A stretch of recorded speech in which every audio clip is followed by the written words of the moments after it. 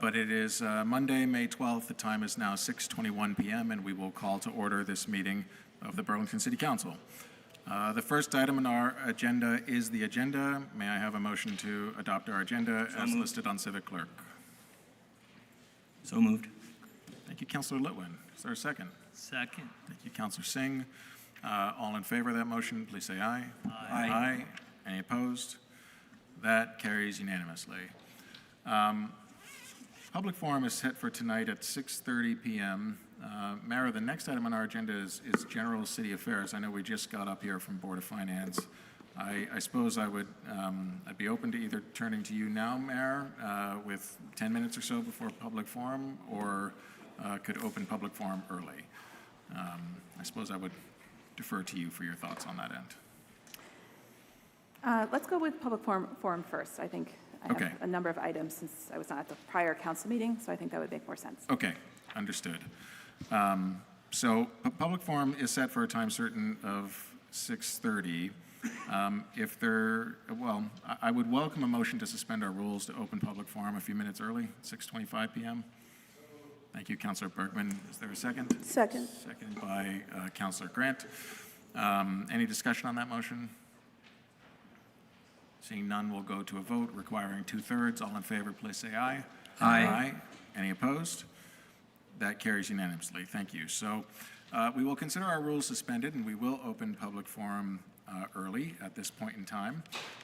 As is required by our rules, we will first call upon Burlington residents here in person at City Hall. We will then go online to Burlington residents. We'll then come back here to City Hall for anyone who's a Burlington property owner or representing a Burlington organization, same online. And then we'll come back here to City Hall for anyone who's a non-Burlington resident or a non-Burlington property owner, and then we'll do that online too. When I call your name, if you're here in person, please come forward to the table. Please pull the microphone close to yourself. Hit the push button to make sure that the green light on the microphone is illuminated. If you are online, I will let you know, and you will be able to unmute yourself on Zoom. Every speaker will be provided 2 minutes. Ask that you please respect the timer. Also ask that please, while we certainly welcome and respect a diversity of opinions and viewpoints, that individuals please refrain from any comments that are hateful, discriminatory, or that otherwise address an individual's protected characteristics. We also ask that folks please refrain from any behavior that is disruptive, the use of obscenities, raising your voice. It is important that City Hall remain a safe place for those who serve, those in attendance, and those watching at home. If I interrupt any speaker at any point in time, it will be to please ask that they proceed in accordance with these rules. If someone continues to act in violation of these rules, I reserve the right at that point in time to end public forum for that speaker. So that said, as mentioned, we will begin with Burlington residents here in person. The first Burlington resident signed up is Ellie Rockford, to be followed by Nolan Rogers.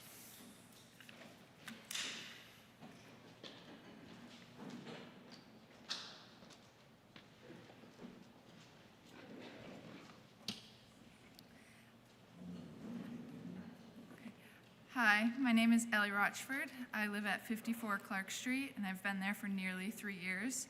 During this time, I've seen the situation at the Howard Center deteriorate dramatically. At all hours of the day, the safe syringe users congregate outside the building and on surrounding properties. Often, they'll cross the street to buy drugs from the dealers in cars parked along the street, and then increasingly, they return to the Howard Center property to use these drugs. I am a nurse at the UVM Medical Center, and I frequently have had patients with substance use disorder.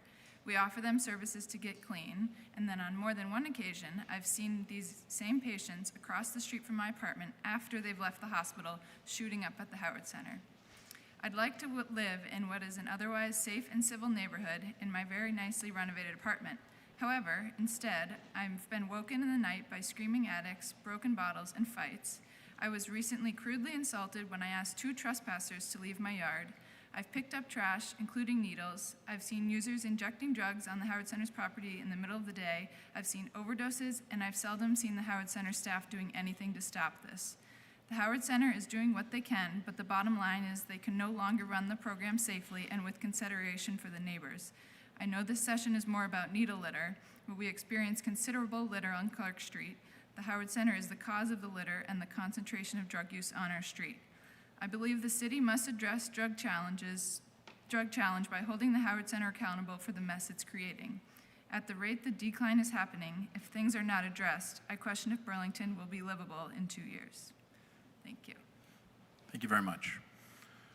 Our next speaker is Nolan Rogers, who will be followed by Nick Persampieri.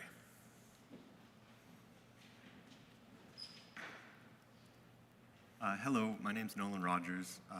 I just wanted to talk about, since the budget is on the agenda and top of mind, just some high view type things in the community.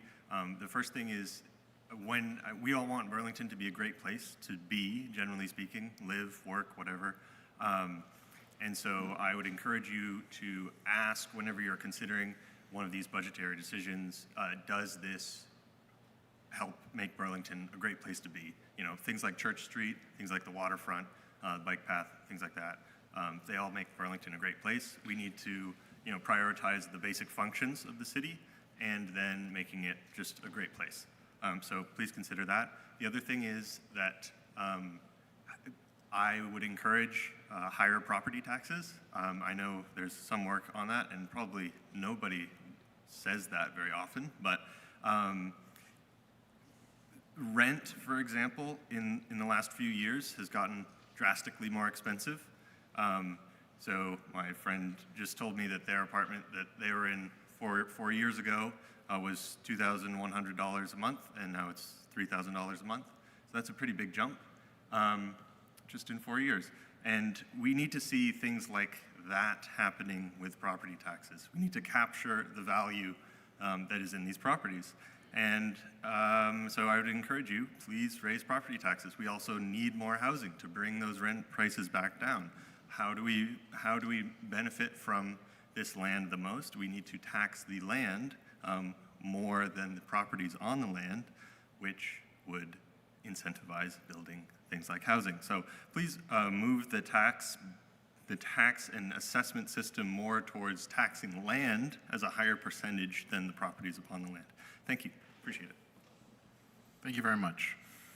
Our next speaker is Nick Persampieri, who will be followed by Ashley Adams.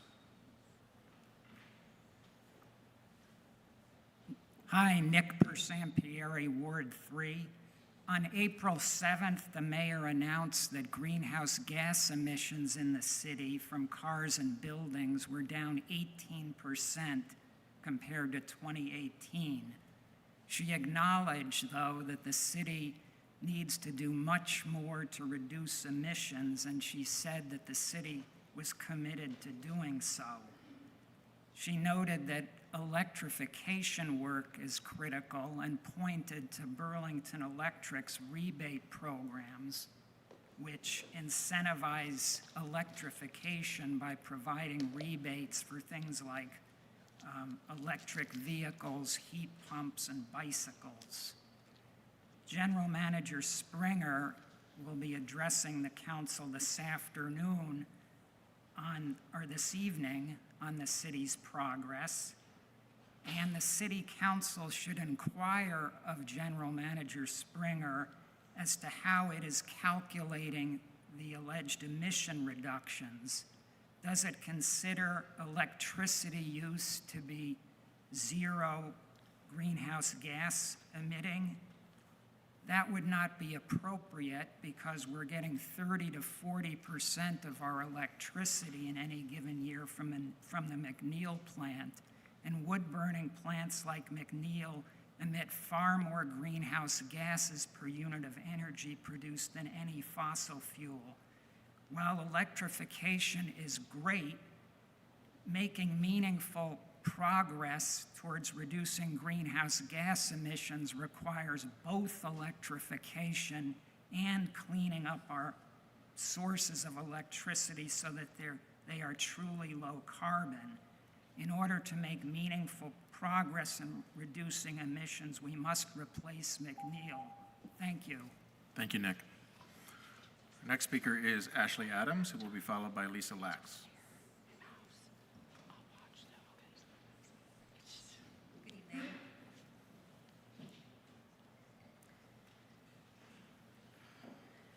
Those of us in leadership positions share a fiduciary duty to foresee and avoid existential crises. This body declared a climate emergency nearly 6 years ago, yet city leaders have failed to retire the largest stationary source of greenhouse gas pollution in Vermont, the McNeil generating plant. Burlington doesn't need a power plant, yet here we are generating power and doing it in the most dirty and destructive way possible. Climate scientists the world over say we need to stop burning trees. Almost 2 years ago, two noted climate scientists sitting at that table told Burlington that McNeil must close due to the climate emergency. Rather than retire McNeil, the city continues to entrust Burlington Electric with our climate policy, an obvious conflict of interest. Burlington Electric operates McNeil, employing 35 employees to do so, and it sells electricity. It should come as no surprise that the general manager of BED tirelessly advocates for the plant to continue operating. Other cities with municipal utilities do not entrust climate policy to their municipal utility. Two examples, Omaha, Nebraska, and Austin, Texas. A new report in the journal Nature details how climate inaction will consign children born today to an unprecedented lifetime of exposure, including heat waves, crop failures, river floods, droughts, wildfires, and tropical cyclones. An editorial in that journal states it's time for adults to finally act like adults and take responsibility on climate. And I'm here to ask, what are you waiting for? Please accept responsibility. Plan now for McNeil's retirement, no later than 2028. Thank you. Thank you. Our next speaker is Lisa Lax, who will be followed by Stephen Goodkind. And I press the green button. It's not that green button, it's on the microphone itself. There should be a green light illuminated. Okay. My name is Lisa Lax. I've been a resident of Ward 1 since 1983.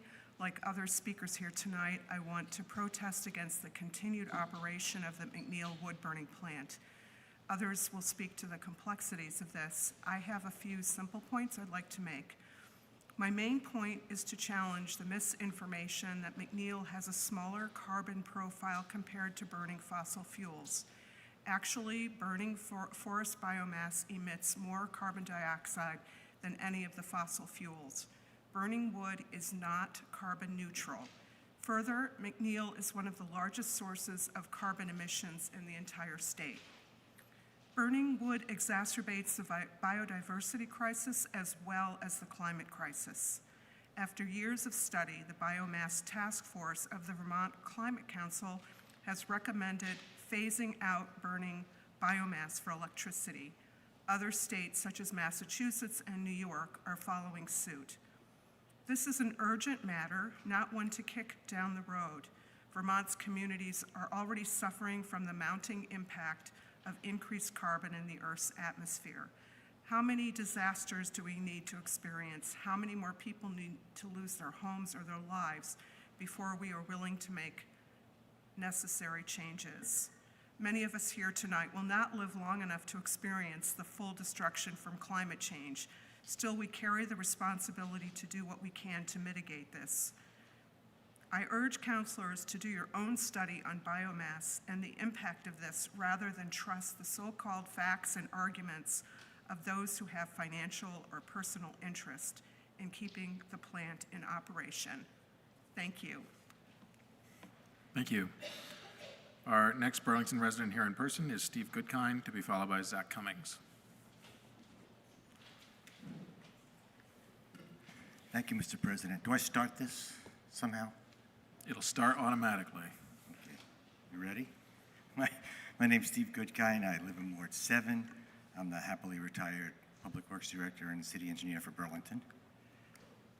18 months ago, the city was faced with what appeared to be a difficult decision: either approve moving forward with the steam pipe / district energy project immediately, or face the likelihood that the project would never happen. After some intense last-minute negotiations, the City Council resolution was passed that supported the steam pipe project and set a number of goals to reduce emissions from the McNeil plant going forward. It's now quite apparent that many of the underlying assumptions that the resolution was based on have not stood the test of time, beginning with the presumption that there was a need for immediate action, or now in hindsight, any action on the steam pipe at that time. The emissions reductions provision of the resolution were probably the best that could have been agreed to under the time constraints at the time, but I have no hesitation in saying that we could have done much better given more time and having a vigorous public process. The fictitious deadline forced the process. It did not improve the product. There's a strong argument to be made that the resolution is no longer valid since it is based upon circumstances that were misrepresented or misunderstood at the time, and the city is no longer bound by any commitments to the steam pipe project. In light of this, it's high time that we undertake a serious public discussion on the future of McNeil. You've heard other people talk about it, and do so without any further consideration of the steam pipe project. Thank you. Thank you, Steve. Our last Burlington resident here in person is Zach Cummings. We will then turn to Burlington residents online, and as a heads up, the first online Burlington resident will be Sharon Busher. Zach? Good evening, President Travers and the Emma Mulvaney Standing Administration. Some of us have convened in this room for the issue of syringe litter. The city is ailing, and the administration has inherited a mess, no fault of their own. We cannot do much with construction with every hidden treasure found under the surface. We are not California or Texas. We cannot impact domestic or international economic policy. But the council, the administration, and the people of Burlington can do something. We can hold care service providers accountable and demand transparency. I've been living on Clark Street for 2 years now, and I have seen enough anguish and pain on the street to make any of the outwarders or non-Burlingtonians scream. My neighbors have been talking about this for a while now, and we've been picking up and skipping over the needle litter because there is no other option. Telling our children and our dogs not to pick it up and lick it, whatever they find. Honestly, this is the point of for every syringe. What is the point to report all of this? For every syringe that gets reported, a few more pop up. Now, my message to those of my neighbors who may dissent from my opinion: I have no quarrel with the homeless or the addicted. It is the ones who we supposedly entrust with caring for them. This week, I saw that they're planting impatiens when they should probably stop helping push the daisies. Thank you. Thank you. We will now turn to Burlington residents online. The first Burlington resident online is Sharon Busher, and Sharon will be followed by Greg Hancock. Sharon, just give me a moment here for me to share my screen with the timer.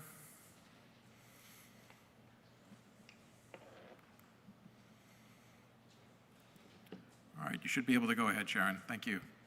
Right. Okay. Thank you very much, President Travers.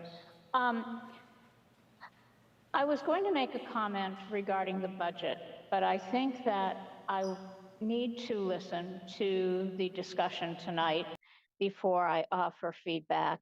I had a knee-jerk reaction to the loss of 25 positions, but I've realized that sometimes it's best to think about what you're going to say rather than just say something.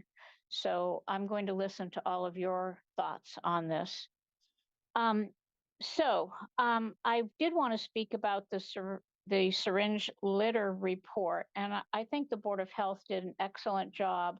My real question to all of you is that, and it is addressed in the report, that there is the funding sources are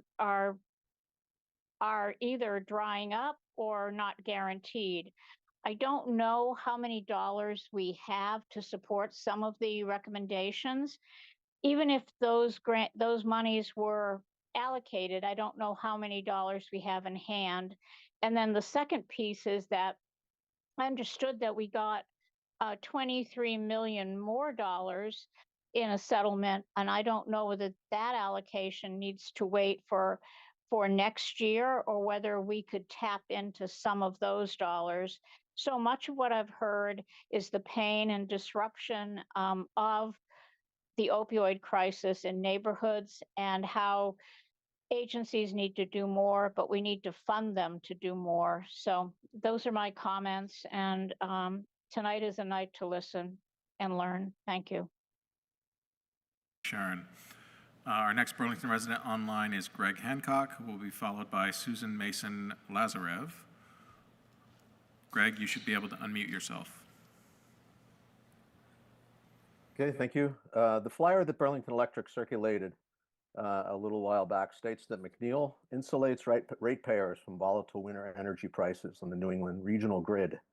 It claims that without McNeil's operation, in fiscal year 2023 alone, BED would have been required to seek approximately a 20% rate increase to compensate for the higher power costs.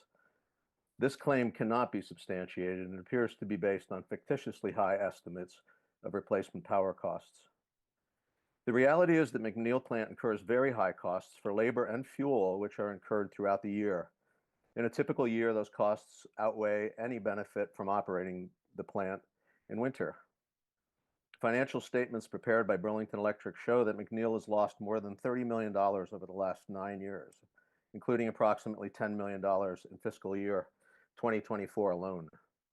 Half of these costs are passed on to Burlington residents through ever-increasing rate increases and city taxes. Burlington Electric has claimed that McNeil provides off-statement financial benefits that compensate for these losses. These claims are not substantiated or supportable and are actually quite far-fetched, including that property taxes made by McNeil's other owners, Green Mountain Power and BSSPA, these clearly don't benefit ratepayers. Also, that savings and renewable energy programs, even though McNeil's renewable energy credits or RECs are not retired with the Public Utility Commission, and BED instead relies on buying other RECs that are cheaper to reap these savings. And then a third claim is that the benefits are due to an exemption from standard offer programs that could be obtained with any contract for renewable energy. None of these, incidentally, do anything to lessen greenhouse gas emissions. Thank you very much. Thank you. Our next and last Burlington resident online is Susan Mason Lazarev. Will then return here in person to City Hall among Burlington property owners or individuals representing Burlington organizations. And the first person on that list will be Rob Perry. Is there a Susan Mason Lazarev online? Okay. We will come back to Susan if they join us online. But we'll now, as mentioned, come back here in person to City Hall. And the first individual on this list will be Rob Perry, to be followed by Amy Kimmel. My name is Robert Perry. My partner and I own 54 Clark Street, which is nearly directly across the street from the Howard Center Safe Recovery Program. In short, the program is a magnet for drug abuse. It is a disgrace, and I'm surprised the Howard Center isn't more ashamed of the devastating impact it's having on our neighborhood and on downtown Burlington. The syringe litter report from the Board of Health has been delivered, so let me provide my thoughts on it. While I commend the board for the work done, the conclusions and recommendations are woefully inadequate. The recommended actions place the costs of cleanup on the taxpayer and the community. The cost of the program goes beyond the needles distributed and includes syringe collection, police intervention, the decline in livability, and its impact on the mental health of the neighborhood. The report gives the Howard Center a pass on these costs. It suggests that taxpayers and residents of Burlington bear these costs. It continues to blame residents that oppose the program, suggesting they should be better educated on the value of serving drug abusers and how to safely collect needles. Basically, the Board of Health just recommends that we just deal with it and accept it and clean up after the drug addicts that are bringing our neighborhood, downtown, and Burlington to its knees. In addition, the report does not call for an increased intervention by law enforcement and increased prosecution of drug use and drug dealing. It is an essential action to bring civility back to our streets. Drug use is illegal and there must be consequences. This is required to reclaim the city from the drug addicts. The Howard Center and some of the City Council state that the syringe program must remain on Clark Street because it's a hotspot. I reject this premise. It is a hotspot because of the needle distribution program. The city must force accountability on the disastrous program operated by the Howard Center. The Howard Center must bear all the costs of the program. It must take responsibility for its contribution to the decline of downtown, and it must move from our residential street. And the city must make the drug abusers accountable for the damage they're doing to the city. Thank you. Thank you. As mentioned, our next individual will be Amy Kimmel, who will be followed by Frank von Turkovich. If Susan Mason Lazarev is on Zoom, if you could use the raise hand function so we could come back to you, that would be great. Amy, please go ahead. Hello, I'm Amy Kimmel. I own 54 Clark Street with Rob Perry, and today is my birthday. I state this fact to help you understand how important this issue is to me. I passed up birthday activities to be here tonight. I am 60, and as many like to remind, the Howard Center has been on Clark Street for 20 years. Neither fact is actually relevant. I expect that 20 years ago, the Howard Center passed the impact on the neighborhood test. This is no longer the case. Howard Center staff like to remind that the drug situation has changed. No one is arguing that fact. The program that may have worked 20 years ago is no longer able to maintain a level of civility that is required to exist in a neighborhood. I realize the discussion is not about the importance of the services provided by the Howard Center. It's about the role the Howard Center plays in the decline of the neighborhood in the downtown Burlington.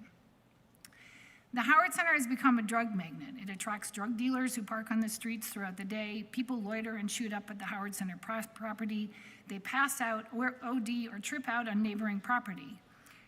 7 days a week, there is mayhem on Clark Street, and it's all centered around the Howard Center Safe Recovery. The Howard Center operates with no accountability to the neighbors or to the city government. The program is responsible for distributing huge quantities of needles, which then require collection. Despite well-intentioned efforts of the Howard Center staff, they are unable to control the use and abuse on its property and their neighborhood. Even if they force people off the Howard Center property, the drug abuse moves to the neighboring properties. Just because they've been there 20 years does not mean they should be allowed to stay there another 20. The situation has changed. They are no longer able to manage the situation safely or in a way that makes the program suitable for a neighborhood or downtown. It's time for them to move on. Thank you. Thank you, and happy birthday. Our next speaker is Frank von Turkovich, who will be followed by Gabriella von Turkovich. Thank you. My name is Frank von Turkovich. My family owns a building at 4850 Clark Street. It's located across the street from what has become the Howard Center's syringe distribution facility. The Howard Center passes out 20,000 hypodermic syringes a month out of its house at 45 Clark Street. The center's clients arrive throughout the day, pick up their supply. Most of the clientele leave the area to go other places to use their allocation, but some stay on the Howard Center's property, on nearby properties like ours and our neighbors, and inject themselves out in the open. Throughout the day, drug traffickers will pull over by the curb and service their clients. Often things get wild with yelling, screaming, bottles breaking, fighting, people passed out in the Howard Center's yard, people overdosing and dying in the Howard Center's yard. Police respond, ambulances respond. It's chaos. It's horrible. Clark Street is being destroyed by one of our leading community organizations, the Howard Center. It's shocking, it's shameful, and it's incredibly arrogant that the Howard Center says they can't do anything to stop this. They have told us that they rely on the city of Burlington to, quote, police the conduct of the public. It's not their problem. So far, they've refused requests to take the syringe depot outside of our residential neighborhood. And I'd like to point out that the Howard Center's budget is $133 million a year. If an organization with resources that deep and decades of experience and hundreds of staff people and 66 separate locations can't find a way to distribute needles to its clientele without wrecking our residential neighborhood, then how is the city going to rely on a tiny 3-person nonprofit to run the proposed safe injection site? I know that tonight's focus is on... If you could just wrap up, please. May I wrap it up? If just one sentence, please. Okay, here it goes. Please, whatever you do tonight with regard to the Board of Health's report, include something that asks the Howard Center to move their operation off of Clark Street. Thank you. Thank you.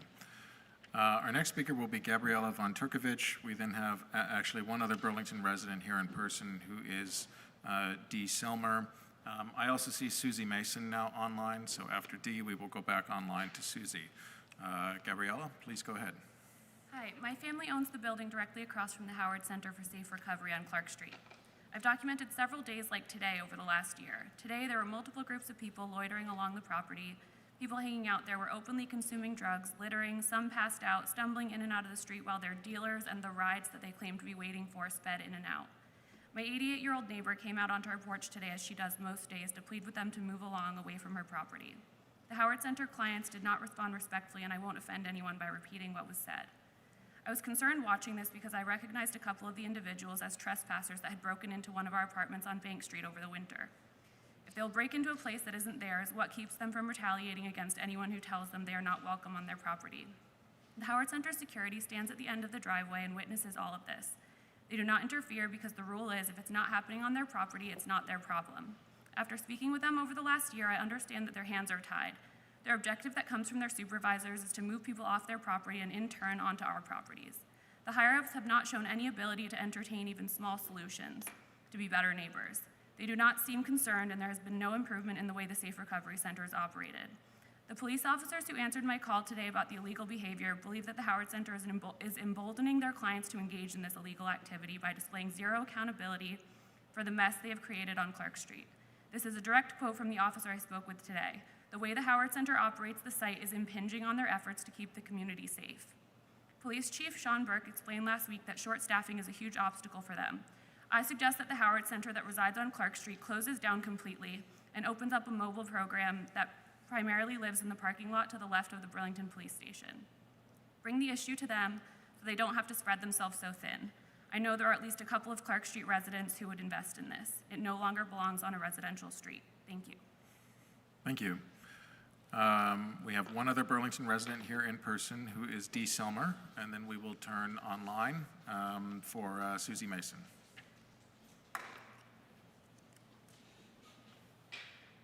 Hello, my name is Dee Selmer. Thank you for letting us have the opportunity to speak this evening. I also live on that said street that everyone is talking about with the Howard Center. And I'd like to say that while I've witnessed all of the things that everyone has testified here today, I think what's more important is as we are volleying back and forth about what to do, where to put something, where to put a building, what kind of services to provide, and I do want to go on the record that I do think the Howard Center provides very good services for our community and really essential services that no other organization is able to provide. I think it's pretty unparalleled services. And when I say this, though, I do recognize that I am a city person. I am accustomed to sitting on my stoop. This is how I get to know my community. This is how I get to know my neighbors. And what I think is really important is that there is a safety factor. At this point, I don't necessarily feel physically safe in that I don't think I will be accosted, but I do live in fear that I may accidentally sit on a needle. And I think that is a legitimate concern that people are bringing to the table. And I think the idea that the city is offering to put in more drop boxes, I think that's a really good solution. But also, I think it's become so divisive that we need to come together as a community. And what I would say is the way to build that is to bring the community together. So one way to do that is almost to go very old school, kind of 60s, 70s style. Everyone bring your shovel. Let's start gardening. Let's start, having outdoor barbecues, bring people together. And I know that when people feel supported and they feel seen, that's when things start to shift. And that's when the attitude starts to shift. Because people just want to feel seen and heard, just like we're here today, in front of you. And this is what we want. So my proposal is that maybe we do something on Independence Day, Thank you. where everyone comes together. So thank you. Thank you for being here. We will go online to finish our list of Burlington residents and individuals representing Burlington organizations. And the first there will be Susie Mason, who will be followed by Romeo von Herman. And Susie, you should be able to go ahead and unmute yourself. I did. Thank you, everybody. My name is Susie Mason. I live in Ward 5. I've been in Burlington since 2006. I am very concerned about the drug crisis that we have in Burlington. Listening to the people on Clark Street, it makes me feel that they're shouldering too much of the burden on that one street. The city's response now is to move forward to pilot a safe injection site. And I would like to urge the city leaders to consider a mobile overdose prevention unit instead of a fixed location for the pilot program. It would mean that the burden would not fall completely on the people on Clark Street or in any one residential neighborhood. It would allow us to consider small business, the impact of the safe injection site on small businesses and the surrounding community. And a mobile unit would be an economical approach for the pilot program to allow the city to test how the program functions and then to make informed decisions about what is needed going forward. It would allow the unit to go where the need is the most and the greatest. And if that hotspot shifts, the unit can shift with it. So it's flexible, it's cost efficient, and it would not create the not in my backyard problem where we're trying to find one place to put this thing. You could also provide comprehensive services within that unit, and it would be a scalable public health asset that could be used for other wraparound services, other health services. It could be repurposed. It could even be sold if we ever get out of this mess. Our next two online speakers will be Romeo von Herman, to be followed by Kelly Devine. Romeo, you should be able to unmute yourself. Thank you, Mr. President. Can you hear me? Yes, go ahead. Oh, thank you. Thank you so much for having me, and thank you for giving me the chance to speak. The reason why I wanted to just give my input today is in regards to the Overdose Prevention Center. And I just want to give an idea to our folks in the City Council is that I don't know if you guys are aware of that Green Mountain Transit does provide free rides from the transit center to the clinic on Williston Road for anybody who is getting their treatment, including Nexalon and so on.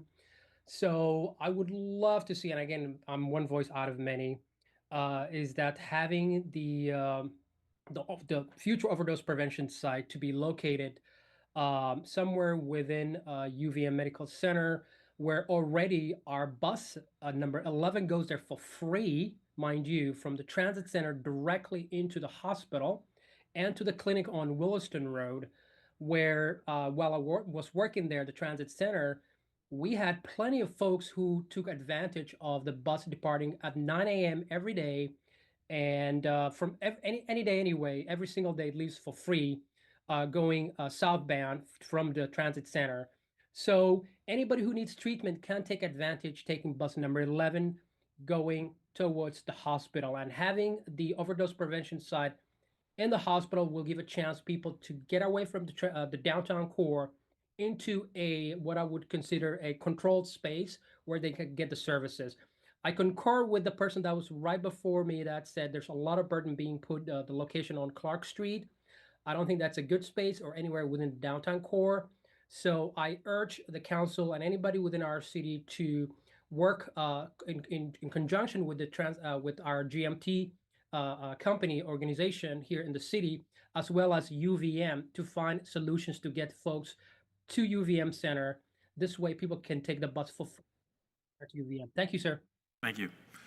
Our next online speaker is Kelly Devine. We'll then come back here in person to City Hall for non-Burlington residents, and the first speaker there will be Leendert Heisman. And Kelly, if you are online, yep, you should be able to go ahead and unmute yourself now. Thank you. Thank you, Council President Travers. I'm speaking tonight because Burlington's in trouble. We're in crisis. The latest gross receipts tax numbers show sales are down more than 10% and down nearly 30% from pre-pandemic levels. That's not just an economic statistic, it's a red flag for our entire downtown. Businesses are reaching out with a clear, unified message. We need urgent action. You've now heard directly from business owners who are sounding the alarm. They're not just concerned, they're calling for urgent action. The message is clear. Fewer people want to live, work, or visit downtown Burlington. That has to change. And one of the best ways we know to change that is simple. Get more people out on the street. Burlington is at its best when it's filled with people. It brings energy. It reminds us all that this place belongs to the people of Burlington. I hope we can work together to bring back the energy that Burlington is so well known for. And let's encourage everyone to be part of the solution. Policing and treatment are vital, but alone they're not enough. The best way, the easiest way, the most beneficial way for everyone is to get people back on Church Street and throughout our downtown. That said, I want to recognize and thank the City Council as well as the administration for the progress already been made. Appointing Chief Burke as interim chief was a strong decision. He knows this city and its people. We see the increased police presence downtown. We see Mayor Mulvaney Stanik's team's efforts to close the budget gap and create efficiency. We appreciate that court outcomes are finally holding repeat offenders more accountable. And we thank DPW for their partnership working on parking promotions. Every step like that matters. But this is not a fight the public sector can win alone. The business community is here. We want to help. We are ready to be full partners in revitalizing downtown. No one can take away our lake, our mountains, our incredible natural beauty. Let's use that as a fuel. This place is special. It deserves to thrive. Let's rise to this moment together. Thank you. Thank you, Kelly. We have 6 non-Burlington residents here in person at City Hall, and just so folks online know, we have 2 non-Burlington residents still online, in Sean Morrissey and Bob Atchison, so we will be getting to you. But as mentioned, our first non-Burlington resident here in City Hall is Leendert Heisman, who will be followed by Joanne Putzier.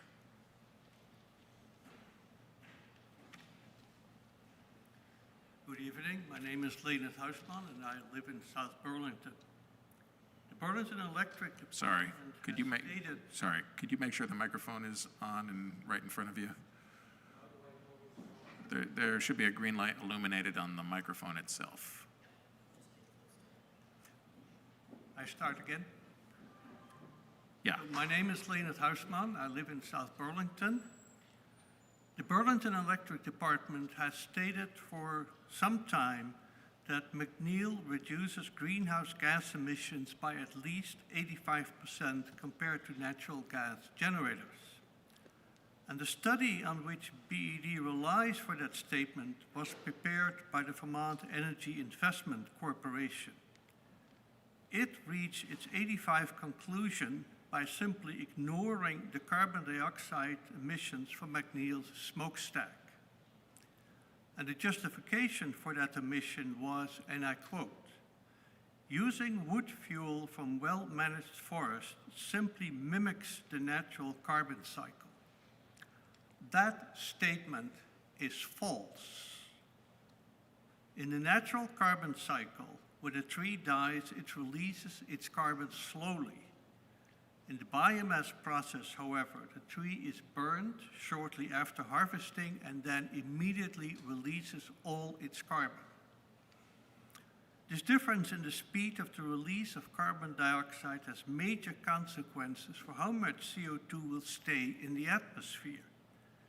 It turns out, after some straightforward calculations, that after many years of biomass processing, the amount of extra CO2 in the air will be between 10 and 100 times of what McNeil emits in 1 year, which was almost half a million tons in 2024. Those emissions from McNeil, and contrary to what Burlington is committed to, will make it impossible for Burlington to become a net zero energy city. They contribute to climate change and all its devastating consequences. Thank you. Thank you very much. Our next speaker will be Joanne Putzier, to be followed by Melissa Kate.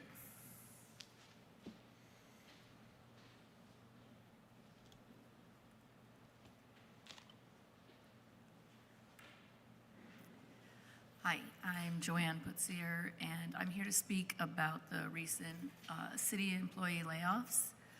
While I completely understand the need to balance the budget more than anybody, or just as much as anybody, I've worked for the city for 43 years, and I've been through every administration since Bernie, and the way in which that this particular one was done, not that there's been layoffs per se, but I was planning on retiring anyway, and the administration knew that.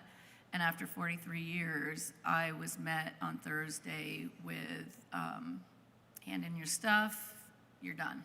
Like, you get your 60 days or whatever. But I originally was contemplating retiring in May when I turned 60. And then I realized, oh, it's fiscal year end, and that's kind of what I do. And I was like, oh, I can't do that to the city. I wouldn't, and I talked to my department head and stuff, and they were thankful, whatever.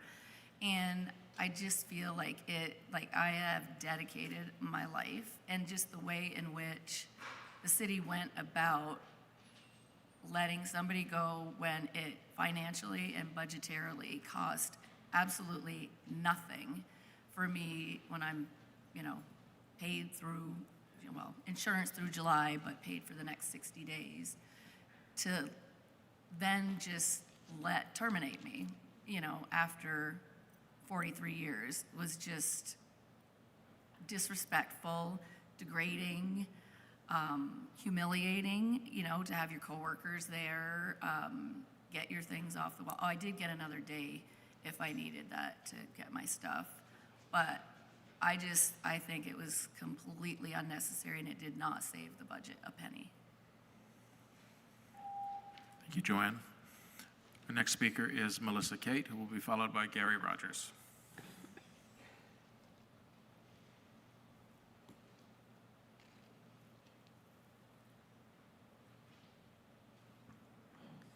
Good evening. I'm Melissa Kate. Up until last Thursday, I was the Division Director of Recreational Facilities for Burlington Parks Recreation Waterfront. I'm a 30-year city employee, having started in a very introductory level position after college, and I've become one of senior management, nationally certified employee. The layoff process the city just went through was not an inclusive process. Past service level categories, senior management was not involved in any budget decisions or discussions. Nobody asked me if I could bring in more revenues to try and offset some positions that were being cut, or if we could save money elsewhere. This was unlike any city budget process I've been through, and I've been involved in the budget since I started here. The process also was not an equitable process. It was not equitable across departments or divisions. Our recreation division was decimated. It also was not equitable among people's age. 4 of the 8 people in our department who were eliminated were over 50, and 2 were BIPOC. Finally, it was not a fair process. Although the mayor said this morning that employees were asked to leave because they could, quote unquote, wreak havoc on the city, some were asked to keep working for 2 to 4 months, and some were literally escorted out the door. As Joanne said, it was disrespectful, insulting, and humiliating for those of us who have so loyally served this city and who love our jobs. I would end by asking a few questions, and I understand I don't get answers, but how can positions be eliminated before the council even approves a budget? How can the city continue to post new positions as they're laying off others? And finally, why weren't one-time funded positions eliminated rather than long-term ones? Thank you. Thank you. Our next speaker is Gary Rogers, who will be followed by Cheryl Joy Lipton.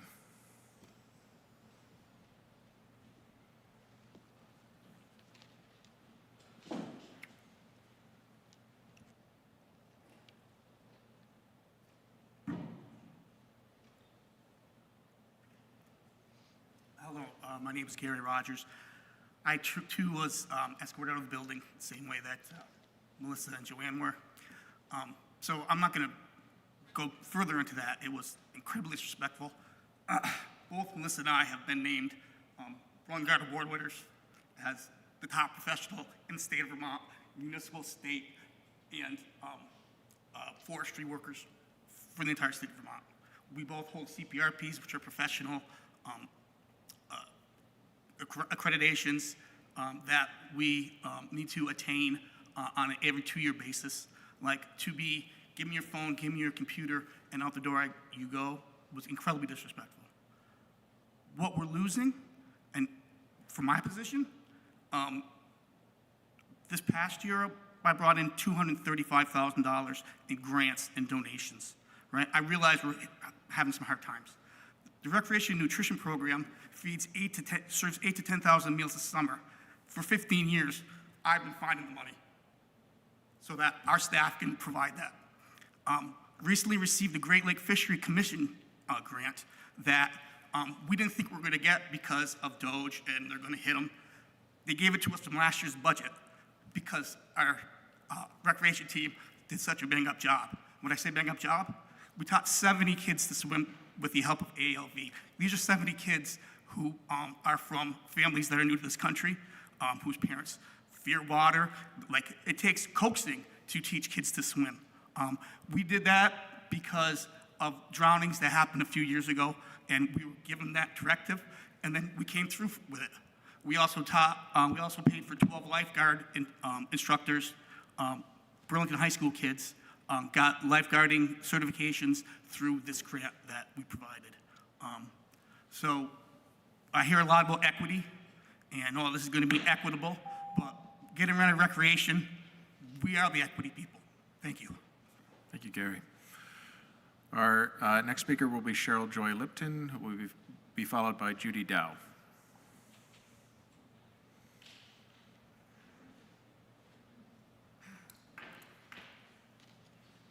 Hi, I'm Cheryl Joy Lipton. I'm from Chester, Vermont. I'm speaking about McNeil and BED. According to BED, McNeil's harvests only account for 4% of all new growth harvest. Aside from the fact that most forests in Vermont are new growth, this doesn't actually address sustainability, so it's moot here. Sustainable forestry also includes leaving tops, branches, and leaves in the forest, but McNeil chips and burns it instead of sustainably leaving it behind. BED claims third-party analysis by Innovative Natural Resource Solutions found that areas from where McNeil had received fuel as a byproduct from harvests have increased their forest carbon sequestration in recent years. The report actually states total forest carbon in private woods in 12 entire counties, 8 Vermont and 4 New York, that McNeil has got wood from, increased between 2007 and 2010. That's a much larger geographic area than the individual lots that McNeil received wood from. Even if this was true, BED doesn't deserve credit for increased carbon stocks on lands not impacted by its harvesting. To clarify, forests that McNeil took biomass from don't have increased sequestration, since the highest sequestration comes from larger trees. And there's no doubt that less carbon is stored there because it was removed. The carbon previously stored there is now in the atmosphere. Logging reduced forest cover to about 20% by the late 1800s. Forests have been increasing, but nothing justifies burning them for electricity. They store a fraction of the carbon that was there originally. The baseline for carbon storage or sequestration is not the clear-cut landscape of the 1800s, but the original intact Northeast forest that was a tremendous carbon sink. This is equally applicable to biodiversity. BED admits it hasn't accounted for a site-specific forest inventory change over time from harvest jobs from which wood fuel was procured because McNeil does not own, manage, or directly control the forest management activities of the forest land from which the fuel is sourced. There's no question that the amount of carbon stored on lands harvested for BED has been reduced by harvesting, and any recovery will take more than decades. Thank you. Thank you. Our next and last non-Burlington resident here in City Hall will be Judy Dow, and then we will turn to the 2 non-Burlington residents online, who are Sean Morrissey and Bob Atchison, and then we have one last Burlington resident here in City Hall. Please go ahead, Judy. I did not come here prepared to read anything. I took some notes. but I came prepared to talk about who I am and what I do. I am the executive director of Gidakana, a Native organization. My family has lived in Burlington for 15 generations in and around the Intervale. I am an educator, and I have been working with 6 capstone students from Middlebury College and 1 from UVM to document the abuse that's happening in the Intervale with McNeil. The students have been able to take Darren Springer's documents and his words and prove that they're incorrect. They've been able to create a final report that's over 50 pages. It'll be done on May 20th, and I will gladly share it with you because there are a lot of statistics that you have been given, and they're all incorrect. They have discovered more CO2 is coming out of there than what comes out of a coal plant, is burned from a coal plant. And they have also discovered that the 20 some odd trucks that come every day down Riverside Avenue is causing an undue weight on Riverside Avenue, which is causing landslides. And there are several spots that are imminent for landslides momentarily. Who knows when they'll happen? And this, as you probably know, has been documented since 1929. Miss Emma has heard me for over a decade complain about this. We've worked together on various committees, and I'm just worried that when the truth comes out, you're really not going to recognize it because it's been coming out a little bit at a time, and you're not hearing it now. Thank you. We will now turn online to Sean Morrissey, who will be followed by Bob Atchison. Sean, thank you for your patience here. You should now be able to go ahead and unmute yourself. Fa la la la. Can you hear me? Beautiful. Hello, my name is Sean Morrissey and I'm from Essex, Vermont. The Net Zero Roadmap leads down a road Burlington shouldn't go down. It sets forth strategies for reaching net zero energy by 2030, which it defines as reducing and eventually eliminating fossil fuel use from the heating and ground transportation sectors.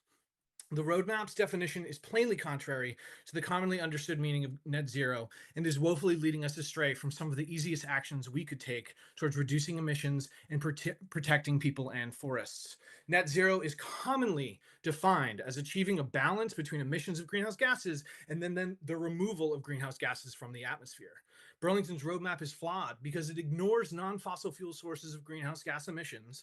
It ignores entire sectors like the airport, and it includes McNeil, which is not a pathway towards achieving net zero because it's the biggest single stationary source of carbon emissions in Burlington. Simply put, councilors, consider that it's the wrong map. Put the directions back into Google. Tell the kids we aren't there yet. You can still reroute. Because as you know, more carbon emissions mean more floods, more power outages, and more crop failures. It means maple trees having a harder time, and it means harder times for people too. Harder times in this city, in this county, and in this state. The whole watershed, the lake, the Winooski, our farms, and our future. Climate policy that ignores emissions is deeply flawed public policy. It's harmful for plants, animals, and people too. We need to go down a path that leads to cutting all carbon-intensive sources of emissions, greenhouse gases, not just fossil fuels. When we say system change, not climate change, this is what we're talking about. This conversation right here. It's basic climate science, and it should be a basic tenet of any city climate policy goals. Include all emissions. The roadmap is flawed. Reroute. It's leading us all to the wrong address when the waters are too high and the bridge is out. Climate delay is climate denial, and it's not too late. Thank you. Thank you. Our next speaker would be Bob Atchison. Bob, you should be able to unmute yourself. Go ahead. Good evening, all, and thank you for having me. I'm Bob Atchison from Plainfield, Vermont, and energy coordinator and serving as a volunteer in that town. Speaking tonight, The city has contracted for studies of potential measures to reduce McNeil's forestry practices. It is physically irresponsible to study ways to potentially improve operations at McNeil without first considering whether McNeil should continue to operate at all or to be replaced with alternatives. BED has admitted in a case involving a challenge to its 2023 Integrated Resource Plan that it has not considered the possibility of retiring or decommissioning McNeil since 2008. The money for these studies would be better spent on an assessment of alternatives to McNeil. We do not need to replace McNeil with new infrastructure. Burlington is a small city of less than 45,000 people. Burlington Electric could easily contract for the power McNeil provides. It could seek contracts for hydropower, wind power, or solar power. To the extent these sources are available in sufficient quantity at a reasonable price, Burlington Electric could contract on an interim basis for the mix of power on the ISO New England grid. Although the grid is powered by 55% by natural gas, most of the remaining power is for no or low carbon resources, including hydro, wind, and solar. I would like to just close to honor my mother, who would have been 115 years old yesterday. And my mom would always tell me, you know, if you screw up, that's one thing. But if you lie about screwing up, that's really bad. Thank you for your time. Thank you. That is our last non-Burlington resident online. We do have one additional Burlington resident here in City Hall, and that's Ari Moskowitz. And then we will close public forum.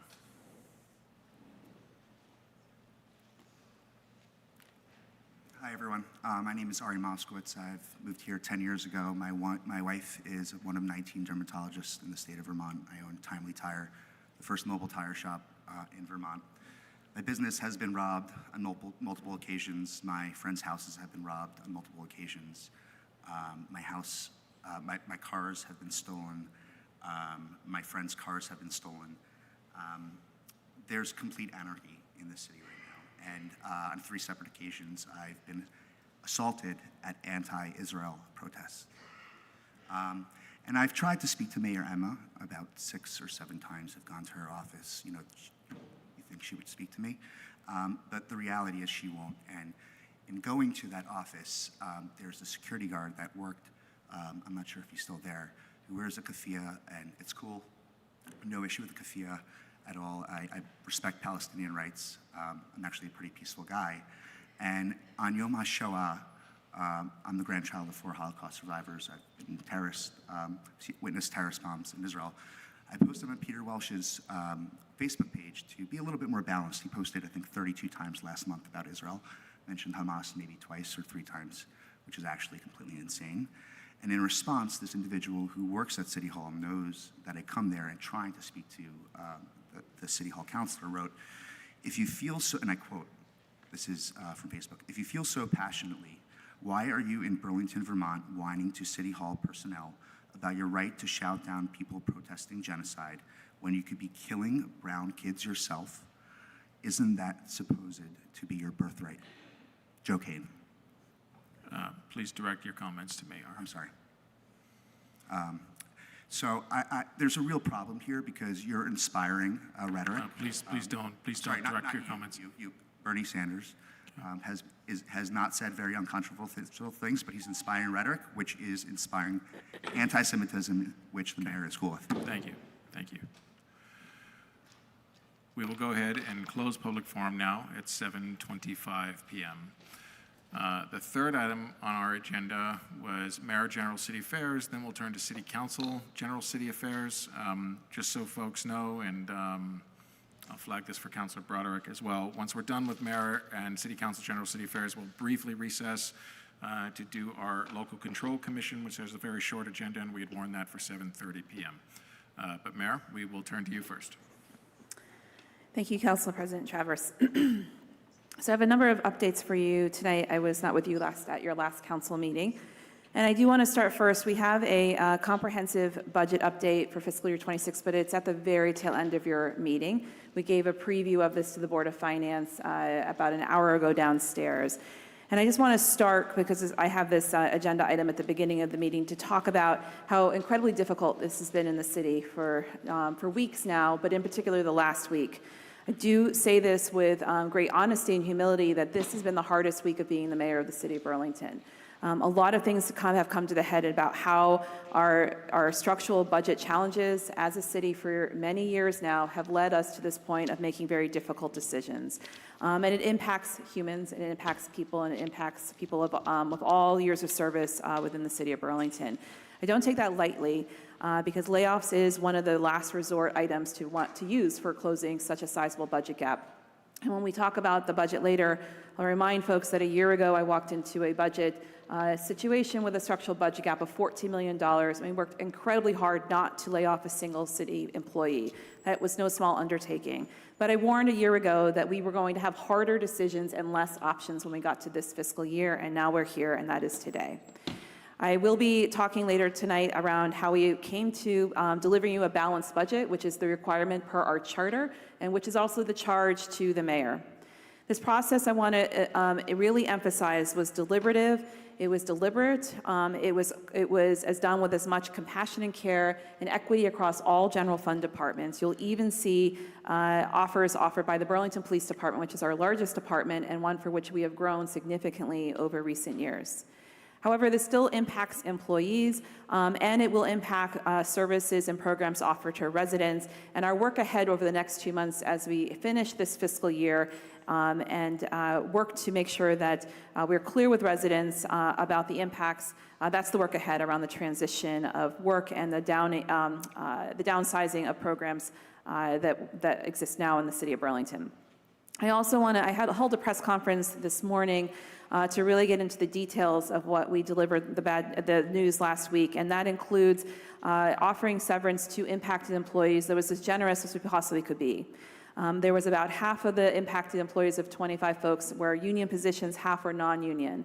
The union has a strong union language, as it should in its contract, that guides a RIF process, and the city of Burlington has no other process written down for non-union. There is no process, no procedure for which I could use as a mayor when navigating these very uncharted waters. You heard from a senior employee that at least in the last 30 to 40 years, this has not been a tool used. However, now at the point where we have grown in such an unsustainable manner that we had to make tough decisions. And so in this severance package we offered employees, we took that with care to extend the union benefits to non-union, including a payout of 60 days of full salary and benefits, still accruing leave time and retirement, payout of any accrued leave beyond those 60 days, health insurance through the end of July, and career support paid by the city to help folks transition, hopefully into another city role that is more of a core service that we identified and why we're still posting jobs, or to something else in another employer. This right-sizing work is not easy by any means, but it's also offered to you with great honesty around how much we've grown our budget in unsustainable ways. And again, we're going to get into more details at the end of tonight. I also want to just mention that our next work here, now that we're on the other side of notice to impacted employees, is to work on the work. They do a work inventory of the work that these folks held, looking at staffing ratios between management and direct reports. We've already started to do this work and meeting with impacted departments, which we already started to do when we met with CEDO and BWD on Friday with impacted employees. We're going to use this time to clarify jobs, to be careful on not putting more work on existing staff. That is the opposite of the point of doing right-sizing government and right-sizing our programs and services. And we're going to get clear on the programs and services that we're sunsetting, that we're ending. And at the press conference today is the beginning of trying to communicate all of this complexity, this first time move in many people's time here in Burlington to the public. And we will take our time to do this well and as clearly as possible in the coming weeks. I want to move now to some state and regional updates. On Saturday, I joined State Treasurer Michael Pichek and about 50 Vermonters, and we traveled north to Montreal. And we did this on purpose because it is time that Vermont and Burlington speak clearly to our Quebec neighbors and to Canada around how interdependent and intertwined our region is. The impacts that President Trump has had on critical relationships that impact our commerce, that impact families, that impact communities is very real. And we've already started to see negative impacts on our revenues that come from the tourism from Canada. When I spoke up in Montreal, and then we went on to purchase Quebec goods just in good and extending goodwill, it was remarkable to see how much people appreciated that gesture, how many vendors appreciated us being there, and how many local Montreal residents showed up to also stand in solidarity against President Trump and his very harmful not only rhetoric he's sending towards Canada, how insulting that is to a sovereign nation, but also the tariffs, the real reality of how this is impacting people's choices of where they spend money and where they visit.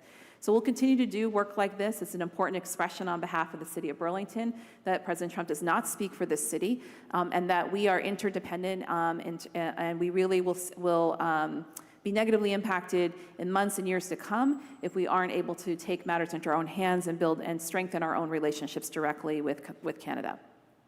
Today, we also are issuing a letter moving now to the state level, the Mayor's Coalition, which is a coalition representing the 8 mayors who represent towns with charters that have mayors in their structures. 7 of us are co-signing a letter to advocate around H91, which is the only bill of a piece of legislation moving forward on attempting to address our unhoused population issue in the state of Vermont. This is a crisis facing all of these mayors. I was actually quite remarkable that all 7 are co-signing this letter to speak as one voice around the concerns we have around the state's plan and the capacity of supporting what will likely be CAP agencies starting to hold this critical work in about a year's time. There's a lot of transition work between now and then. There's continued emergencies around the historic numbers of people who are unhoused in the streets of many towns in Vermont, but particularly Burlington. And I have appreciated the solidarity that these mayors have offered and the partnership of making sure we can speak to the legislature just to be clear that we need to have partnership from the state, that we need funding as local towns holding the bulk of this housing emergency, and we need to support our CAP agencies and being able to adequately stand up this program if the state is going to move and transition this work from state level to regional level being held by CAP agencies, which local example is CVOEO is our CAP agency, Community Action Agency. I don't know what P stands for actually, program. And then finally, I also just was able to speak on, all those mayors also endorsed my remarks in Montreal because we're all trying to find ways to increase and encourage relationships and solidarity with Quebec. I am happy to report that the gun charter change that the voters overwhelmingly passed on town meeting day passed through the Vermont Senate about a week or 2 ago, and now it is in the House. And we are very grateful that the City Council has expressed its unanimous support and that we're working as strong partners to make sure this moves and doesn't get stuck with the close of the session in the next few weeks, that we continue the momentum to pass this important charter change will enable us to develop local ordinances to prohibit firearms in places that serve alcohol. Appreciation to councilors who have testified and those who have gone to the State House to express our consistent and unanimous support on making sure that Burlington can bring this important policy online. The last piece on the state level, thank you for your unanimous support at your last council meeting on the Overdose Prevention Center proposal. It enabled us to advance the work with the state, and now the state has accepted that proposal, and we're in the middle of negotiations with the Department of Health to get to the terms of the grant agreement to continue to move this vital, important work forward. After that's done, we will be able to do the deep dive work around community engagement, around siting and location, around all the suggestions that have been coming from community members at many council meetings. We're not there yet. We're at this point of starting to unlock the funds from the state and making sure that we are within the parameters of what the state enabling law was for being a pilot location. Moving on to some internal updates as I continue to manage the city moving forward. Ahead of my appointment decisions, we completed the 360s, which are evaluation processes for every single department head. We completed those in March and April. Those helped to inform my appointment decisions, which I did last week and will be bringing to the council for confirmation process on your June 2nd meeting. We also posted, because we have known vacancies and interims currently holding a couple of these roles, that we will have 3 department head positions requiring being filled. One is our REIB director, which we just posted. We have an HR director position, which we're hiring, and now also a parks director position. All of those department head positions will be appointed, and my hope is to bring strong candidates to you for your consideration and confirmation by midsummer. On the consent agenda tonight, I want to make sure to flag for you is an important update on REIB, and it's a summary of all of the rebuilding work that we've been working towards over this last year, as well as some information on where we're headed now that we have confirmed clarity from the community around where the mission is and how do we rebuild with the 5 FTEs positions that are within that department. On Wednesday, I'll be holding a press conference to talk a bit more about our ongoing work from Modern Gov initiative, which is, we're now in our second stage, and that second stage is merging back together CEDO and the BWD, which is the Business Workforce and Development Departments, back together, re-articulating what the vision is, re-empowering this department to really advance its chartered mission, which was put in place about 40 years ago, or over 40 years ago, when Bernie Sanders was the mayor of Burlington, and to empower this department to become the muscle behind our very critical housing priority here in the city, which is to build more ample, affordable, and safe housing in the city, as well as the other important elements of the charter, which include advancing a robust community and economic development strategy that is known and clear and integrates both our support of business, but also our support of community, and also managing various public-private partnerships that are critically important to get right as we move several big projects forward. And then, of course, also continuing to advance the Church Aid Marketplace, the Community Justice Center, and some of our long-standing programs like our lead remediation program. We'll have a lot more details on this on Wednesday, and I will also announce my appointment of who that department head is after a lot of thoughtful deliberation on who can lead a department in transition, with many critical transitions ahead of it for the upcoming year, and you'll hear more on Wednesday. My administration also held a debrief on our winter work related to our homelessness crisis around our emergency cold weather shelter program that we ran for 9 different nights over the months of the winter in strong partnership with CVOEO. CVOEO was at the table. We had multiple parts of city government there. We invited city councilors to also be part of that debrief with us to work in collaboration on our reflection of what worked and what didn't work and what comes next. And then lastly, on the budget, you'll hear a large view update, but we will get into the weeds, and we've already started weekly updates on Wednesdays in the month of May for each individual department. Last week on Wednesday, we heard from the airport and Burlington Electric Department. These are all recorded.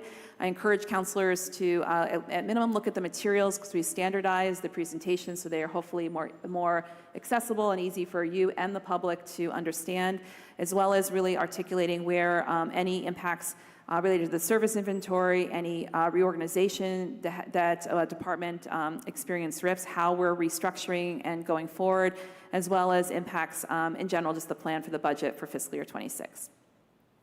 Out into the local community, I want to note that we partnered with UVM, the UVM outgoing president and her staff on a community safety forum on April 23rd. I think I saw a couple counselors there in the back. While it was lightly attended by students in person, the design was for students and families, and UVM made this a hybrid opportunity for families to zoom in from afar. We had over 50 families participate to be able to ask myself, as well as Chief Burke, questions around our community safety strategies in the city, and also for the local public safety department at UVM and the president to answer questions on how are we handling community safety and how we're piloting new strategies and being responsive to students and their families' needs. I appreciated that partnership. We will do this again. Parents expressed and family caregivers expressed appreciation. They would like an update in the fall with some of the stuff that we've initiated, including things like the situation table, which more on that in a moment. We continue to hold community meetings with organizations and advocacy organizations who are right on the front lines of responding to the continued harmful impacts of the federal government. This includes legal advocacy organizations for immigrants and refugees, organizations representing LGBTQ+ community members, and everything in between, including our youth service programs in the city as well as our school department. I've appreciated we've had a couple of counselors join us, and we might have more to discuss when this council starts to decide if you would like to stand stand up an ad hoc committee to actually work in more direct and strategic partnership with my administration, which I welcome, on how we continue to adapt and respond. Every month, it's different than even 2 months prior with having to continue to adapt around changes from the federal government. It's highly impactful in a negative way on our city, just to be clear. On a high note, even though my daughter protested coming, the fourth graders from sustainability came to City Hall and sat in your seats last week. And it was a real highlight to be able to talk about local and state government. And I mention this because while we are dealing with very heavy and difficult things, the youth that hang on the walls here who surround us and remind us of our work, it's important to remember that that's who we're doing this work for. And so it's a great privilege and honor to be able to speak to fourth graders to talk about how we're building a sustainable future for them, how we're going to address housing and climate and community safety to make sure this is a community that they're proud to grow up in. Tomorrow I'll speak at the Howard Center Spring Conference. Their theme this year is on perspectives and confronting stigma, and they continue to be a partner that is important in our community safety response. And I know you have an agenda item tonight to talk a little bit more into one element of the work the critical work that they do in our community. I invite you all, and I know this is probably on your calendar, but for the community's purpose and knowledge, there is a graffiti remediation event on Thursday morning this week, right across the way in Thorsten's Way, I think I said that correctly, led by Arts So Wonderful organization, a longtime community partner that has worked on graffiti issues for many years, and I look forward to participating in that event. Before I wrap up on community safety, I want to extend a warm congratulations to all the UVM students who will be graduating this weekend and to Champlain College students who graduated last weekend.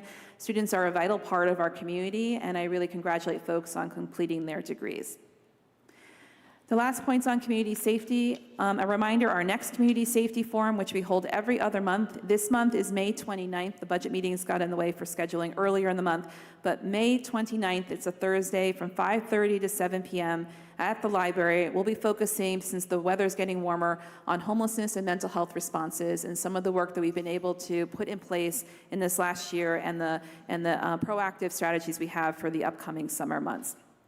I also want to note that it's in the budget, but for folks to hear on this side, because it's related to community safety, we are making a historic investment in the Howard Center's street outreach team, one for which is the biggest investment from the city in a number of years. Our street outreach team has been level funded at about $80,000 since I was on city council 15 years ago. And things have so dramatically changed in downtown Burlington in terms of mental health and the needs for staffing to be able to adequately support and engage this population and these residents. And so I am proud to put that forward in a very complicated budget, but it was an important investment to make sure street outreach is able to do its critical work in the city. Ingrid Jonas, who's my senior advisor on community safety, we made this announcement at a press conference about 2 weeks ago, but was able to secure the last spot with the state of Vermont to be able to be a partner on what's called the Situation Table. This is a case-intensive design kind of program that brings multiple partners to a table to address the high users of our community response system. So these are the folks causing the most harm in our community, and I'm very appreciative to Ingrid to advocating on the state level that Burlington got the last spot, because it comes with free training for our staff and partners, and we're launching this in early June to train our staff and start implementing this pilot to see if this can impact how we start to really do targeted interruption strategies for folks who are causing the most harm. When you look at the police incidents reports, it's a small number of people who are behind the data of so many incidences that you will see in those reports. And I'm very encouraged that this strategy is coming online. It's been used in places like Boston and across Canada. And I'm eager to get this rolling to pilot and see what we are able to do in Burlington. And then finally, before I wrap up, I just want to acknowledge on Friday, last week was a very big week, as I noted when I started my remarks. I did receive a letter from the business community, as did, I believe, all city councilors. There was a lot in that letter in terms of what we need to be doing more of, where we need to be considering some additional support of the downtown. I want businesses to know I understand, I appreciate the letter. There are many topics that I have heard consistently throughout the year in the many meetings and conversations I've had with business leaders, and I understand that the impact is real on businesses. And I look forward to the dialogue and the collective problem solving for which I received that letter, the spirit that was in that letter, and we will have conversations soon as we get to work. Thank you very much. Thank you, Mayor. We will turn now to City Council, General City Affairs, and then Councilor Broderick, I referenced that we would then recess and turn to the Local Control Commission at that point. But is there any councilor that wishes to be recognized on City Council, General City Affairs? Councilor Grant. Thank you. I just want to bring to attention, again, at our April Public Safety Committee meeting, we had Chief Burke attend his first meeting, and we also had Sarah George. That I felt was a very important conversation that the two of them had with regards to how they'll be working together, and just some important reminders about things like if you have, and I've been in communications with some of my constituents about this, if you had a case that you've been told for quite some time is quote unquote in process, but you haven't actually gotten updates from the state's attorney's office, please reach out to your city councilors with your incident number and we can verify the status. I've found a couple of instances, well, more than a couple over the last couple of years, where cases for various reasons are stalled because more information needed to be given to the state's attorney's office, or the state's attorney never even got the case. So now is the time to really look back at that, especially if you were impacted in such a way that you may be eligible for victim services and restitution. A case has to get to a certain point before people can qualify for that. I want to thank the mayor for talking about the situation table. I think this is going to be a game changer for us. My understanding is when the CompStat meetings were originally started, something similar was done. So coming back and really addressing who are, we've talked in terms of hotspots before, but who are hot people who are really responsible for multiple incidents, who are responsible for engaging various service organizations, including our police and fire departments. I attended a hearing at the DRB, the Development Review Board, and it had to do with a business that was facing a hearing around a fence that they had to put up in front of an alleyway, and they were asking for a variance. This has been coming up a few times, so as a council, I want us to take a look at that, and we'll be bringing it to the attention of the appropriate committees, because we need to look at that code, because more businesses need to have fences and more property owners need to have fences in order to prevent certain activities from going on in alleyways, and they are bumping up against our current code, which doesn't take into consideration with what's happening in our city right now. I want to thank the people that talked about what's going on Clark Street. I want to thank the people who talked about what was going on Grant Street and also Hyde Street and other areas. Continue to please use the drug tip line. You don't necessarily get a response, but I've been assured that those have been reviewed and they are very helpful, and we have had some significant arrests. And I think I will leave it. Oh, I just also wanted to mention at the Ward 3 NPA meeting last week on the 7th, Chief Burke took questions for an hour. Very, very interesting discussion with him at that meeting, as well as the city gets to know him and understand what his focus will be. And talking about how he's been in the street. He's been looking, he's been seeing, he's already been changing the way he is deploying our officers, and it's starting to make a difference. But as always, it took a long time for things to get this bad, so it's going to take a while before we get into a better position. But we have leadership now that's going to step up to the task. Thank you. Thank you, Councilor Grant. I have Councilor McKnight and then Councilor Newbeezer. Thank you, President Travers. Just a quick update to build on the call out. Thank you, Mayor, for talking about the graffiti cleanup on Thursday. And I'm really pleased that we have another graffiti related and really arts related partnership on our consent agenda that I just wanted to draw the public's attention to. We are approving a partnership with Eagle Bay Academy to do a beautification project at Blanchard Beach. And just want to acknowledge the work by the mayor's administration in connecting us with them and the folks at Eagle Bay Academy for putting that awesome project together. And I'm just very pleased to see this sort of collection of what seems to be shaping into a public-private partner or public nonprofit partnership between a few organizations that have kind of heeded the call to do something about graffiti in Burlington, between Art So Wonderful and Eagle Bay Academy. And, you know, if there are others out there who are interested in doing this work, please come tell us. We want to support you. We need your help. And I can't wait to see what these students put up on the wall at Blanchard Beach. I'm sure it's going to be gorgeous and exciting. So thank you for that. And that's all I wanted to mention today. Thank you, Councilor McKnight.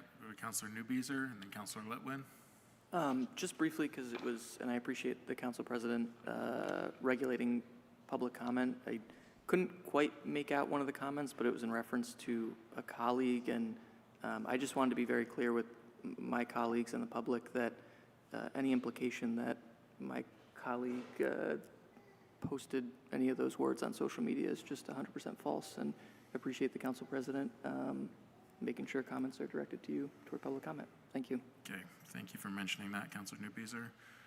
I don't see Councilor Litwin here. Was there any other councilor that wished to be recognized for general city affairs? All right, then we are going to close general city affairs at this point in time, and we will briefly recess the city council meeting just to turn to our local control commission. We'll recess at 7:53 p.m. and call to order our sitting as the local control commission at 7:53 p.m., which is a meeting set for a time certain of 7:30. As chair of the license committee, Councilor Broderick, may I turn to you for a motion on the agenda for the local control commission? Move to adopt the agenda. Thank you. Is there a second? Second. Thank you, Commissioner Grant. All in favor of that motion, please say aye. Aye. Aye. Any opposed? That carries unanimously. Commissioner Broderick, may I turn to you for a motion on our consent agenda? Move to adopt the consent agenda and take the actions indicated. Thank you. Is there a second to that? Second. Thank you, Commissioner Grant. Is there any discussion on that motion? Seeing none, we'll go to a vote. All in favor, please say aye. Aye. Aye. Any opposed? That carries unanimously. And we have one item on our deliberative agenda, if I may turn to you again, Commissioner Broderick, for a motion there. Move to approve the 2025-2026 second-class liquor license application for Burlington Harbor Marina, 75 Penny Lane, with all standard conditions. Thank you. Is there a second to that? Second. Thank you, Commissioner Grant. Any discussion on that motion? Seeing none, we'll go to a vote. All in favor, please say aye. Aye. Aye. Any opposed? That carries unanimously. Seeing no other business before the Local Control Commission, we will adjourn that meeting at 7:54 p.m. and resume our City Council meeting at that same time. The next item on our agenda before the City Council is our consent agenda. Is there a motion on our consent agenda? Thank you, Councilor Bergman. Is there a second? Second. Thank you. Yes, got that. Yes. So Councilor Bergman has moved to adopt the consent agenda and take the actions indicated, seconded by Councilor McKnight.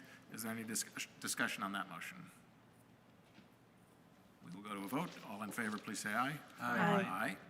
Any opposed? That carries unanimously. Which takes us now to our deliberative agenda. And the first item on our deliberative agenda, item 6.1, is a presentation from our Board of Health on its report back to the Council on syringe litter. And I know we are joined by members of the Board of Health. If you could come up here to the table, that would be great. Thank you.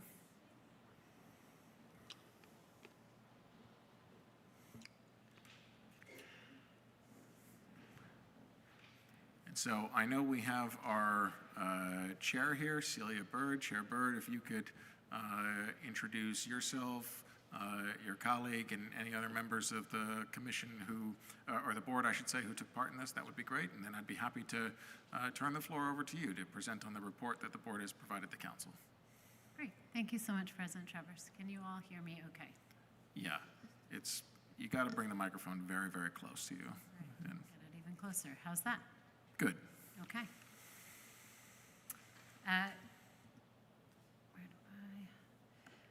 Good evening. President Travers, city councilors, mayor, staff. Thank you all so much for having us here this evening. My name is Celia Bird. I'm the chair of the Burlington Board of Health, and I'm joined this evening by Judy Rivers, a member of the Board of Health, and we're here on behalf of the board, as President Travers said, to present to you and describe briefly our report, which you have received, which is called The Evaluation of Safe Syringe Programs and the Impact of Syringe Litter in Burlington, Vermont. Before I do that, I want to say that I deeply appreciate all of the public comments this evening that were related to these issues. This is a very complex set of issues, and I think that the robust discussion that's happening here in this forum, in an NPA meetings and in other forums across the city demonstrate how strongly people feel about these issues and how committed they are to addressing, resolving the issues and their care for the people of Burlington and commitment to our city. So I thank them for bringing those forward, and I hope that this report is the continuation of these conversations and these solutions and recommendations. It's really the beginning or the middle rather than a result.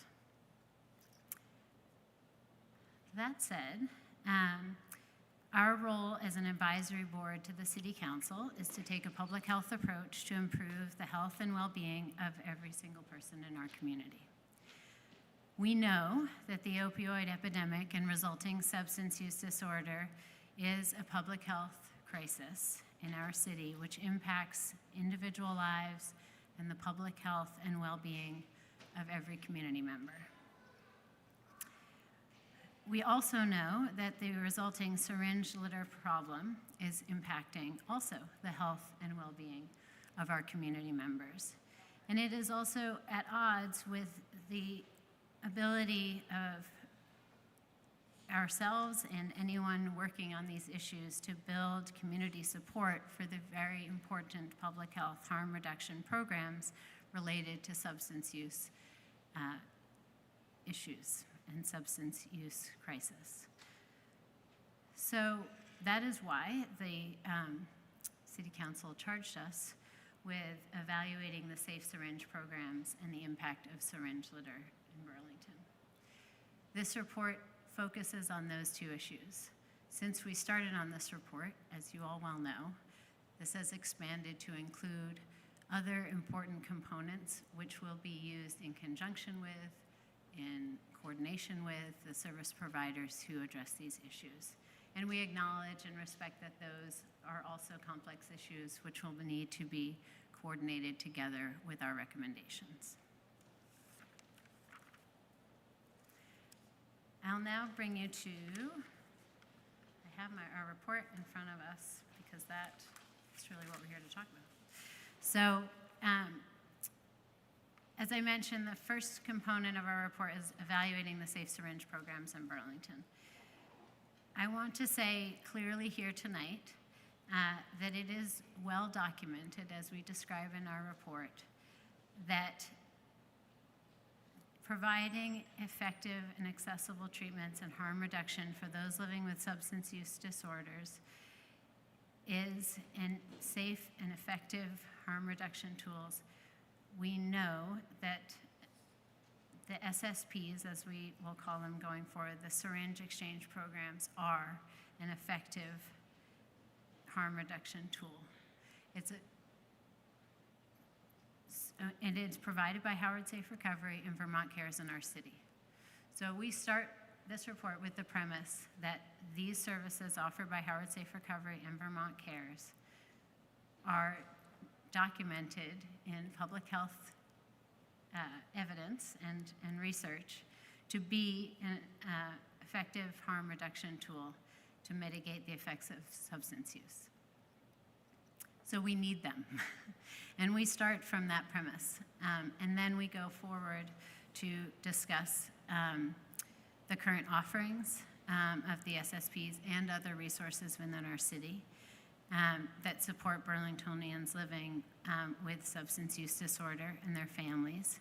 And we want to acknowledge the service providers who are working really hard to address this problem. There are many people already, before we began this report, and ongoing in our city, dedicated to supporting their community members and addressing these issues. I'm now going to turn to Judy Rivers and let her describe some of the research that we did in terms of understanding what's happening here in our city. And then I'll continue describing a little bit more about our findings. Good evening, everyone. I'm, as Celia said, I'm Judy Rivers. I'm a native Burlingtonian. I was born, raised my family, educated in the city of Burlington, and that's really why I got involved. I really care about the city, and one of the things that we've picked up in the work that we've done is that many others feel the very same way. So that's encouraging.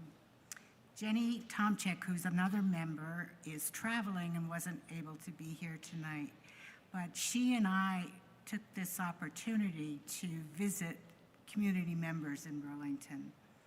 We really wanted to meet people that were doing the work, and we learned a great deal. We had discussions with the pastors from the various churches. We met with care providers from the Howard Center, the Pathways, Turning Point, Vermont Care, Spectrum, the Howard Center Outreach Team, which got mentioned earlier, the UVM Addiction Treatment Center, the Mental Health Urgent Care, a member of the Johnson Health Care Center, and someone from the Criminal Justice Reform Group. We are very impressed by their dedication, by their skills, by their compassion as they do the work that they do. It's challenging work with many barriers. And as we know in our own lives, changing behavior is one of the most difficult things to do. We met with several business owners or managers downtown. We were able to explain the use of the Click Fix program. Some knew about it, but not all. And we talked about a safe practice for picking up syringes should they find them in their areas.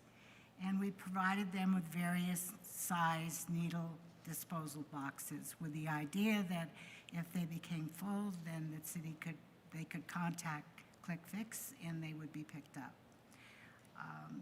In all the settings that we met people, we were very well received.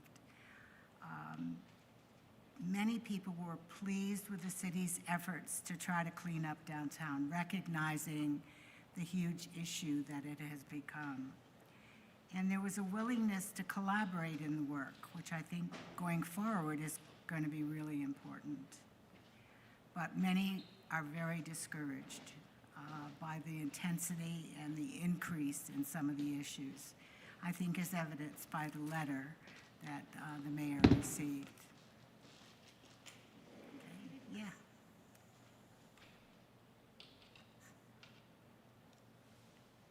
I think what Judy acknowledged, and I hope is clear, is we're a 5-member board, and each person really approached one component of this and then came back at each meeting and tried to sort of figure out how we could make this all come together in a clear communication to you about what our recommendations are. As I mentioned previously, we talked about, in our report, we describe the SSP offerings and other resources, the ongoing syringe litter issue, and outline, we use data and maps to describe how many syringes are being picked up through the C-Click Fix program that Judy described, and recognizing how many probably aren't, and talking about some of the hotspots in the city, and looking at the data. One important part of our report is, as I will say many times, it's a public health approach, so it's data-driven. We look at the data that we have now in the city, and the idea is we continue to develop more robust programs to enhance that data, use the data, and then, of course, look back at it later, which I'll talk about in a minute. So our recommendations to address syringe litter in Burlington that we outlined are 4. The first is to enhance efforts to collect syringe litter. So we describe how we can do this better in sort of a tier approach. If this doesn't work, what might we do better? With the idea that you do the first step that's the most reasonable, because if you do too many things at once, it'd be hard to figure out what's really working. So we're trying to recommend things to you that might be reasonable, possible, feasible for the city, and culturally congruent with what the city needs. We looked at other cities, but we're not proposing things that only work well in other cities. We're saying what worked well in other cities and could work well here in Burlington. So enhance the efforts to collect syringe litter, what that looks like at one step. If you look at the data and that we're not addressing some of the hotspot issues of where the syringe litter is most congregated, then what else could we do next? And those are outlined in the report. Recommendation number 2 is to tackle the root causes of syringe litter. We know that syringe litter itself is not really the large discussion we're talking about. We're looking at substance use disorders, I've already described, mental health concerns, and housing insecurity, to name a few.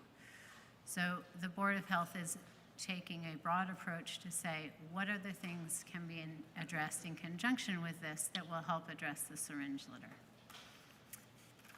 And we describe those further in the report. Recommendation 3 is building community support for harm reduction programs related to substance use.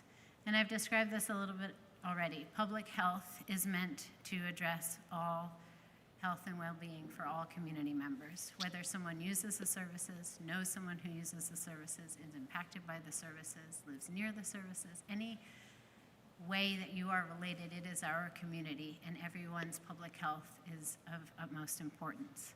So it's important that the people who need the services have the support of the people who provide the services and live in the place that provides the services. And that means addressing all the issues that impact them related to the issues. So we described that a little bit as well. And our final recommendation is to establish comprehensive data collection to monitor the effectiveness of syringe litter mitigation and prevention services. In other words, take the data that we already have and make the systems work even better for us so that we can look at the maps, overlay the maps, and say, is it getting better? Did our solutions work? Did our recommendations, did your policy changes that you made based on our recommendations work? No, let's go back, let's try something else that either we recommended or bring a form. We want the community to do what it's doing now that you saw this evening and speak up and come together with the people providing the services, the people accessing the services, and community members to say what they think would work and to hear each other understand the issues better and provide those forums as well as the communication among the service providers. So that's really our whole of recommendation 4. If I haven't described enough, this is our report, we hope, is the continuation of a sustained collaborative effort and partnership with city leadership and city community members. The idea is to increase the capacity the city already has to improve the health and well-being of every single community member. To address substance use disorder, to address syringe litter, to address the underlying causes, and make every person feel that they are being heard and that their health and well-being is being improved and supported. We will now take any questions. Thanks for your time. All right. Thank you very much for that presentation. Thank you as well for the detailed report, which is posted online in Civic Clerk. And appreciate you, Celia and Judy, being here with us this evening, but as well thanks to the rest of the members of the Board of Health. I've always been very impressed by your board's work and dedication and your willingness to partner with us here on the City Council. So greatly appreciate your work on this effort, which is just the latest effort in a number we've partnered on over the last couple of years. I will turn to the council now for feedback. Councilor Litwin, I see you first. Is there any other councilor that wishes to get in the queue on this item? And then we'll turn to Councilor Grant. Councilor Litwin and then Schachter. Go ahead, Councilor Litwin. Well, first, I bet you're going to get a lot of thank yous tonight, but I want to thank you all. This was not a small task. The reason it took so long was because you did your due diligence, and I appreciated that, and you were communicative with us, and thank you so much. I think you heard from the folks who are speaking tonight, that it feels like a constant ticking clock for some people. So I appreciate the due diligence that you approached this with. And I also want to thank you because one of the reasons why I'm so happy we engaged you is right on your cover page, which is that between the 5 folks on the Board of Health, we have 8 advanced degrees. And I think it's always important that we're listening to folks who have not just lived experience, but also folks who have been doing this work for a long time and have different areas of expertise. So thank you for approaching it the way you did, taking extra meetings right before Thanksgiving, if I recall. And I attended one of your meetings and I thought, you're so organized. I feel like you guys got this, so thank you. I also did not send you any questions in advance as I had intended, because I had so many questions, and they're all great questions, that I see this as a continuum the way that you see this, that this is the start of a conversation, but with some sense of urgency heard tonight that I just want to echo. Probably the most important thing that I wanted to ask you was, gosh, I have 5 pages of notes here, but I heard there was a lengthy list of folks you engaged. Did I hear correctly that you engaged Vermont Department of Health in this conversation, or no? No? Okay. So I think one of the things that probably we'll have to do is really engage at the funding source as well, because I think, and I'd be curious to hear what you think, if we're funding the work, we need to fund the cleanup. And it should not, I do not believe that the burden should be municipally borne and communally borne solely. Certainly, as a community, we can step up, but that we do need additional funding, I think, to achieve a lot of these goals that you have here, and I don't think that should come from the people of Burlington. So I'll be curious to hear about that. And then one of the other things I wanted to ask you about, if you had dug into this, you had talked about the 2015 street cleanup team, and I was curious, since that was a little before my time on the council, I've only been here a year, I'm kind of wondering what happened to that, if you ever found. There's probably counselors at this table who know, and if you looked into sort of like how many hours our city staff is spending cleaning up syringes, if there's been injuries, and the third and last thing I would ask you about is your opinions, some of the opinions around the public health risk, the associated risk of syringes being on the ground. And there was some kind of, I don't want to say like conflicting information, but sort of like it is a public health risk to children and it's not a public health risk, right? And so I wonder if you want to speak to that tonight. And lastly, I guess I'll just say thank you for bringing the examples from all the different cities for us to dig into. This is a comprehensive report that we will need to take some time and due diligence with as well. There's aspects and elements of many of these that I think are very suitable for Burlington. So thank you, and I hope our legislators are listening tonight, and if not, send them a copy of the YouTube. Thank you very much, Councilor Litwin. Yes, thank you, Councilor Lehman, and thanks for, I think it's exciting to get a charge from City Council. As much work as it was, it's certainly important. That is the role of the Board of Health, is to collaborate. So I really appreciate our collaboration. As far as funding, we have a description of what we recommend for funding. It is somewhat brief, recognizing, and we changed it not far from our sending it to you, because we know that a lot of the funding structures are changing dramatically in our city, in our state, in our country. So that said, I think we recommended exploring different funding avenues, including, and I can name some that are in it. Obviously, you have seen these. We talked about the Consolidated Appropriations Act of 2025, as well as the Vermont opioid settlement funds. But I think it's particularly looking at what collaborations are available, what's reasonable for funding. That's not necessarily our main avenue, and it wasn't certainly the focus of our report. But that said, we know that recommendations don't work unless there's a way to make them happen. So I think much of, and Judy, you can speak to this too, the way I'd briefly answer that funding piece is more conversations with the people who can describe what's available, and collaboration with people, as well as public health representatives and the Department of Health. The reason the Department of Health, and add to this if you have another idea of why, we wanted to make a very stepwise approach and bring in our local partners, our very local partners first, and as we describe what's happening in Burlington. And then the City Council had asked specifically what's working in other cities, including Boston. So then with the idea that then this finished piece could then be brought to the Department of Health and start the collaboration at a more comprehensive understanding of what we think that the city needs. Do you want to add to those two pieces? Okay. The street cleanup team, I think,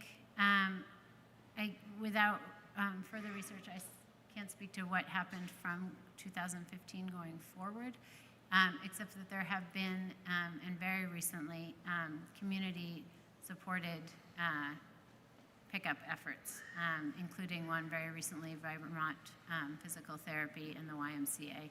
And I think our report describes how this has worked in other cities, and again, it's related to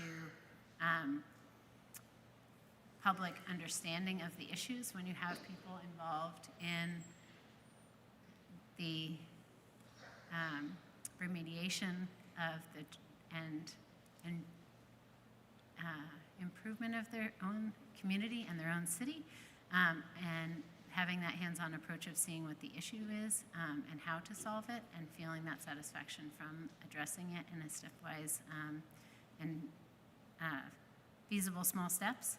I think there's a lot of public appreciation for the size and scope of the issues and how the city is addressing it. So cleanup teams and community-based cleanup teams are integral into our report, and we talk about who's done it in other cities and different ways and collaborations that might work in our city. You asked us about the hours city staff spend cleaning up. I would have to read more detailed, the details in that section to know if we described the hours. I don't think we talked about the hours so much as the numbers of syringes that were picked up, though I'm sure the hours are logged. They are a lot, I know that. And it falls on particular individuals and groups of people within the city staff for whom we're deeply appreciative and work closely with as we get more into the C-Click fix. We've provided already Board of Health sponsored syringe cleanup receptacles, and that collaboration with the organizations and the individuals who work at those organizations who are picking them up, who are using C-Click Fix or aren't, or are reporting their own data that we're hopeful also to collect, is really important to, again, figuring out what's the scope of the problem, who's doing the work, how many hours, and what are their specific concerns. Do they need a locked box? Do they need a metal box? Does it need to, I mean, just those very specific details that will make it work are things that we've already been communicating with organizations around Burlington who are doing the work. There are injuries, and that brings us to the, do you want to add anything to that? I want to make sure. Sorry, could you take the microphone? Oh, And sorry. I do want to hear your full responses to Councilor Litwin. I'm also mindful of, that was the time we had allotted to this presentation topic going off right there, and we have 3 other councilors in the queue. So please provide your responses here, but then also just want to make sure that we're providing time for additional feedback. I was just going to add quickly that the security people who work downstairs in City Hall were actually full of information around the needs and the pickup and that sort of thing, as well as the library staff, who are often a place where people gather. And they see a great deal of use of injections and so on, and needles, and taking, baths upstairs in the bathroom, and so on and so on. And so one of the things the gentleman downstairs was telling us, that the cleanup people have metal leg coverings to use, so that when they pick up a bag, the needle doesn't go into the person's leg. So they've made some accommodation to prevent injury, for sure. Great, and I will just add, in relation to the risk and public health complexity that you described, Councilor Litwin, we know that there have been injuries and accidental needle sticks related to accessing trash that's not the proper disposal, hence relying on these boxes, trying to get more boxes out there. The piece that we describe in the report is that public health versus individual health piece, which is that, yes, accidental needle sticks and the risk of the harm, the hurt, and also the risk for bloodborne pathogen is real, and it's the lived experience of the people who've experienced that or work in industries in which, or jobs in which that is a constant risk, is very important to the Board of Health in thinking about how do we enhance the health and well-being of all people in our community. We also presented data about what the risks, the relative risks are of transmission of, say, hepatitis B, C, and HIV from a needle stick, which is relatively low. For those of us who've been in playgrounds and our children are potentially picking them up, again, this lived experience is separate from the, and also harmful, even when paired with data about what the relatively low risk of transmission is from an accidental needle stick. So we try to present both of those so that, again, having public understanding of these 2 real issues and trying to address both the individual experience and also the knowledge of the public health risk. So I'll stop there. Great, thank you. I have Councilor Grant, and then Councilor Schachter, and then Councilor Carpenter. Councilor Grant, please go ahead. Hi, also want to thank you for your work. I have some questions on, it's just some information that I was hoping to see. So I see the maps you've provided with regards to the number of reports of where syringe litter is. I'm the Central District City Councilor, which is Wards 2 and 3, and we've been at the epicenter for quite some time. I've also recently looked at some data talking about accidental deaths in the state of Vermont, and overdose for 2023 for people under 50 was the #1 accidental cause of death. And in Burlington, we carried a burden of that. So you heard during public comment, the folks on Clark Street have been wrestling with the needle exchange and the activity that it supports. I hear them loud and clear.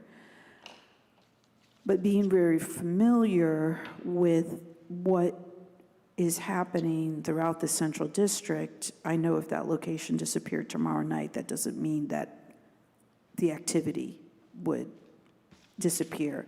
But what is a valid concern and contributes to the problems that we're seeing is that if it's a needle exchange, is it really a needle exchange? And I was wondering if you talked to them at all, and if you have any actual data around what they give out versus what they get back.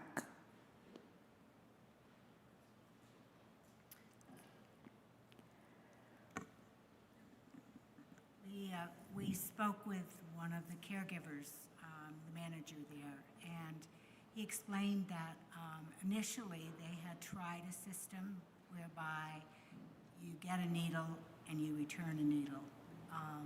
But there's medication left in the syringes, and if they're found outside of the area, people can maneuver somehow to get a tiny bit out of a syringe that they find. So they put it all together to get a dose. And so it didn't really work well to have syringes that had been used out and about. They give more syringes on the weekend, you know, when they're not open. So sometimes in our walking around, we found packages of empty syringes that no one had used. Whether those got counted or not, I'm not sure. But they keep track very well of the syringes that are provided. So I'm still not clear. Can I add one more thing?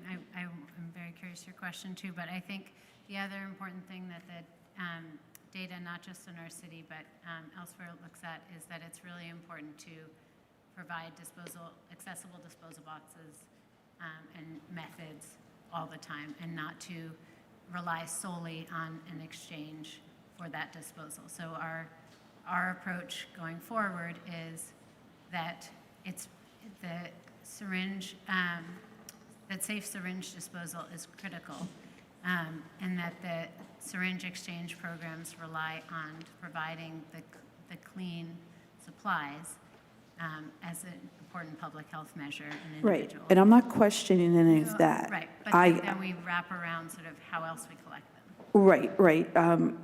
And I agree with all that. I have a very specific question. If it is a raw wound right now to refer to the program as a needle exchange, if it's not really. And so that is the question with regards to what they have going out. What is coming back in? So they're tracking what's going out, but are they actually tracking what's coming back in? And what are those numbers? So I'd like to take the opportunity to not speak specifically about one service provider in the city, and it's not to avoid your question, but I think it's important for our approaches to really focus on what we can do going forward that continues to collect and address the syringe litter, and to figure out whether having all the service providers doing exactly what you're saying, so increasing their data collection and helping the city increase the data collection to say how many are going out, how many are going in, for which service providers, help them coordinate together to understand where these numbers are and how they align with the hotspots in the city for who's finding them not properly disposed of, to address that. So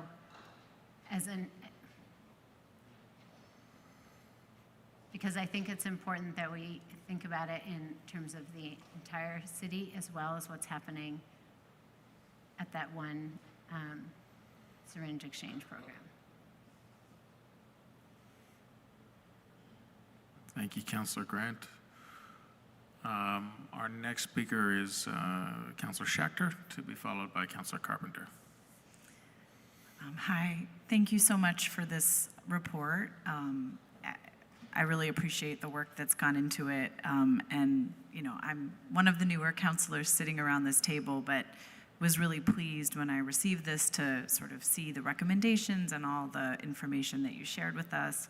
I also just want to say, as a mom of elementary age kids who go to school in the hot spots that are kind of flagged, I think about this a lot. That I know that their schools at times have had to do needle sweeps in the mornings before the kids are on the playgrounds, and there's a pretty big field, and it always is a lingering anxiety of mine, just knowing how much of an issue this is in our community, and knowing that our kids are also at risk, which you name. So I just want to thank you and sort of know that I bring sort of a real appreciation, and having also seen directly the impact on our really limited school resources, when I know that school staff are having to take time out of their mornings to make sure that the kids are safe on the playground. And you know, I've always kind of sat with that as a parent in the school district. So thank you for kind of giving us some tools and information to think about how to act on this moving forward. My question may have sort of been asked by Councilor Litwin, so I apologize if it's repetitive, but it did stand out to me, the line that you had in there around the 2015 program with a syringe pickup team, and then in 2023, the Park Commission had proposed starting a community syringe redemption program, but it has not yet been implemented.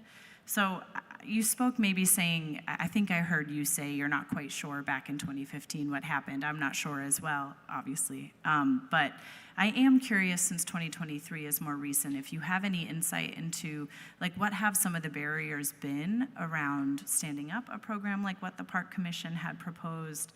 And you don't have to necessarily give the answer tonight, but I think as this continues to be taken up in committee, that better understanding some of the barriers, I'm sure funding is one of them, to standing up these types of programs, I'd be really interested in learning more.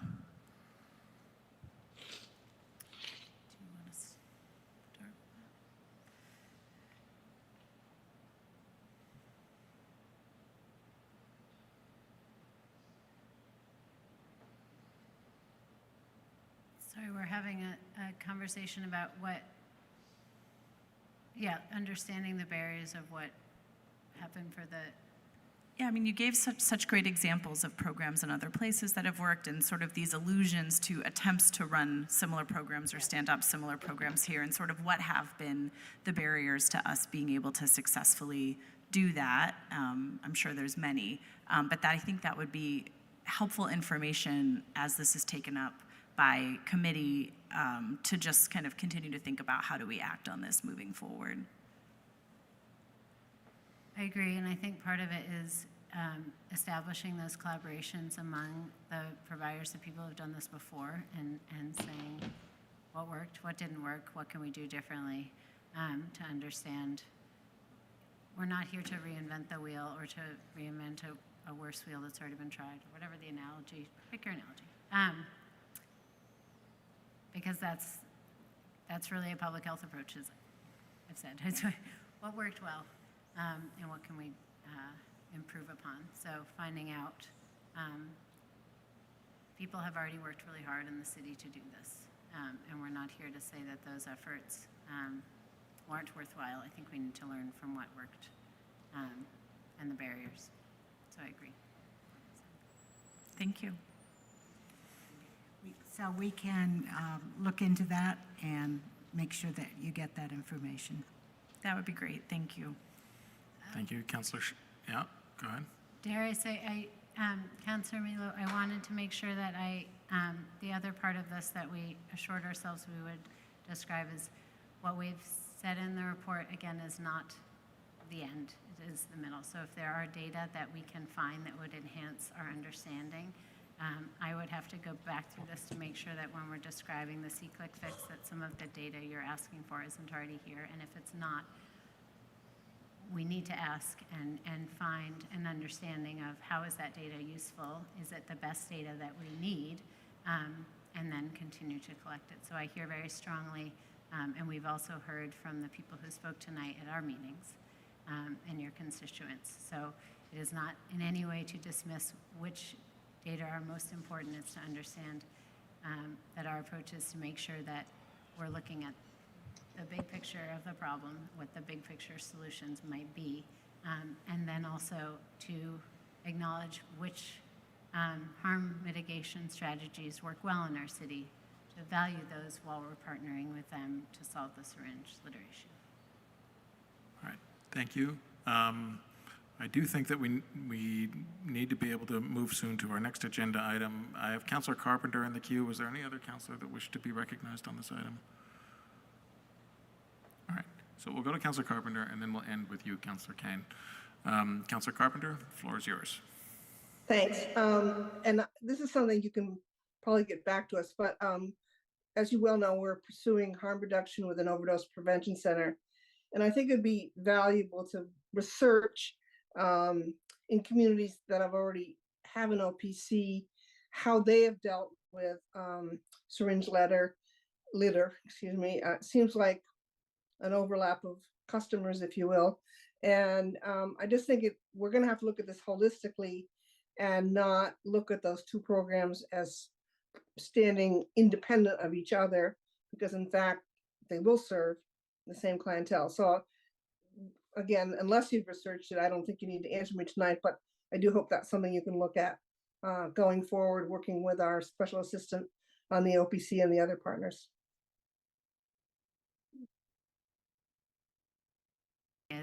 Since we started this report, City Council and the city leadership has continued to move on addressing and finding solutions, which will have to be in coordination with what we've recommended, and yes, more research to make sure we do that well. Great. Thank you, Councilor Carpenter. Councilor Kane. I'll actually just go over email. Okay, great. Thank you. I appreciate that. So we do need a motion on this item. Councilor Litwin, could I turn to you to make the motion?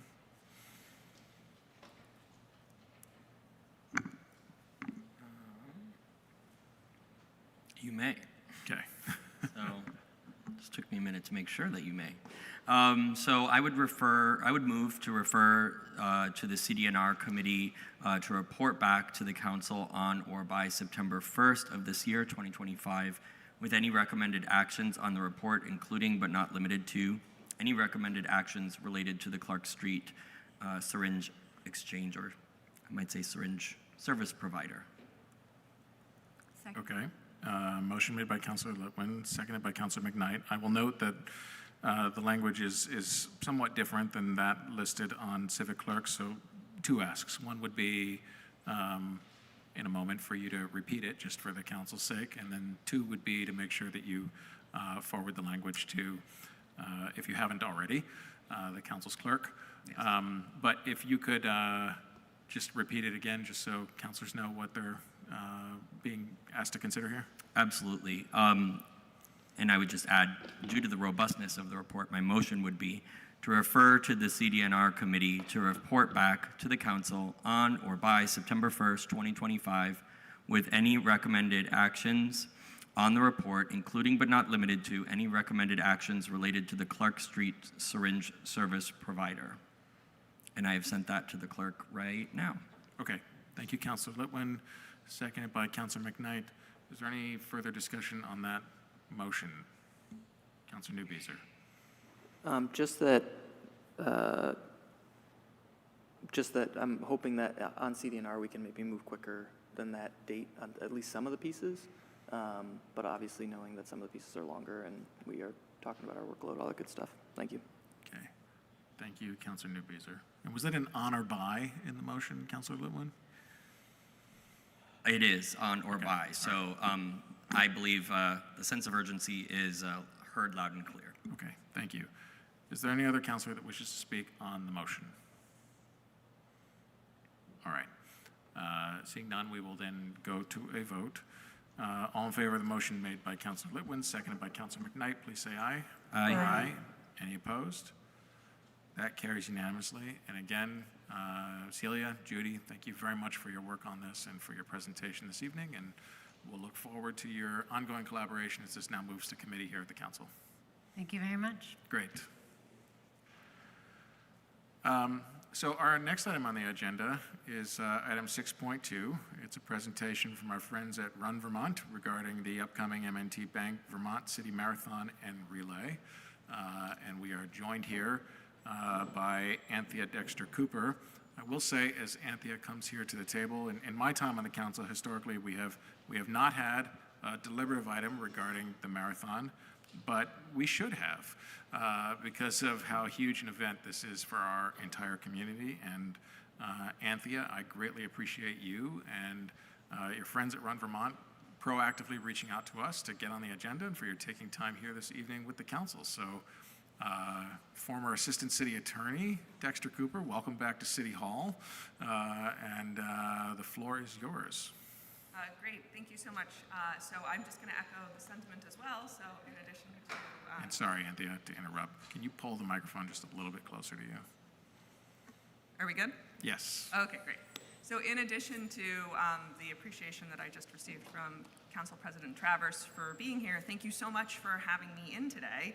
It is really, really wonderful that there is interest and this made it onto the deliberative agenda, and I appreciate the time that you're taking to hear from me on behalf of Run Vermont and our upcoming race. So I have been made a panelist, and let me see if I can figure out sharing. One sec.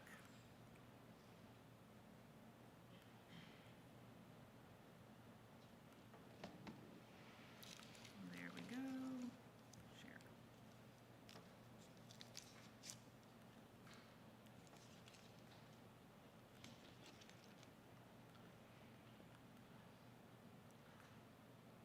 Is this going to work? There we go. Okay. So, as Ben mentioned, I am the current executive director of Run Vermont. I've been in this position since November.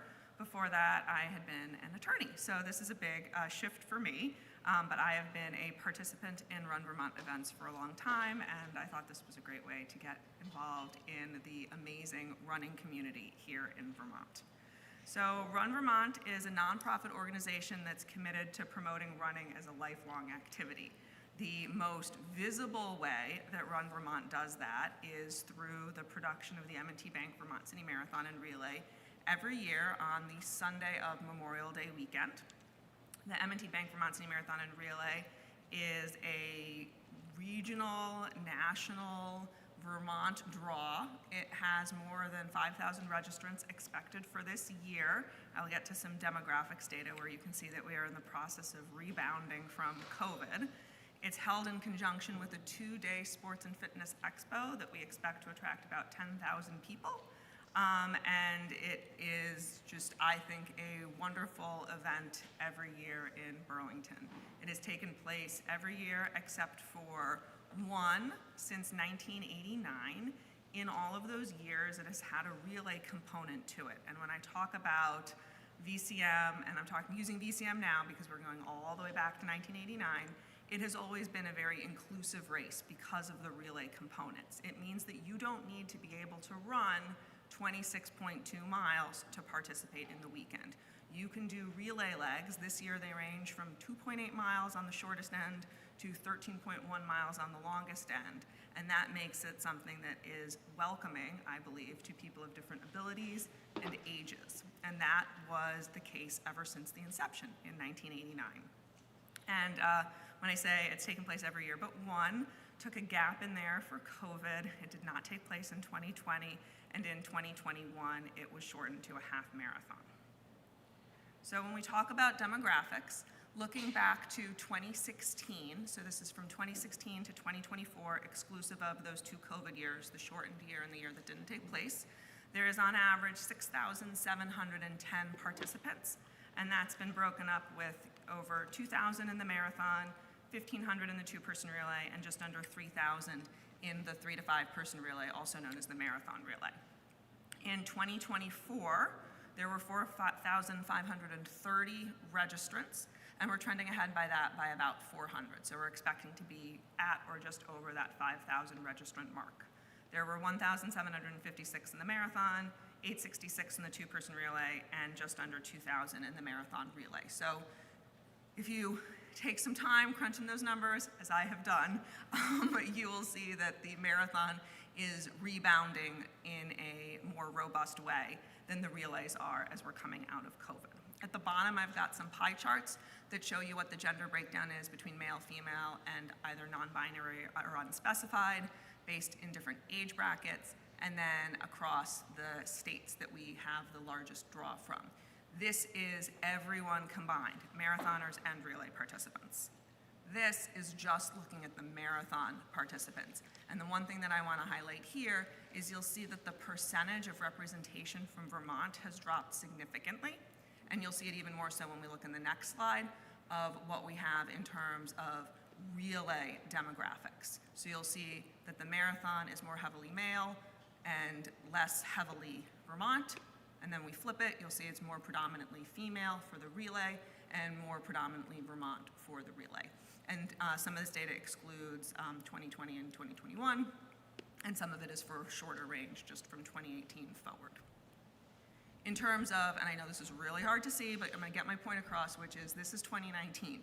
You will see that there are only 3 states that are not represented on that map. This race draws participants from all across the United States. Some of those people are people who are trying to do a marathon in every state, so they need to tick Vermont off their list. But this race draws people from all across the country, and you'll see it is clustered in the Northeast area, with the 3 states that have the largest draw being Vermont, New York, and Massachusetts. In terms of where we are currently for state representation, and this is in the marathon for 2025 registrants through yesterday, 28% Vermont, 21% Massachusetts, and 13% New York. In looking at Vermont, and again, this is from 2019, while it is very clustered in Chittenden County, we have representation from every county in the state. These are some accolades that the race has received over the years. Most recently, Runner's World in July 2024 said it was one of the best marathons for first-timers. It's been a best first-timers race in Runner's World before. It's a fast, family-friendly race. It's been one of the top 10 best places to hit the road. And for all of the years from 2014 forward that the 7 Daisies did a best foot race category, it won the category, and it is no longer a category. But we would be vying for it if it was. In addition to providing you with some demographics information, I wanted to provide you with some information about the course, as it will impact all of your constituents. We have revamped our maps this year in addition to just showing what the course is, which is a 2-loop course, sort of a figure-8 pattern that you do twice, that starts and finishes in Waterfront Park. We've added to it some of the fun things that are on course. There are cheer zones. There's one that is hosted, or it's the Ultra Cheer Zone hosted by Ski Rack. There's the Global Foundries Mile, there's the Darn Tough Mile, and there's the M&T Bank Cheer Zone. We also have little musical notes for all of the places where there's on-course entertainment. And then there's obviously really functional things like where the water stops are and where you can get untapped energy gels. I am now going to show you links to where you can get to those maps and see them a little bit more visibly. We've also updated our street closures and delays map to provide a little bit more granularity in terms of the information. In the past, it just sort of said this is when they're closed and had time windows. We're now including information about, for example, North Avenue is only closed going in the northbound direction. You can still go southbound on North Avenue. The areas that are closed to all traffic but residential traffic. The way that you can go around the hotel core on Cherry Street. So there's a little bit more information there. And those are some QR codes that'll get you to the website, the portions of our website that have those maps. You'll see that this race spans the city. It also spans the city departments. And I need to express so much appreciation for the departments that Run Vermont works with on a close basis throughout the year, but very much so in the weeks leading up to the marathon. I wrote them down because I knew I would forget some if I didn't, but we work with Parks, DPW, Church Street Marketplace, and the Business and Workforce Development. police, fire. I had a meeting with HR this year to try and have this be a wellness benefit that was provided to city employees. And we also work with individual city councilors and the mayor's office. And I have to give a shout out to Councilor Litwin for being very, very engaged, and it is very appreciated from the perspective of helping Run Vermont understand the impacts that the course has on your constituents. And that is information that we want to have, and we want that to be a two-way street. Can't talk about Memorial Day weekend without talking about the mini marathon. The mini marathon has historically been a 2 mile, a 1 mile, and a half mile, the 2 mile being a competitive timed event. This year we have pulled the 2 mile out, so it's now the Vermont City 2 mile. It's got a different shirt, it's got a different bib that participants wear, and trying to sort of view it as more of a stepping stone from the kid races to participating in the marathon, doing a leg of the relay, something like that, something to grow to. This obviously is more of a draw for Vermonters and very clustered in Chittenden County. How can people get involved now? You can still sign up to run, you can come out and cheer, or you can sign up to volunteer. And I need to put in a plug for our remaining volunteer slots that we're trying to fill. So at present, we still need at least 90 more volunteers, and we could fill up to 250 more volunteer slots. And the reason why that's a range is because we have, for example, a range of people that we want at our aid stations, in our relay exchange zones, as course monitors. And if I had to put a biggest plug in, it would be for course monitors.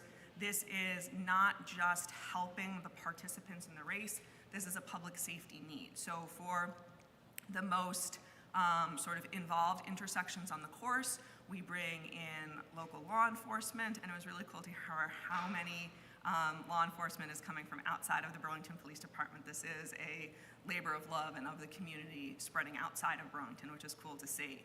But we also have community service officers at key intersections, and then we have course monitors at key intersections, and we like to have them be in pairs if at all possible. They are wearing reflective vests, and they're helping to keep participants safe, the traveling public safe, spectators safe. And since it can be sort of an isolating position, you're on an intersection by yourself or with one other buddy, we've gotten a bunch of local businesses to provide us with snacks and beverages to go in provision sacks. So Chugwater, Shrubly, Garuka Bar, Vermont Smoke and Cure, Cabot, and then 4 different bakeries are all providing goodies for our course monitors. So we wanted to show them a little extra appreciation.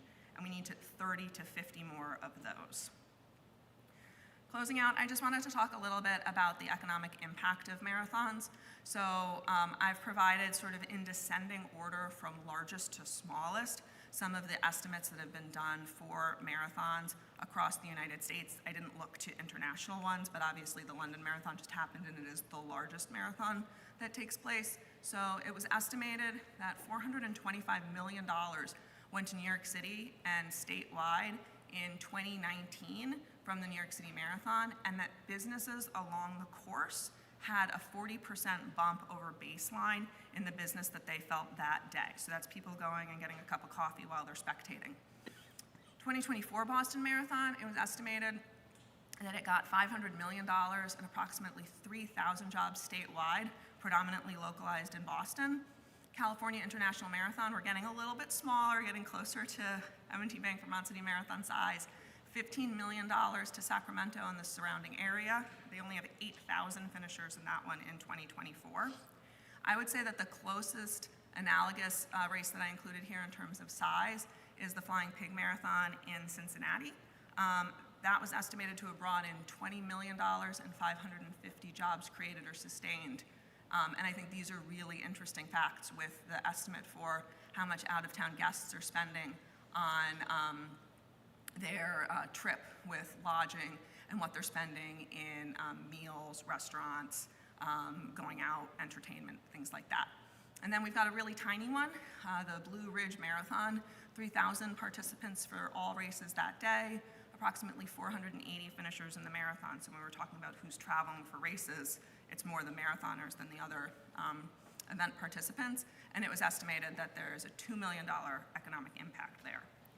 I tried to do the same for the M&T Bank Vermont City Marathon and Relay, And I think a very, very conservative estimate is that it's bringing in between $2.9 and $3.3 million in revenue, and that's not looking at tax revenue for Burlington and the surrounding areas in things like hotels, food, drinks, registration revenue to Run Vermont, which is going to cover expenses, and then we're a nonprofit, so we're putting it back into our youth programs.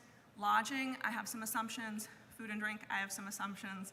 I think they're very, very conservative. For example, I'm only assuming that with 2-night minimums, 400 hotel rooms in Burlington are booked from the marathon. I think that's a very, very conservative estimate. I also have food and drinks for spectators factored in. What I do not have factored in is transportation, entertainment, any purchases that are made, either at the Sports and Fitness Expo or at local businesses. People traveling in for the race might, buy a postcard, and other miscellaneous travel expenses. And I didn't try to estimate what the youth races bring in, mostly because it is so centralized in Chittenden County and the Burlington area there. So I'm just gonna close out with, again, appreciation to the city, and in particular, the city employees. Appreciation to you for having me, for taking an interest in this race. It is the largest single-day sporting event in Vermont. It is the 3rd largest marathon in New England. Used to be the 2nd largest, and I think we're gonna get back there, just with some heightened focus and continued support from the community, and happy to take questions if you have any. Great. That was a great presentation. Thank you, Anthea. I appreciate your being here. I will turn to the council. Yes, Councilor Litwin, if anyone wants to get in the queue on the item. Go ahead. Thank you. And I think I heard you're a recovering attorney. So I can tell by your presentation, you answered almost all my questions. It was very thorough. Thank you. I think probably other councilors will share this. I'm super interested in all your economic data and the impact data. And I know even just earlier tonight, we heard about the gross receipts issue that we have here. And so I guess my question to you is, as you are working to calculate impact, how can and is, because I would imagine you've thanked the mayor's office twice, which is great, how can we support that calculation so that we can start to see the kind of holistic economic impact? And certainly we can pull tax data easily, but I'd be curious to see how we can support you in that work and what you need, what you're already receiving. So I'm going to answer that question in 2 ways. The first way I'm going to answer it is to say that for us to do a very, very thorough economic impact analysis would be an expense that Run Vermont does not have in its budget to take on. I'm very intrigued by some of these smaller races that are putting these numbers out there, and I cited to all of the source information because this is sort of me covering my bases in terms of the fact that I don't know how the smaller ones calculated this. For the Boston Marathon one, for example, they had some university students that calculated it. So if anyone's listening and they want to have their economics project be calculating the economic impact analysis of the marathon, please get in contact with us. In terms of support, it would be great to have the support in terms of sort of culling and calculating that data. Some of it, I've worked with Hello Burlington to try and figure out what are stand-in numbers for like the tourism industry, and when people come to visit, what can you sort of expect that they're going to spend in a single day visit? So I hope to continue the dialogue with Hello Burlington. But in terms of support, I'm going to answer it in a slightly different way and not support in preparing a report. But it is difficult as an event producer in the city of Burlington, and I am someone who had experience working for the city of Burlington and knowing about things like certificates of insurance and vendor indemnification forms and some of the paperwork that is necessary. It's a lot, and I know that that's something that the mayor's office has sort of said that they were going to focus on, is trying to have a little bit more consolidation in terms of facilitation with events. And I only learned recently, because the contract changed, that the city attorney's office is recommending different approaches in terms of how certificates of insurance are collected and provided to the city. And I'll just put a plug in for things that make it easier to put on events. More people will probably be putting on events in the city. Great, thank you so much. And then I'll just use a moment of my time before ceding it to thank you for all the work and encourage all my fellow counselors to get involved at an intersection. You can adopt an intersection maybe. The reason I got connected to you was because last year I saw some really dangerous incidents occur with both confused drivers, impatient drivers, flustered drivers, coming close to runners and so forth. So extra plug for the volunteers. If you want to come out to Cambrian Rise, I'll be there. But I would encourage anybody who's around that weekend and wants to get out. It's a really fun activity if you're along the race route and the kids come out. So it's a great family-friendly activity. So thank you. This is great for our economy, great for our neighborhood and our morale. So appreciate it. Thank you, Councilor Litwin. Is there any other councilor that wishes to be recognized? Councilor Newbeezer. Just very briefly, excuse me, wanted to say thank you. I feel like we're having a bunch of discussions about how we can better support local businesses, and I think a broader discussion about what's the role of public-private nonprofit partnership, and I feel like this is exactly it. So really appreciate all the work, and if I have capacity, I will adopt an intersection with you, Councilor Litwin. Thank you. I like that. We should adopt an intersection for the day. Any other councilors wish to be recognized on this item? All right.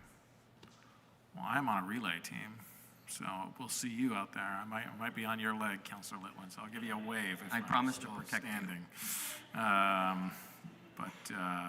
Anthea, thank you very much to you and everyone at Run Vermont for the presentation. I think this is great, and I think we should do it annually if you're willing to come back. I'm happy to come back, and I will pass that along to the rest of our very, very small staff. Yes. Okay, thank you. Our next item on the agenda is item 6.3. It's a presentation from Burlington Electric on a net zero energy update. And on this item, we have General Manager Darren Springer. And Darren, when you're ready, the floor is yours. Thank you very much. Just going to share screen here and pull up these slides. Okay, good evening, councilors. This is an annual item that we provide to update on our progress relative to the Net Zero Energy Roadmap, which, as I think I'll jump through the BED slides, you all know who we are, and jump right to this slide. The roadmap was developed in 2018, adopted by the council in September of 2019, representing a very ambitious goal focused on two key sectors. So it's not necessarily all-encompassing. It doesn't cover every single item or sector, but it does cover the two biggest sources of emissions in Vermont, which is transportation and thermal. Here we focus on ground transportation, and thermal we're talking about really energy use in buildings, primarily heating, space heating, water heating, and then some appliances as well. This is an update that we do every year with Synapse Energy Economics out of Cambridge, Massachusetts. They helped us develop the original Net Zero Energy Roadmap along with RSG, who's a consultant focused on the transportation sector. And our website there has this latest update and a variety of other data as well. So jumping right into the highlights for this year, we have the emissions, greenhouse gas emissions in the ground transportation and the thermal sector down 19% in 2024 relative to the 2018 baseline. And that is also representing a reduction in 2024 of 2.8% from 2023. We have updated numbers for 2023, which I'll touch on in a moment. But overall, that's obviously positive. We want to see emissions going down. We're dealing with a very perilous moment on climate in the country. We're seeing programs that we utilize really for decades in the efficiency space, like Energy Star, being eliminated. That just gives consumers information about what the most efficient appliance is, for example. My understanding is there's a hearing tomorrow in Washington, D.C. about eliminating the EV tax credit as part of major legislation. So a lot of the things we're going to talk about tonight, we're going to be fighting a headwind potentially from the national level, from the federal level, and we have some tools in the toolbox to counteract that, but it's definitely going to be a significant headwind. So in terms of how we're doing in the ground transportation sector, you can see compared to Vermont, and I have some graphs for this as well, In Vermont, gas and diesel sales were up in 2024, and the state did not expect any significant change from 2023 to 2024 in thermal sector emissions. And the U.S. over that same period of time was roughly flat as well. So the fact that we had some reduction between 23 and 24 when the state was up a little bit in one sector and the U.S. was basically flat is showing we're swimming a little bit against that trend. In the ground transportation sector, one of the drivers that's positive, we're seeing fewer vehicles being registered. So fewer vehicles registered in 2024 relative to 2023. Out of that, 5.7% now of our fleet in Burlington is either electric or plug-in hybrid. That is significantly larger than the statewide percentage and certainly the federal percentage as well. I think statewide it's around 3.5%. So we have more EV and plug-in hybrid drivers in Burlington. We're seeing less vehicles registered. That said, we're seeing vehicle miles traveled kind of rebounding more significantly as we come out of the pandemic and going kind of back to levels we saw sort of pre-pandemic. So we saw a bit of a dip, and we're seeing people are driving more miles generally now than they were a few years ago. In the thermal sector, natural gas consumption in 2024 is at its lowest level since we began tracking in 2018. I'll touch on some of the reasons for that in just a moment. So just to run through some graphs, on the left here, you have Vermont's natural gas sales. And again, this is not weather normalized, so that's an important factor to note. And then Burlington natural gas consumption, again, not weather normalized. So these are very much similar graphs. And as you can see, we have an 18.1% reduction in Burlington on natural gas use over that period, whereas statewide we have a 9.4% reduction. So we have about almost double the reduction in Burlington that we're seeing statewide when it comes to natural gas usage.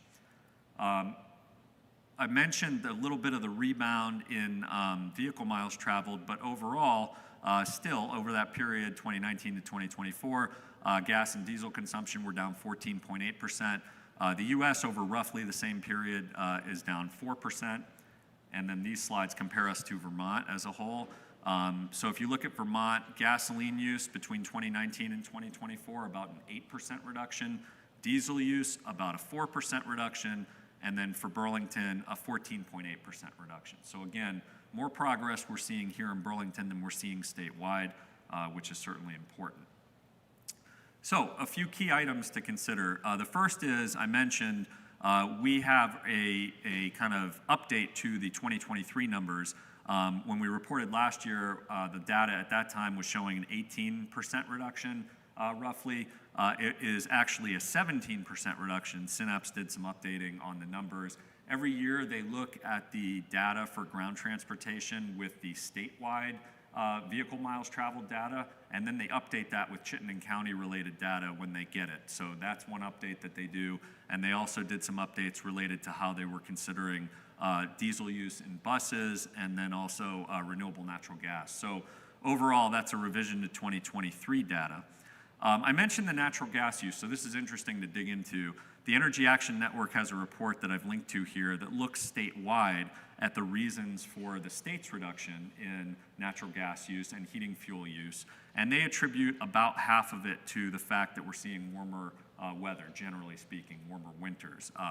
So that's an important factor because, as I mentioned, we aren't looking at weather normalized data. At the same time, they also give some attribution to things like efficiency, weatherization, heat pumps being a driver as well at the state level. It's fair to say that those would be drivers for us too, because we're seeing significant heat pump deployment. But I say all this to say that if we had a really cold winter, you would definitely see that data at least partially reverse trend. So that's something to keep an eye on. I've talked about vehicle miles traveled. I wanted to mention that the carbon fee ordinance only began in 2024, so we're not really seeing the full impact of that yet, but we'll probably see it as we go forward, particularly with new construction. We're going to see the impact there, as well as some retrofits. I know that the TUC has talked about rental weatherization. I know we need more progress with that, and we're interested in working on that. And then for us, uncertainty at the federal level with our EV charging grant is a significant risk We have a just about under $5 million EV charging grant that would help us to deploy infrastructure. It's currently frozen. On the flip side, some of the things that are helping to drive the progress, in addition to policy, the variety of incentives that we're seeing more uptake on those. I'll touch on that in a moment. Currently, we have had state, federal, and also complementary incentives in some cases from Vermont Gas. Again, those are under risk, at least in some cases. Potentially, there's some state issues and some federal issues that we could touch on. EV charging infrastructure, we've seen good build out in a variety of contexts, in multifamily buildings, rental properties, public chargers, home chargers, more car share vehicles that are plug-in or electric. We obviously remain very appreciative of the voters of Burlington for the support for the Net Zero Energy Revenue Bond, because that's helping us to make investments in growing the grid and growing the investment in electrification. Electrifying with the city fleet and the Green Mountain Transit buses is a good driver. This data includes 5 new electric transit buses coming online for half the year in 2024, so we'll see even more impact from that in 2025 as more electric bus miles replace diesel miles within the fleet at Green Mountain Transit. We're continuing our work on the Energy Assistance Program. We'll have a tariff update for that for you at Board of Finance on the 19th. Expanding that program. And then, again, vehicle miles traveled, remote work, land use planning, that's going to play a significant role in how many miles people are driving, how many cars we have in the city. And I included a link here. Amber Widmeyer, who is an attorney along with me at Burlington Electric, we put together a Law Journal article. It was published by American University looking back 5 years over some of the different pieces of this work. So if anyone's interested, it's available on that Google Drive. So the charging and the heat pump and the other incentives you can see here. Some of these programs have been available dating back to 2017, and some are relatively new, only launched in the last couple of years.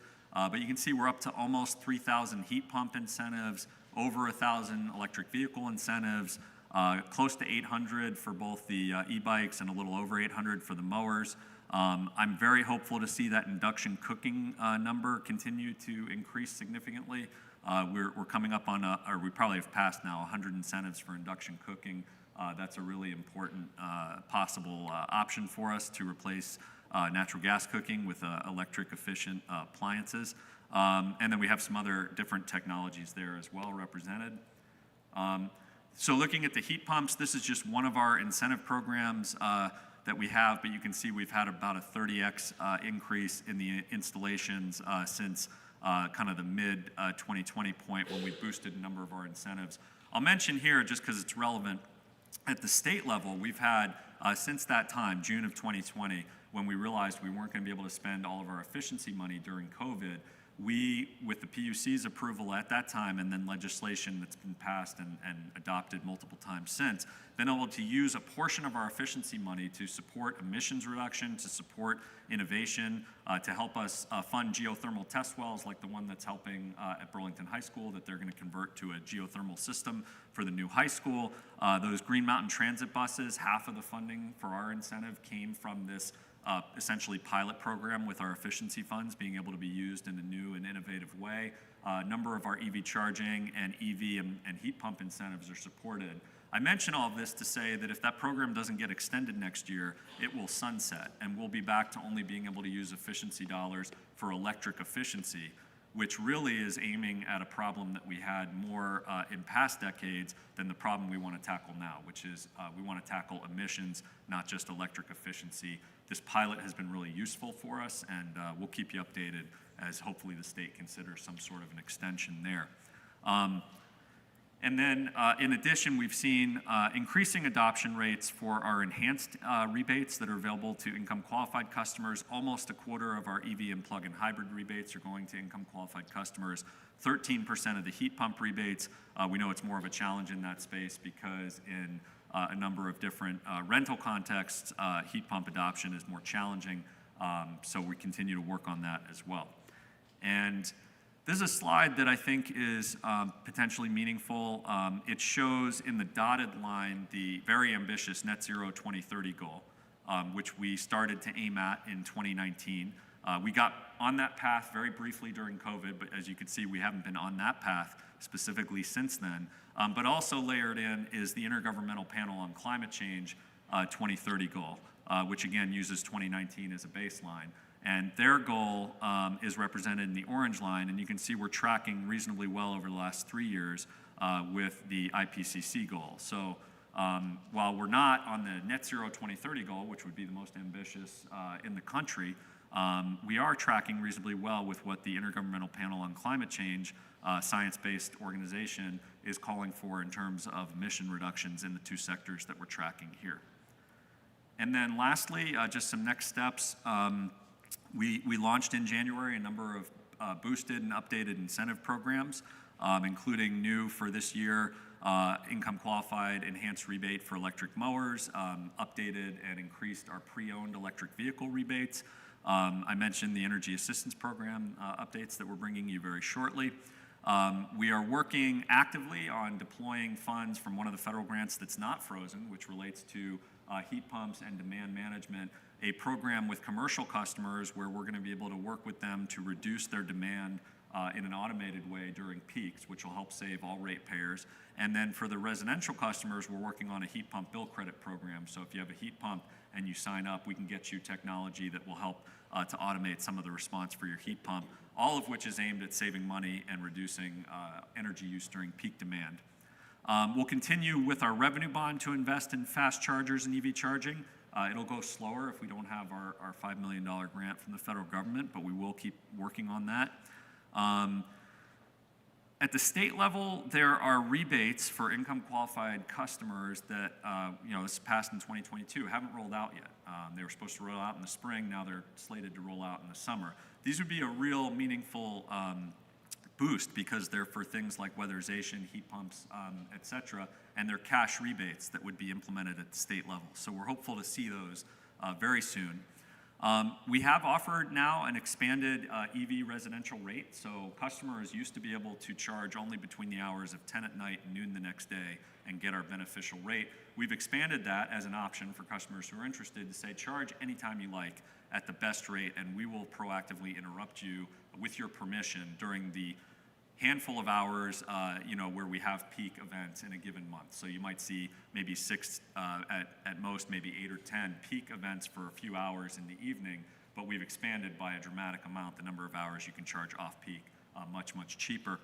So we're excited about that. I know that the mayor has a climate advisor group that's convening that's looking more broadly. Again, this is the Net Zero Energy Roadmap focused on mitigation in 2 key sectors, and we're very, very focused on that work. There's a whole variety of other climate work happening in the city that the climate advisors are looking at, that other city departments are working on. So this is not intended to represent all of the climate work in the city. It's just a small representation when you look at the overall picture, but important because it's the 2 sectors that have the biggest sources of emissions. We're going to track progress working with the Department of Permitting and Inspections on the carbon fee ordinance. We're having regular conversations with them to see how people are complying with that. I know the TUC will oversee that work as well. And then also in the TUC, we're working to implement the benchmarking policy that was passed. We have some ideas for how to work with property owners to make that as seamless as possible to get the space heating data that we need. And then we are working as well with Synapse on some analysis that's going to help us understand different opportunities, different cost benefit for further policy development in the building space that I think we've shared with the TUC, and we're happy to talk more about once we have that analysis moving along. With that, I'm glad to answer any questions, and thank you again for your time. Thank you, Darren. Appreciate the presentation, as always, and being here with us at this hour. Are there any councilors that wish to get in on this item? We'll go Councilor Kane, Councilor Litwin, and Newbeezer. Thank you. I have basically the same comments that I had last year. So in terms of the categories that you're listing for emissions, I understand they're not comprehensive. 2 sectors, it would be good to see more comprehensive data. And what I was hoping for, the kind of main thing that I was hoping for is this like almost 20% number in terms of emissions that were down. Where does it come from? It would be good to link these rebate programs on bill financing, weatherization, all these programs we have that you list, And some of them you list with some data, units. It'd be good to link, the units to the emissions reduction. Where do we think we're making progress?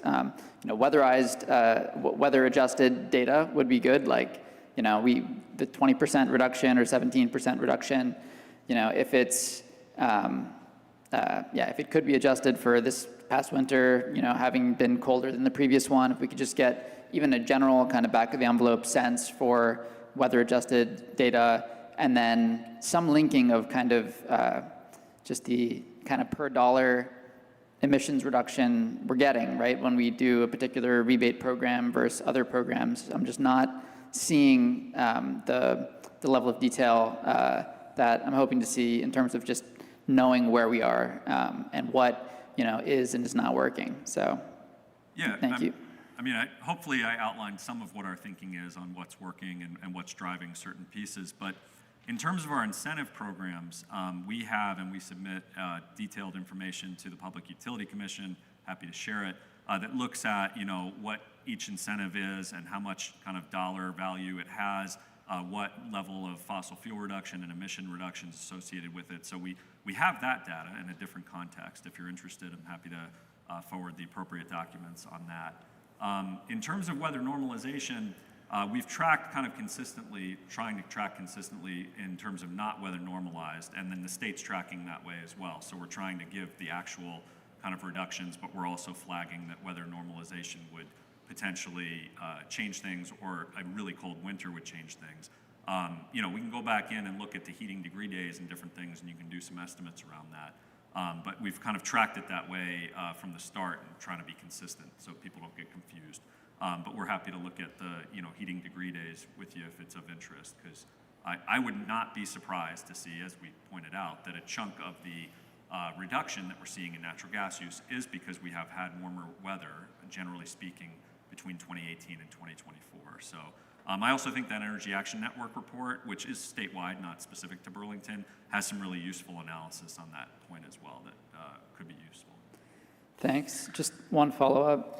Do you have a sense for like maybe just the top 3 kind of programs we have that are cost-effective per dollar, or just out of that like 17% reduction, like what maybe the 1 or 2 biggest drivers, your sense is?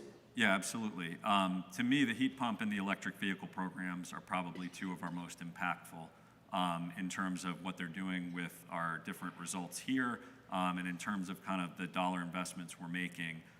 Some programs, we kind of go through a process with the Public Utility Commission where every year they update how much value they see in a given incentive. So e-bikes were not seen as particularly valuable a couple years ago. We were capped at offering about a $250 incentive, $200 incentive, and that was like the maximum. So if you looked at that on a dollar per emission reduction basis a couple years ago with e-bikes, they would have shown up as a very expensive measure that wasn't achieving a whole lot in terms of emission reduction. But then the analysis has changed at the Public Utility Commission level, and now they're seen as much more impactful from an emissions standpoint, which we believed all along. And so now we can offer a $650 or an $800 incentive. But so I just want to caution that those dollars per kind of reduction level, at least in the PUC context, are kind of dynamic. They change year to year based on whatever the latest data is. But to me, if you look in Burlington at what most are kind of most impactful, the EV program and then the heat pump program have the greatest levels of adoption and are probably driving some of our success. Thank you. Thank you. Thank you, Councilor Kane. We'll go to Councilor Litwin, and then Newbeezer, and then McKnight, and then Broderick. Thanks again for your presentation at this hour. Probably just for the sake of going quickly, I'll jump to the one key issue I would like to get at since I'm no longer on TUC, which is about the heat pump program. So I'm going to kind of shoot off a couple questions for you. So one is if you could describe a little bit more about the incentivization. And then specifically there's a lot of data here, so if I missed it, correct me. How many of that uptake in that incentivization or the heat pumps has been from residential landlords versus single-family homes? I'd like to see that broken out. If you don't have it tonight, that's okay. And then I'm wondering how we're ensuring and evaluating that when landlords or property owners of residential buildings are kind of taking those incentives, which is great, we want that. How are they, if at all, passing those cost savings onto their tenants if they're using public funds and including heat in the rent? So it's a pretty common practice. I've only lived in apartments where heat was, well, with one exception where it was very expensive.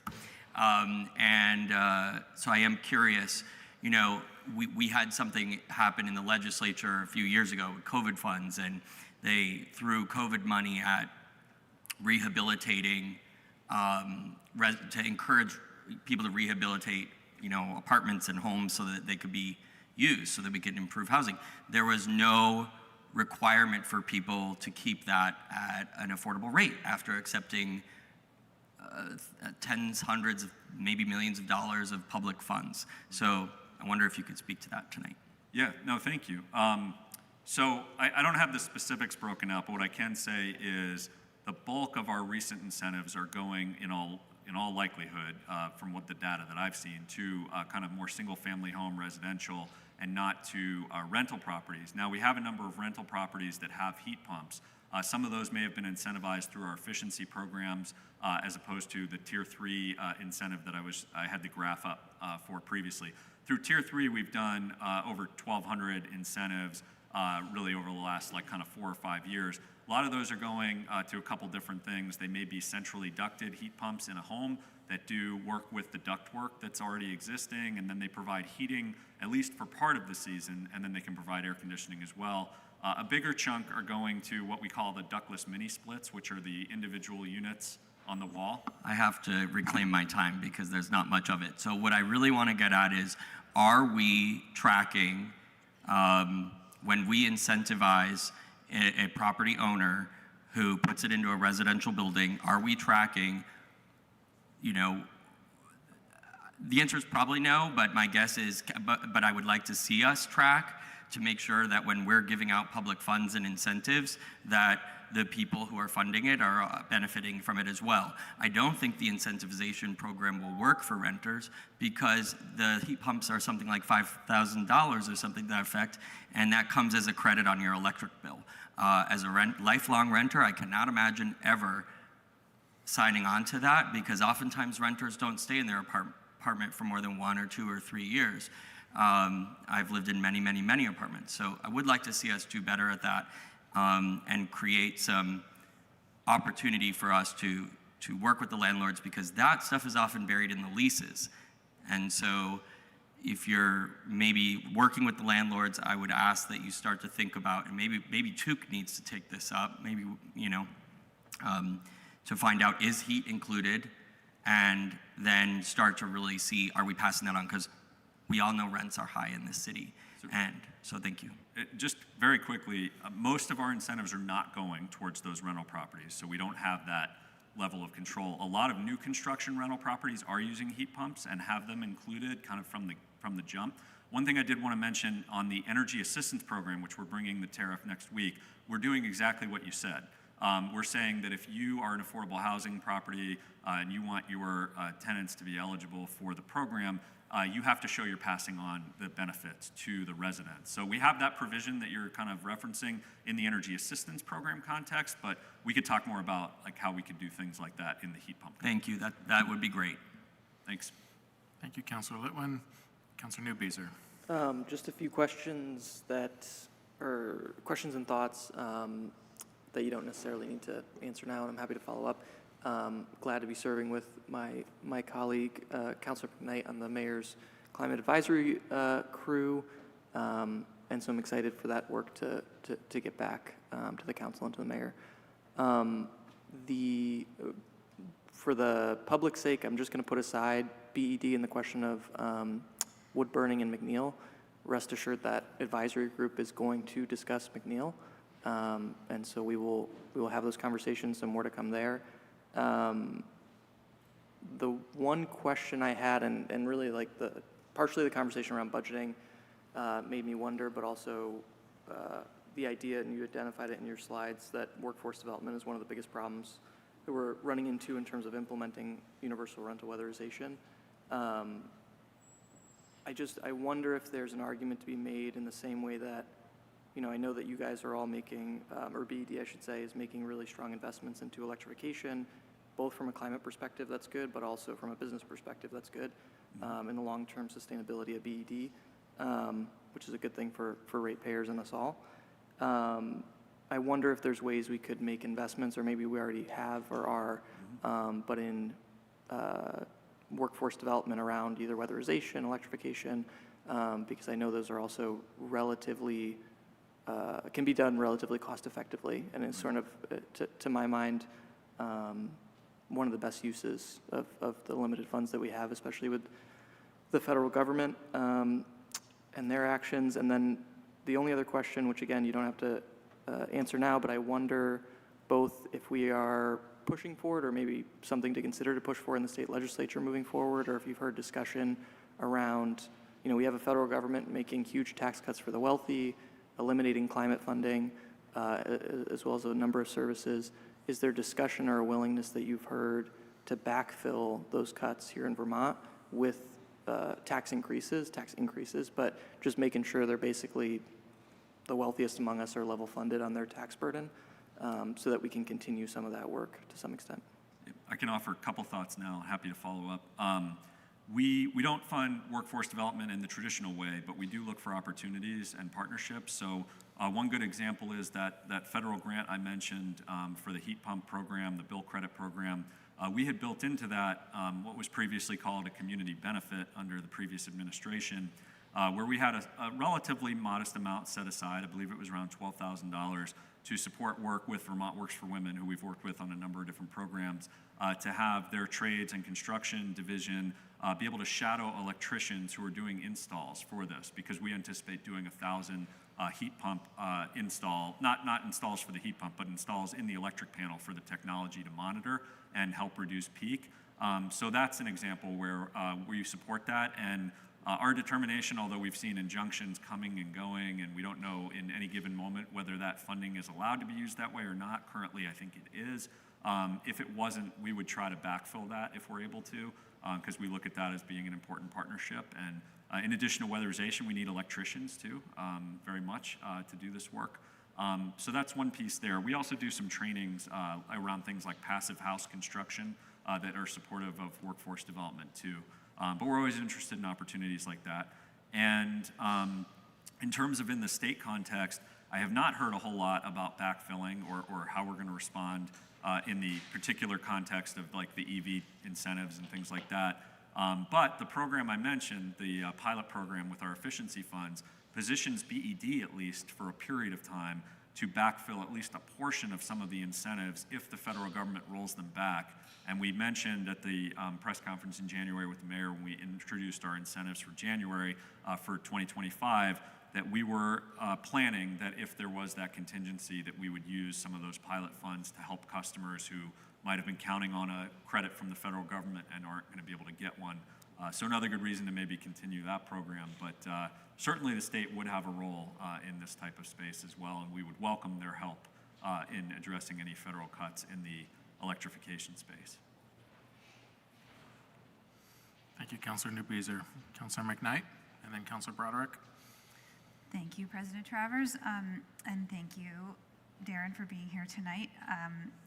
I am just curious, and I wanted to ask this question here just for the benefit of the public. I'm very interested in transportation and reducing our emissions from that sector. I'm just curious if you could walk us through how we measure gas and diesel consumption, as well as how we measure vehicle miles traveled. So if is it for gas, is it just how much gas is sold in Burlington, or are there other factors involved? Just if you could walk us through the data collection piece of that. No, happy to. So at the state level, it is gallons sold and gallons taxed, really. That's the data that we have at the state level through the Legislative Joint Fiscal Office. So that's much simpler in a way. And that data is included in the comparison slides. But to try to get to the numbers for Burlington, Synapse does a couple different things. First, they look at the vehicle registrations for Burlington, because our transportation data here is not specifically just in-city travel, but it's actually all the miles traveled by Burlington residents. So it's not about people who are coming into the city, what their travel is. It's about how much our residents are driving, even if it's outside of the city. So we look at how many light-duty vehicles are registered. We look at the vehicle miles traveled estimate, which again, it's always 1 year lagging. So for 2024 currently, it's a statewide figure that they use, but for 2023, they've gone back and updated that to Chittenden County, which is probably more kind of akin to what Burlington has. So we look at that. We look at, for the buses, we work with the school district and GMT to get the consumption data on diesel direct from them. But for gasoline, it's really a function of what's our vehicle fleet, what's our vehicle miles traveled estimates, how many of our vehicles are EV, and of the ones that aren't, we can kind of back out the gasoline usage data that way. And that's something Synapse does in their model. Okay, great. And how do you get the vehicle miles traveled number from person to person? Yeah, I mean, it's an estimate, as you can imagine, not an exact figure, but statewide, there's data from the Transportation Agency, and then locally, it's the Regional Planning Commission that does the tracking. And it's representative, it's definitely not exact, so there could be deviations, but we work with the Chittenden County Regional Planning Commission with Synapse, and then statewide with the Transportation Agency. And there are folks who have much greater expertise in it than me, but who could probably get in more detail with you. Yeah, I was just thinking, like, nobody ever asked me how much I drive, so I'm just curious where those come from. Well, thank you. And I think, I mean, it sounds like I would personally like to maybe learn a little bit more about that, but overall, I'm happy to hear that we're not confining ourselves to the boundaries of the city, because I was also thinking, you know, if you could track gas sales by how much gas is sold in the city limits, you know, I almost never, I live right on the border of South Burlington. I usually buy gas over there. So it's just important to think, of course, in the transportation sector, it's just so different than homes because they're staying in one place. So anyway, appreciate those answers and for all of the information. Thanks. Thank you. Thank you. Councilor Broderick. Thank you. So my question in regard to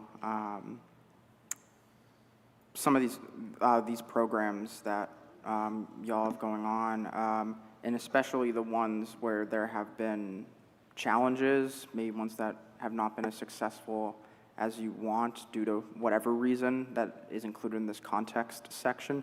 Which of these programs do you think has the most potential, and to realize that potential, how does the city and any constituent department within the city, what do we need to do to help work with BED to support these programs that you think have a lot of potential? I appreciate that question. So obviously I mentioned heat pumps and EVs as kind of our leading programs potentially, but there's some other programs I would mention where adoption could be really boosted. So we've done over 800 electric mower rebates, and I always think about lawn care quite a bit. The city and BED have both adopted some electric lawn equipment and demo it in the commercial space. I see in my neighborhood, people come around, they have a lawn mowing service. I have an electric mower, I mow my lawn myself, but some people have a lawn mowing service. A lot of those lawn mowing services use gas or diesel. And if you think about air pollution in a very local context, the hyper-local context, those are very inefficient motors, and sometimes a really bigger percentage than you might think of the air pollution in a given neighborhood might be coming from that type of equipment. So continuing to demo electric lawn equipment in all contexts, not just for residential push mowers, but the commercial scale products as well, I think could be really meaningful. And then I mentioned as well induction cooking. I think that while the city may have some limited context where we can demo that, we're starting to do demos now where we take our F-150 Lightning to events and plug in an induction, two burner induction, which can be used in rental context, can plug directly into a wall. So that's a great option if you're a renter and you have a gas stove, but you want to be able to cook with electric, you can use, and it just plugs right in, an induction cooking option there. For folks who may be in a home and they want to replace their range, we have a lot of good products there. And again, if you think about local indoor air emissions and looking at switching from a fossil fuel range to an electric range, there's a significant health benefit as far as the data that I've seen. As well, it's innovative technology. I mean, it really kind of performs better than the fossil fuel alternative, which is one of the things that I think the city can do and we can do is This isn't about particularly sacrificing performance. You can get better performance with electric vehicles or with electric cooking or even electric mowers in some cases while getting all the benefits. You know, it's quieter, there's no emissions at the source, you know, all those different things. So everything the city can do, and you know, I think about events like, you know, we're gonna have Juneteenth and we're gonna have different events. We're gonna have our induction cooking demos out so people can come and check them out. And obviously continuing to lead by example with our fleet purchases, with any retrofits we're doing in buildings are critical as well, goes without saying. Thank you. Thank you, Councilor Broderick. I do not have any other councilors in the queue. Councilor Bergman. Thank you. I want to go back to what Councilor McKnight said in terms of the people that we're capturing for the ground transportation issue. Are we capturing commuters who are coming into the city from outside? Not specifically. I'm sorry, there's a camera. Yes, I've got that. Yeah, We're good on this. When we originally looked at the roadmap, we decided to take as primary all the vehicle miles traveled for any Burlington resident in or out of the city, because we felt like we had the ability to impact that more directly. In some cases, we do get, obviously, the Green Mountain Transit buses that are located in Burlington. We count all of that, and we count, so some of those are obviously traveling outside the city, bringing commuters in. So it'd be very much a secondary kind of look at what vehicle miles traveled are happening from folks in other utility service territories coming into Burlington or visitors or tourists. So you could look at that as a secondary issue, but we really look at the vehicle miles traveled for Burlington residents. So I just want to say that, you know, as you know, the TUC has been working very hard on TDM. And we've got one of the major, two of the major employers in the state in Burlington. And I suspect that the majority of people who are working there are not Burlington residents.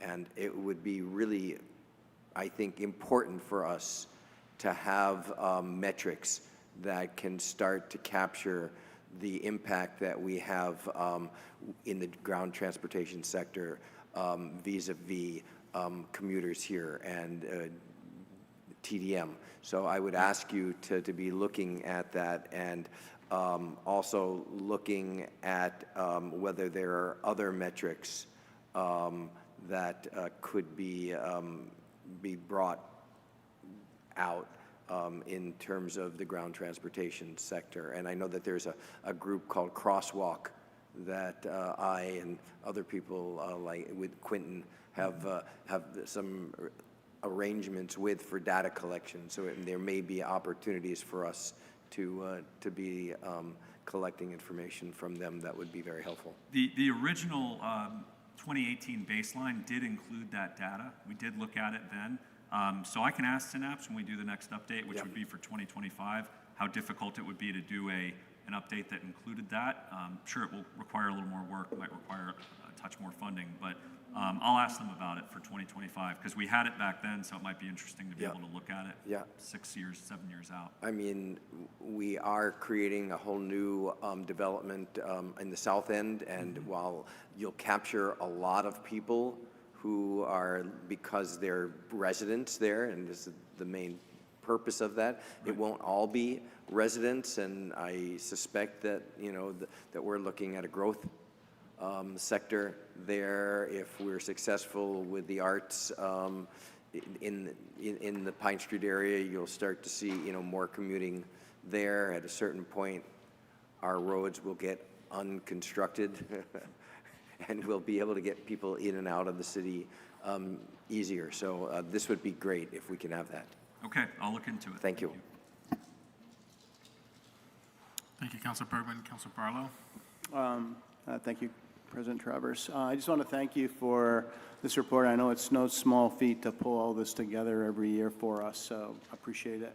One of my concerns is something you noted early in your presentation, which are there are significant, potentially significant headwinds ahead through federal policy and even through us at the state level starting to unwind some of our climate policy. And I'm just wondering if you have a sense, and I wouldn't hold you to any timeline, but a sense about when you would know about some of those impacts, And as you know about these, maybe a more frequent update to the council, maybe not a full presentation like this one, but it's certainly to try to update us about the challenges that you might face as some of the funding sources. No, I appreciate that. We were probably going to know more at the federal level over the next month because they're developing a giant reconciliation tax bill that's going to potentially use quote unquote savings from eliminating some of these programs that we care about to pay for various tax cuts. So we're going to track that closely, and we'll definitely be in communication with the council about that. The other pieces, lesser maybe kind of profile, but important as well. California has a waiver under the Clean Air Act, which it uses, and then other states can follow it, and Vermont follows it very often. So that waiver is under attack at the federal level, which lets California help lead the way in terms of getting a market for EVs and clean technologies and making manufacturers provide those. And Vermont is a follower of that, so a lot of the EV inventory that we see at auto dealers in our state is partly driven by our ability to follow California's lead there. My understanding is a live discussion at the state level about clean cars and trucks rules from California, and we've been advocating very strongly to keep those in place, not only for vehicles, light-duty vehicles, but heavy-duty vehicles, because we have an electric bucket truck. We're in the market for a second one because we have a state grant for it.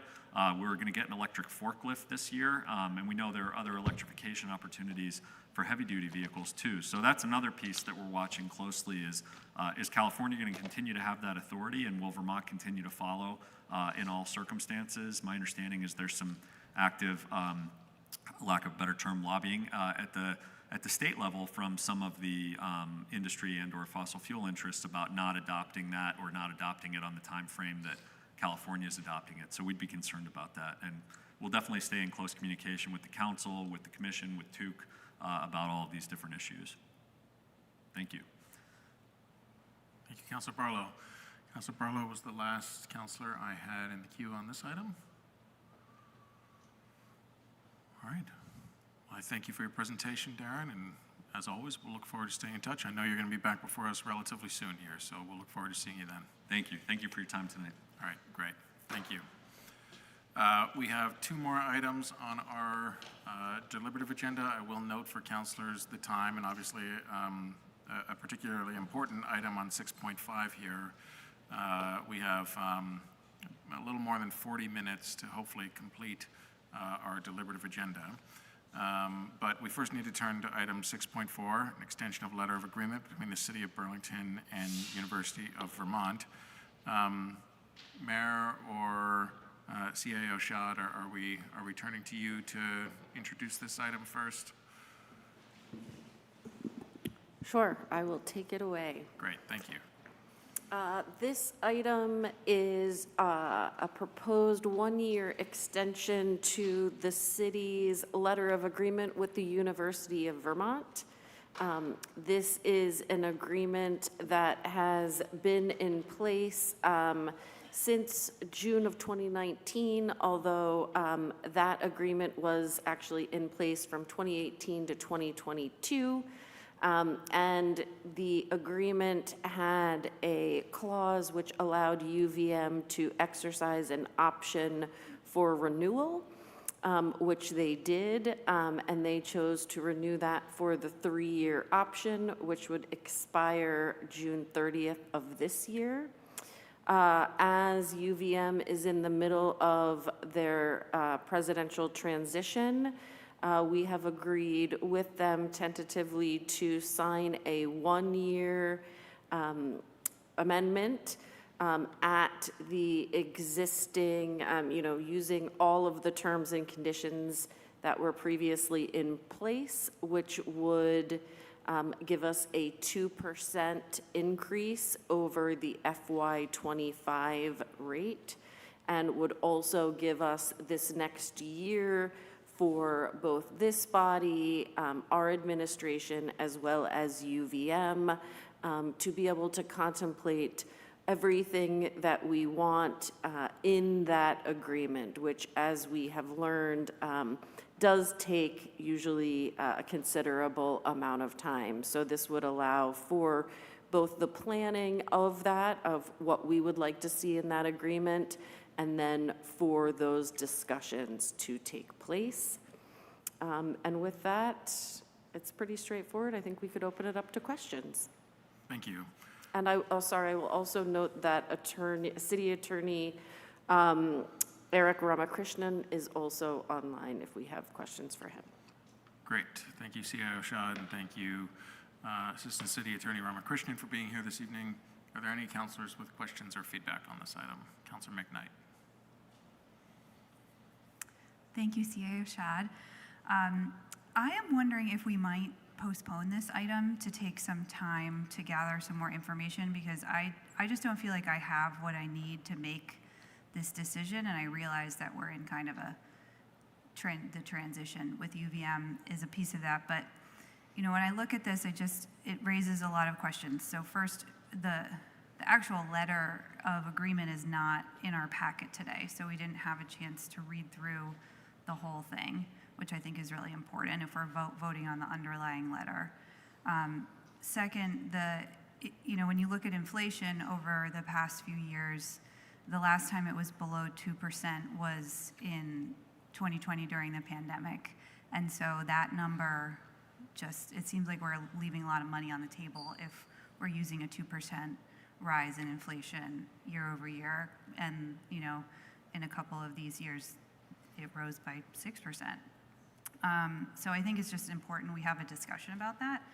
And then the third thing I feel that's needed to make a decision on this vote is is a discussion around how the city services that UVM uses and enjoys are either increasing or decreasing, right? So like what percentage of police and fire calls are going to the campus or to off-campus housing, and that seems like an important consideration when we're thinking about this, and we don't have data on that in front of us. So all those things, it would just be great to take a little bit more time to dig into that. So if you have answers now, that's great, but I don't expect you to. I'm going to jump in. Thank you, Councilor. I'm just going to note that while I apologize for not having the underlying letter in the packet, I think that was just an oversight, and we'll certainly get that to you.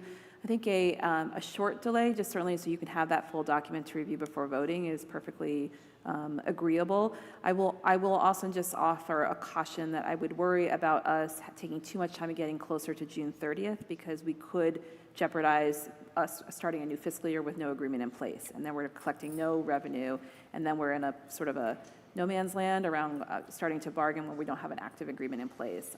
So we don't want to jeopardize that. But with many of the other concerns you raised, I think they're very legitimate in what we would be focused on in partnership of negotiating the next agreement. And to do that well, and applying what I learned through the UVM Medical Center MOU process, it took much longer than we anticipated to add new concepts. So many of the items, again, I want to say I'm in agreement with, but they're new items to go deeper into understanding other city services, for example. Traditionally, this document has really reflected the true traditional police and fire responses, but nothing more than that. And what we started to explore with the MOU with UVM Medical Center, of course, is we have a water reservoir on the Hill. And we started within those conversations to open up more possibility of discussion around what is our mutual beneficial needs as a large institution and a water reservoir, that they need to have that functioning just as much as the city does. So all to say, I would imagine we would get to work rather soon within the beginning of the term of this agreement to actually get to work with the new president, who starts at some point in July up at UVM. And that would certainly be our intention as the administration, and certainly involvement with council around your priorities and questions to make sure we're making this a comprehensive agreement, or at least starting to open up new conversations that haven't traditionally been done within this agreement in the past.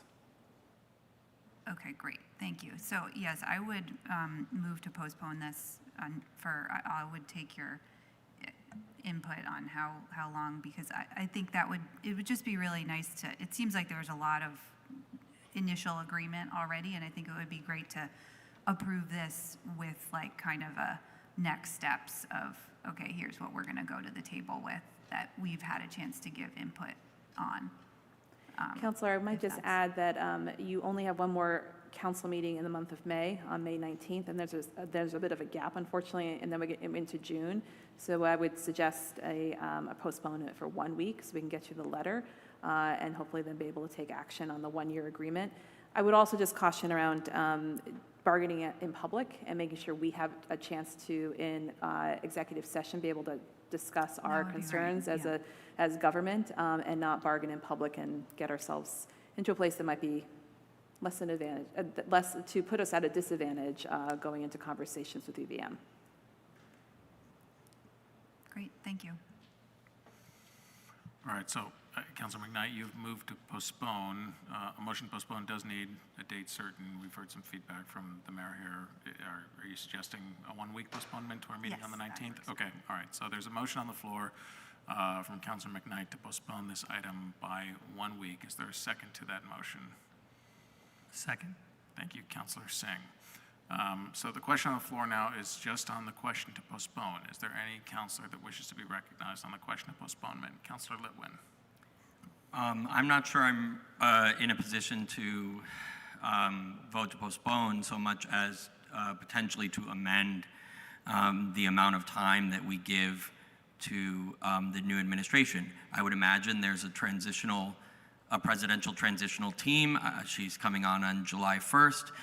What we hear consistently, and this is on topic, I promise, is that student safety is a #1 concern. The mayor was up there with 50 parents zooming in, and we need to address this more rapidly. I think that CDNR is being urged to take on things quite quickly. I think that this should be a #1 priority for the University of Vermont, not take a year. Okay.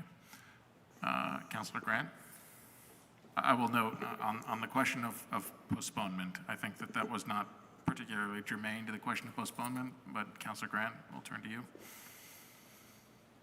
I completely understand the need to postpone because it would have been, I agree that the original letter should have been provided. What is regrettable is that this agreement, if I'm reading this correctly, expired in 22?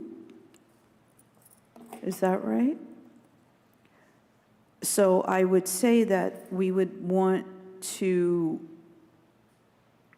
ideally, the negotiations should have started longer ago prior to this current administration, but here we are. I don't think 2% is adequate. But given the, looking at things like the UVM MOU regarding, housing code, it takes a very, very long time. And we can't guarantee they're going to make this their top priority. They're not in a hurry to pay more, regrettably. So I would support the extension of a week for everyone to be able to see the original agreement, but we can't force negotiation. We could lose the 2% that they would give if we lock them in now. A point of information for your discussion. I know you're on a procedural motion, but just so folks know, the current agreement does not expire until June 30th of 2025. And the other piece I really want to emphasize, this is a voluntary agreement. They are only required to pay pilot, which is through a state statute. We spoke about this at Board of Finance. This is voluntary. There is no requirement that they agree to anything. So again, caution about how we proceed and that we get our ducks in a row. And we also build relationships that helps with bargaining anything. Thank you. Okay. Thank you, Mayor. The questions on the issues on the question to postpone by 1 week to our meeting on May 19th. Does anyone else wish to be heard on this item? All right, we will go to a vote then on the motion to postpone. All in favor, please say aye. Aye. Aye. Any opposed? That carries unanimously, so it'll be on our agenda for May 19th, which will be posted on Thursday, and we'll certainly work on both the memo and the letter of agreement being posted to that agenda later this week. Okay, So that now takes us to item 6.5, which is the FY26 budget update. We had heard on this before the Board of Finance as well, but I know the mayor's team is interested in providing further update here. And so we will round out the meeting with this topic. Mayor, we'll turn the floor to you. Thank you very much, President Travers. So we gave an abbreviated presentation down in Board of Finance, and the CAO and I will tag team this presentation on where we stand with the fiscal year 26 budget. This is at a high level. I want to remind councilors and the public that every Wednesday we do a specific deep dive into individual departments, all 18, and those are on Wednesdays, and they're posted, and materials are also posted a couple days before. Those are not official Board of Finance meetings, so materials are posted as quickly as we can ahead of those meetings. I want to just begin reminding folks that when I began mayor, we started with a $14 million budget gap and had just a mere few weeks to try to present a balanced budget to close that structural gap. And we were able to do that last year with a tax increase and on both commercial and residential property, but we did that without a single layoff, and that was a very difficult thing to do. We, among many things, had more tools available to us to close that gap. And one thing that we did resort to was freezing a number of vacant positions that happened to be open at that time. But it was not due to a strategic assessment of core services. It was not due to really looking deeply into the impacts that those particular positions had or didn't have on any department. It was really out of an absolute necessity of a very short timeline as a new mayor to close those gaps. I knew then, and I warned then, that we were going to have a much harder time this fiscal year to avoid any sort of layoffs and staff impacts because of the continued structural reality of how we have structured our budget in the city of Burlington. The other major thing that has been very much a concern to me since running for mayor, and we all know this, is that Burlington is already unaffordable and is becoming more so. And if we're going to talk about affordability, we have to start getting real about our budget and the unsustainable nature for which our budget has grown in the last 10 years.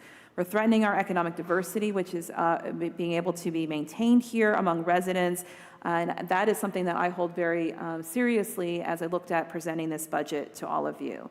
And it is my commitment to make sure that our budgeting practices and policies can not only continue to be affordable, but continue to improve as a process. And I know you will likely have questions about the process, but one of my deep commitments is to continue to improve how we do budgeting. That includes allowing the legislative body to have more deliberative time with the information. Our charter is deeply outdated. It is not structured in a way that allows a modern-day city to do good work on a budget. And I want to push us to get to a place of multi-year budgeting so we can project into the future more predictable tax increases, understand the arc of how revenues are impacting, make better decisions collectively amongst both branches of government to lead Burlington forward so we can steward our limited resources, but do so very much more strategically. We have fallen into one-year cycle thinking, and that is always sort of kicking a can down the road.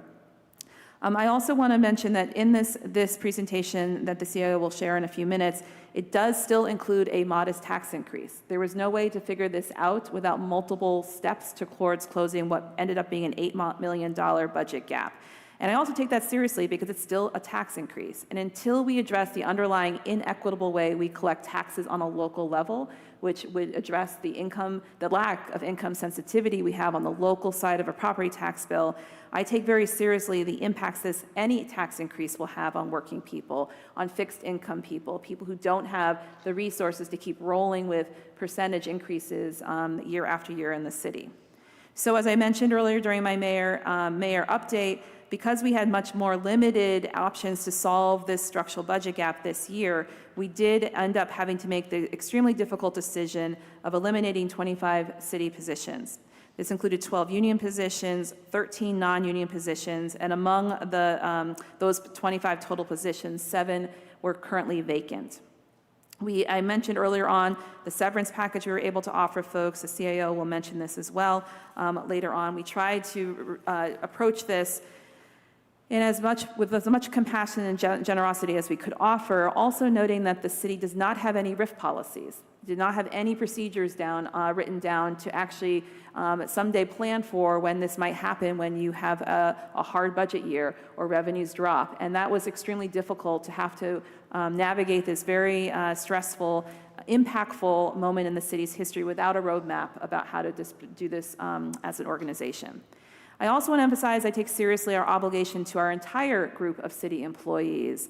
The budget proposed here today has no major changes to the health insurance benefits that we owe our city employees, or the city's generous paid family leave program, or our retirement, or the COLA increases for non-union employees. We could have made changes unilaterally to non-union employees. Our obligations that are prescribed are within the union collective bargaining agreements with our unions. And I will emphasize we did not ask our unions to reopen their contracts to go in and claw back any particular benefits that they rightfully had bargained with the city in years past. This is also reflected, where we are today includes making sure we're doing good on our promise and what we bargained in good faith and agreed to, which were very generous COLA increases over the last 3 years, which included a 20% salary increase for BPOA bargaining unit members, a 19.5% increase for BFFA members, which are firefighters, BPOA is police, and a 15% increase for AFSCME employees and IBEW and all non-union employees. You can start to understand how we've been really investing in our city employees, and it starts to build the liability of what we have to keep up in terms of raising revenue somehow, some way. I want to emphasize we didn't make any changes to the vast majority of city employees, and we did that purposely because it's important to protect good-paying union jobs and good-paying non-union jobs here in the city. This budget includes strategic investments in community health and safety and a robust housing strategy, because even when you have to make tough decisions, it's very important that your budget reflect your values and your priorities as a city. So we made sure that this budget still maintains money for the critical public health work that this city is in the middle of trying to figure out. This includes implementing our overdose prevention center, continuing to figure out our best delivery of crisis mental health care in the streets of Burlington, our fire department's response in terms of our opioid crisis moment, as well as continuing to fund our special assistance to end homelessness. There's iterations and evolution that will be happening on Brown Public Health. You'll hear more about this as we get closer into the fiscal year, but this is all queuing us up to make sure we have a comprehensive response. This is a critical part of our community safety response. This also includes year 2 of our community safety system review work that my senior advisor on community safety is deep in. This includes advancing the situation table pilot I mentioned earlier in my mayor comments around trying high impact pilots that will focus on the high users of our emergency response system. It creates one new position. And this position is very strategic to help us start to create an innovative strategy for housing production of all types in the city. And while the city has advanced important policy like neighborhood code and trying to advance big projects of public-private partnerships, we don't have an actual strategy to adequately implement neighborhood code, where there's widespread outreach and education underway, where there's strategy around helping people individually or small groups of people develop housing of all kinds. That's the kind of strategic and innovative thinking that we need to have within a strategist in this position. It also includes a first-time major investment in our 20-year relationship with the Howard Center, who supports our street outreach team. This is the first significant investment in years. When I was on city council, the amount that we invested in street outreach was the same, or pretty much the same. And when I learned that as mayor, I was quite surprised and taken aback that we were only still investing about $75,000, $80,000 a year 15 years later. The mental health needs are so much more acute, and I was taken aback again that our designated agency had not received a significant investment in years past. So we are investing this year. Finally, this budget also includes 10 additional sworn officers for a total budgeted headcount of 73 sworn officers. We also have 50 professional staff within the BPD, and less so around the general fund, but when you hear from BED and the Water Division, you'll hear the expansion efforts on their ratepayer affordability programs that they're putting forward, which is a promise from our bond work that we did together during town meeting day. And as I talk about the investments, this obviously is also a budget that was tricky to put together and difficult, I should say, because we were right-sizing our city services that we're able to offer by using 2 tools, our Modern Gov initiative and our first ever used service inventory assessment. And when we talk about process, we were again designing new tools that this city has never used before to do a much more strategic and surgical review within every general fund department on how we're spending our current money. What are the services we're offering whenever they were put online, and are they fundamental to the core functions of city government? Because if our charter says so, our ordinance says so, a city council resolution says so, or does nothing say advance that, and do we have to look a little bit more hard at those particular services and programs? I want to emphasize again that our municipal tax system does not have an income sensitized component to it. So every time we consider having to increase taxes more, it has a negatively disparate impact or disproportionate impact on working people. So as we look at plugging the hole of $8 million, we had to get very real about what services we should be continuing. So you will also see, and Catherine has a slide on this, so I won't go into great detail to save time for questions, a number of reductions. And when I mean reductions, I mean ending and winding down of services, because the point of this is not to give more work to the remaining employees in the city. So you'll see the end of and wind down of several different programs and efforts within the city in order to be more efficient about the use of our money.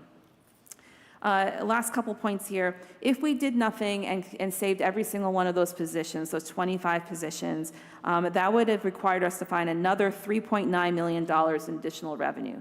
$3.9 million would have meant we would have to increase our tax rate locally by 0.065 cents. This means for an average house, which is astounding to me that an average house is around $500,000, but if you had a $500,000 house, this would equate to a $325 increase next year in someone's tax bill. This is after 3 sizable years of tax bills that have been asked of residents in the city.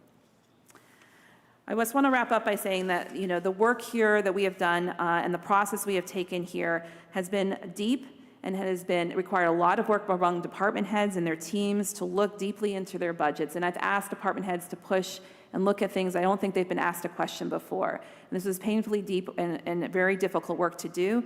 But what we have handed to you is a responsibly balanced budget. What we have handed to you represents weeks of work that we needed to diligently do before passing it to the City Council to take review. We have shared with you now the full service inventory, which you can see the immense amount of work that was put into that document. And we also tried to do this in a measured way where we were indicating that staff changes were likely going to happen, but you have to hold carefully the anxiety that would create among a team of 500 plus people who work within the general fund, and making sure that we were making the right decisions and presenting that to you.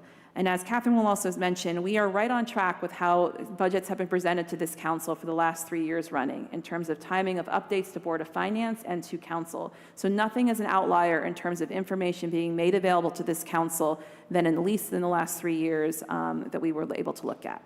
And with that, I'm going to pass it over to Catherine to give you a high-level review of the budget. Thank you. Great, thank you, Mayor. And we will go through some slides, and we will probably go past 10:30, but I will do my best to keep us moving here and focus as much time on questions and discussions as we can. The priorities in building the budget, as the mayor mentioned, number one, affordability. That's something we heard over and over again from the taxpayers and residents of Burlington. We are also balancing that with the priorities of equity and sustainability. And you can see that we demonstrated those through keeping our department budgets at last year's level, asking department heads not to include any new projects or initiatives in their budget, all of the work that was done on the service inventory to review all of the public-facing services, and reviewing user fees to ensure that those people who take advantage of them are paying what they should be. Some of the pressures that we're facing, we've talked about the growth of staff over the past 9 years without a stable revenue source. We are also in the midst of bargaining with our police and fire unions right now. Those contracts expire on June 30th. And as a result, we don't know what we will be paying a large percentage of our employees who are with those unions for next year's COLA increases. So that always adds a little bit of uncertainty to these budget years. We are also existing within the context of Vermont's very expensive health insurance and health cost climate. So we can't forget about that. There's not very much we can do about it, but it is a reality. We committed to not having a general tax increase because in large part, we have already asked voters for so much with the voter-approved bonds for the lake bond, the water bond, and the capital bond. We also have a confusing and outdated charter that has more than 14 dedicated taxes. We talk about the property tax rate, and that's confusing enough because it has a city or municipal component as well as an education component. But when we talk about the municipal tax rate, it's actually made up of more than 14 individual rates, and they all have their own purpose and rules, and they're not very flexible. And lastly, we are all living with a lot of uncertainty coming out of Washington, D.C., and specifically that is causing us to take another look at the budget with how we are looking at what we might get for Canadian tourism and also for federal grants.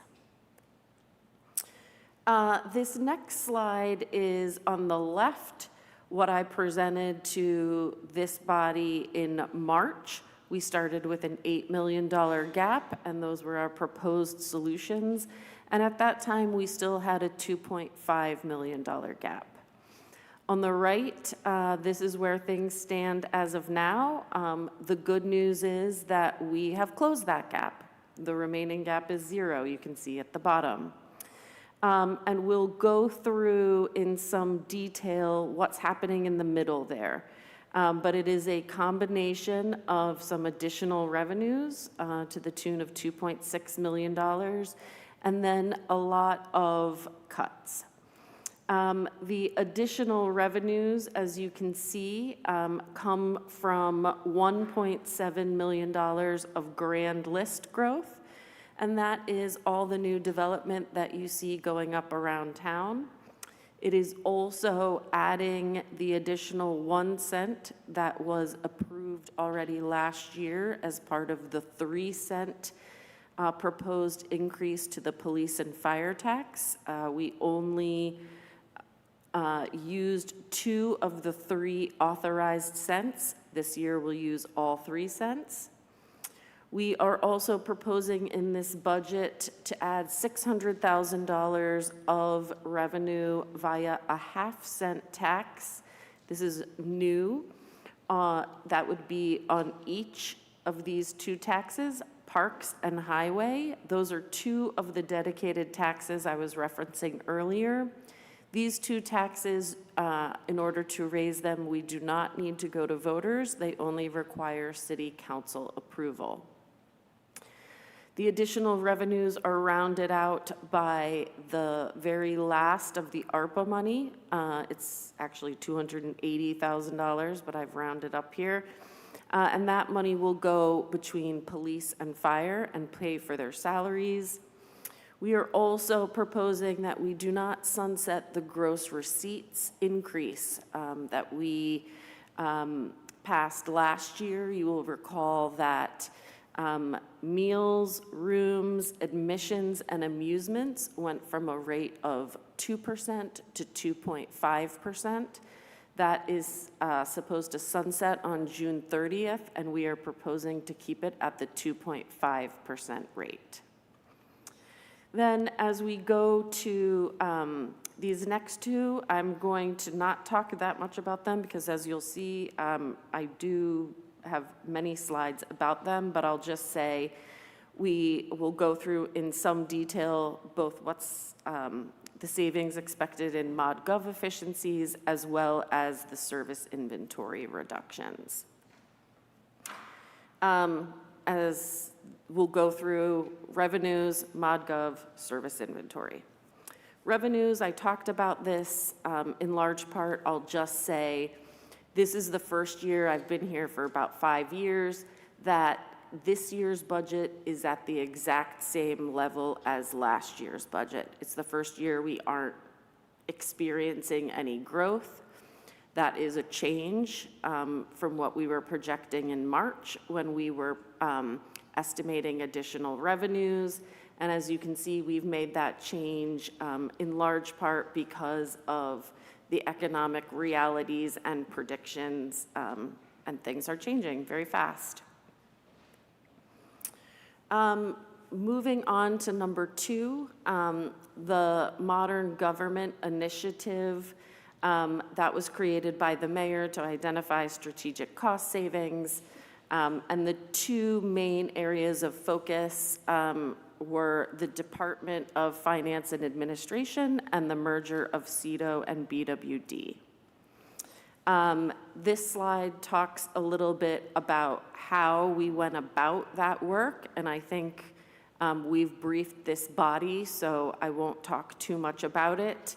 But we will be coming back to you in the coming weeks to talk in more depth about that merger of CT, HR, the Assessor's Office, and IT into the Department of Finance and Administration, and what the merger of CEDO and BWD will look like as well. This slide talks about some of the savings coming from consolidating those satellite finance or accounting staff. Those would be the staff that were sitting outside of CT in other general fund departments that would be coming into the new DFA and eliminating some of the underutilized positions. And we did that in a data-driven process. Likewise, with CEDO and BWD, we're consolidating 2 freestanding departments into one, and also eliminating some underutilized positions, also making changes due to changes in state policy and mayoral priorities. The service inventory, that reviewed all public-facing services, which we found to be in 10 of the general fund departments. Each service was first evaluated on whether it was required by charter or by ordinance or by current resolution. And if it was, we have deemed it essential, and that went into sort of one category.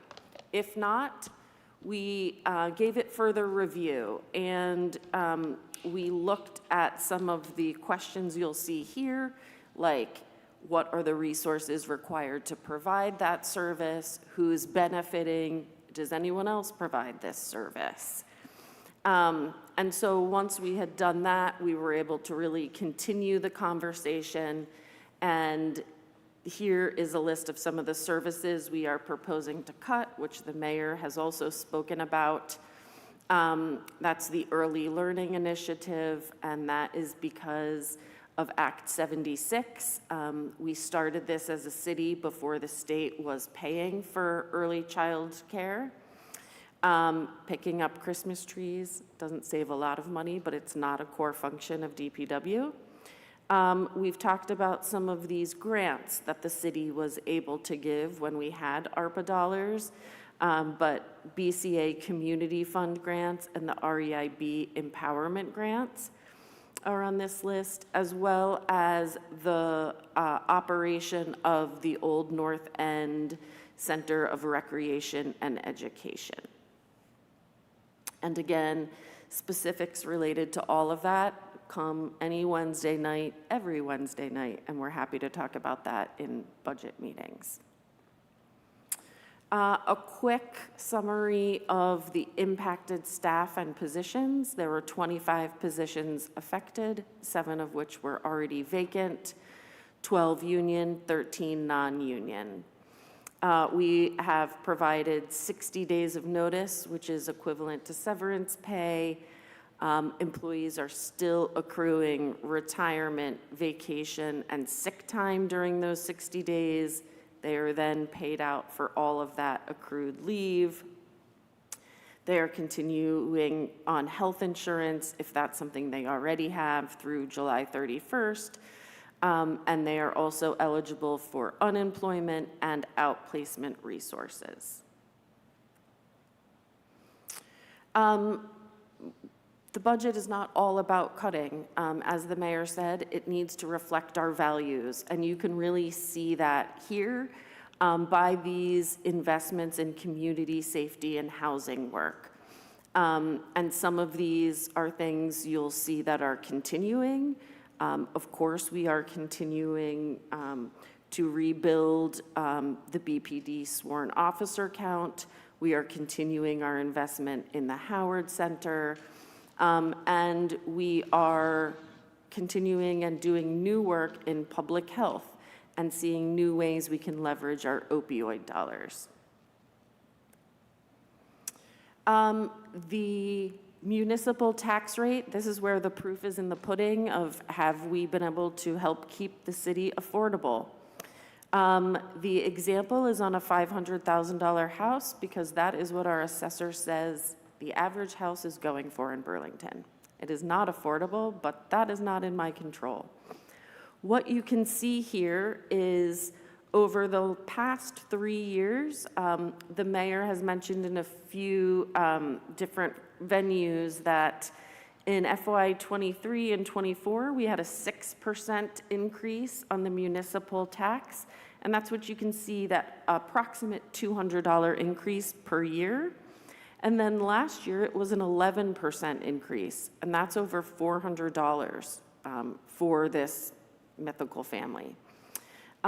This year, it is a less than 1% increase, and so that's $35 a year. So comparing that to the increases we have seen, I'm pleased that we were able to keep that really relatively low.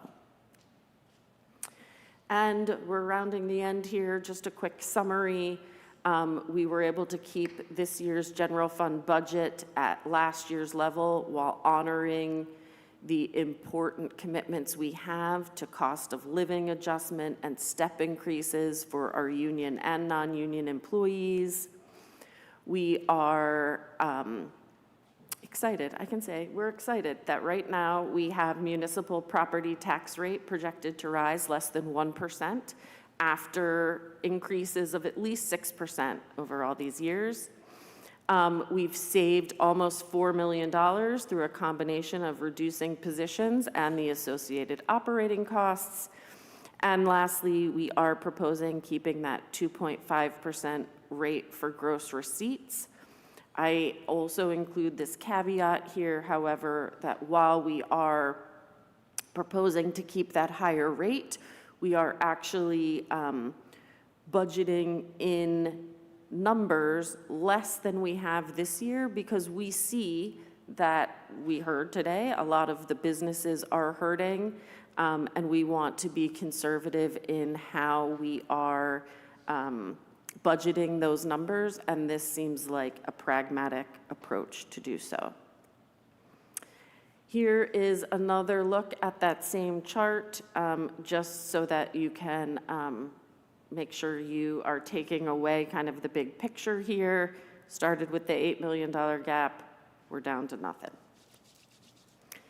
And lastly, the timeline, we've got budget meetings the other Wednesdays of May. By charter, the mayor needs to present to you all a budget by June 15th. It just so happens that June 2nd is the last scheduled meeting before that deadline, so you can expect it then. And then by charter, you need to pass a budget by June 30th, and we are hoping that happens on June 23rd, which is the last scheduled meeting before the deadline. When that happens, we will just keep working. We'll keep working on modernizing the charter, on another budget summit, and then working with you all on how can we come up with a budget timeline and process that can better integrate feedback from all of you. And as we do that, we will keep making the progress and building on what we already have with participatory, multi-year, and equitable budgeting. happy to take any comments or questions. Do you have a motion to suspend our rules, Councilor Bergman? That's what I was going to move. I'd move that we suspend our rules to allow us to complete the deliberative agenda, which this is the last item on. I will second that for the first time ever. Thank you, Councilor Bergman, seconded by Councilor Litwin. Motion to suspend our rules is not debatable, so we will just go to a vote. All in favor, please say aye. Aye. Are any opposed? All right. Thank you, Councilor Bergman. So, Mayor CAO Shad, may we, at this point, open the floor to councilor comments or questions? Okay, great. We'll start with you, Councilor Bergman, and then we'll go to Councilor Singh. Why, thank you. I see that we're looking to capture some lost revenues through the consolidation of the financial thing. It's late, so I'm sorry. I'm going to be losing my words. But my own experience tells me that to really be effective in that, we will need to have attorney resources dedicated to that. I say that as somebody who did tax sales, went after people for gross receipts, etc. So I just want, let me just put it out there, is that you cannot realize the maximum amount without having the lawyer there to go to court to make sure that it happens, and then to initiate the process. So that's point number one. I would like, and I don't need it to be right now, but it would be great to see it in writing, more information on the recreation department directors' jobs that were eliminated, and I see that that's going to go to a division director there on the latest one, but I just want to understand more about that, including the span of control, the people that they're going to have to do, and all the jobs that are going to do. And I just want to tell everybody, I mean, I worked with Joanne Putzier since when I came here in 1998. I really love that woman, right? Gary was the recreation person when both of my kids played youth soccer a really long time ago, right? They're like close, the oldest one's close to 40 now. I didn't really know Melissa, but I watched her. This is really hard for me. And I've been doing it's incredibly hard for me to separate the people from the positions. I know that my job is to do that and to see that we do this in a really good way. But I just want to share with folks here that these people are really important to me as people. So we got to do the work that needs to be done, right? And only people do that. I will need to know, and it could be only me who doesn't know what that core group that we're not going to be renting, what that will mean to eliminate renting that. My comment about the loss of the empowerment grants and the BCA grant is that those are really important for what I want to build in terms of our economy, which is a solidarity economy. And so, and they really allow that to happen. And I'm hoping that the reorganized REIB and CEDO with a real focus on economic development will be able for us to figure out how we can do that. So, I mean, I understand you don't have the money, so you can't really give away as much. But I just want to put that out on the table. Two more things.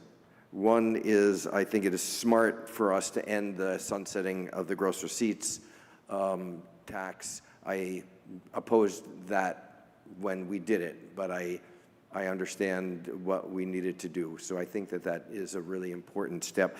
And Colby Dallaire is the president of the union. He has been sitting patiently here and I would love, if it is appropriate, to ask for his opinion on the layoffs. I know I only have 52 seconds, but maybe we could extend that for him. We did do that with some of the litter, the syringe litter thing for somebody. I'm done. I would love, though, to hear Colby in this conversation. Thank you.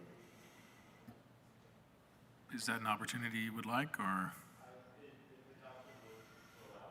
Sure. I think your time will be extinguished, Councilor Bergman, but I'd be happy to, with the 30 seconds you have, give you the floor, Kobe, if you'd like.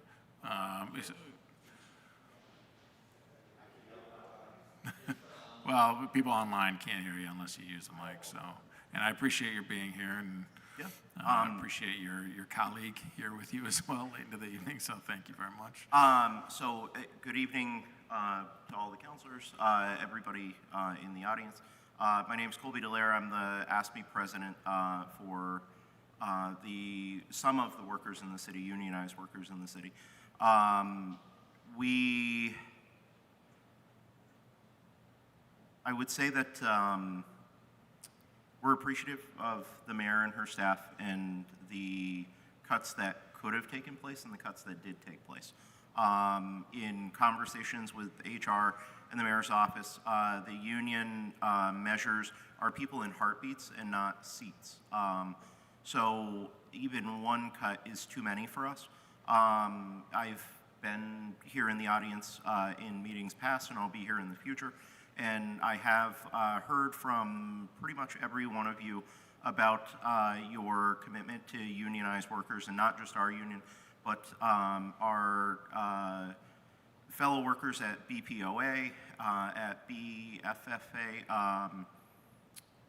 and also at BED, in the school district as well, that we have. And so for us, it is hard.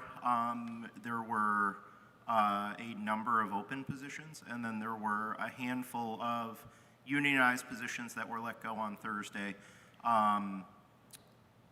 Really, the only thing for us is looking for some sort of commitment that in the future we will not do this again, because we don't want to let go of the 6th the way it was done. I think we've had conversations about how in the future we need to be adamant that we do not do this again.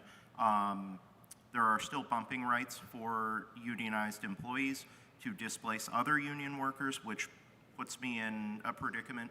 As of the start of our first meeting this evening at the Board of Finance, we have several displaced employees currently within our CBA who are looking to displace other workers, which creates a trickle-down effect and puts me not in the bucket truck fixing traffic signals where I belong, but in meetings around the city trying to make sure that all of these unionized workers are taken care of. So it does strike an odd balance for me, having to reach out to counselors, reach out to HR, reach out to the administration. So it's very important to me that as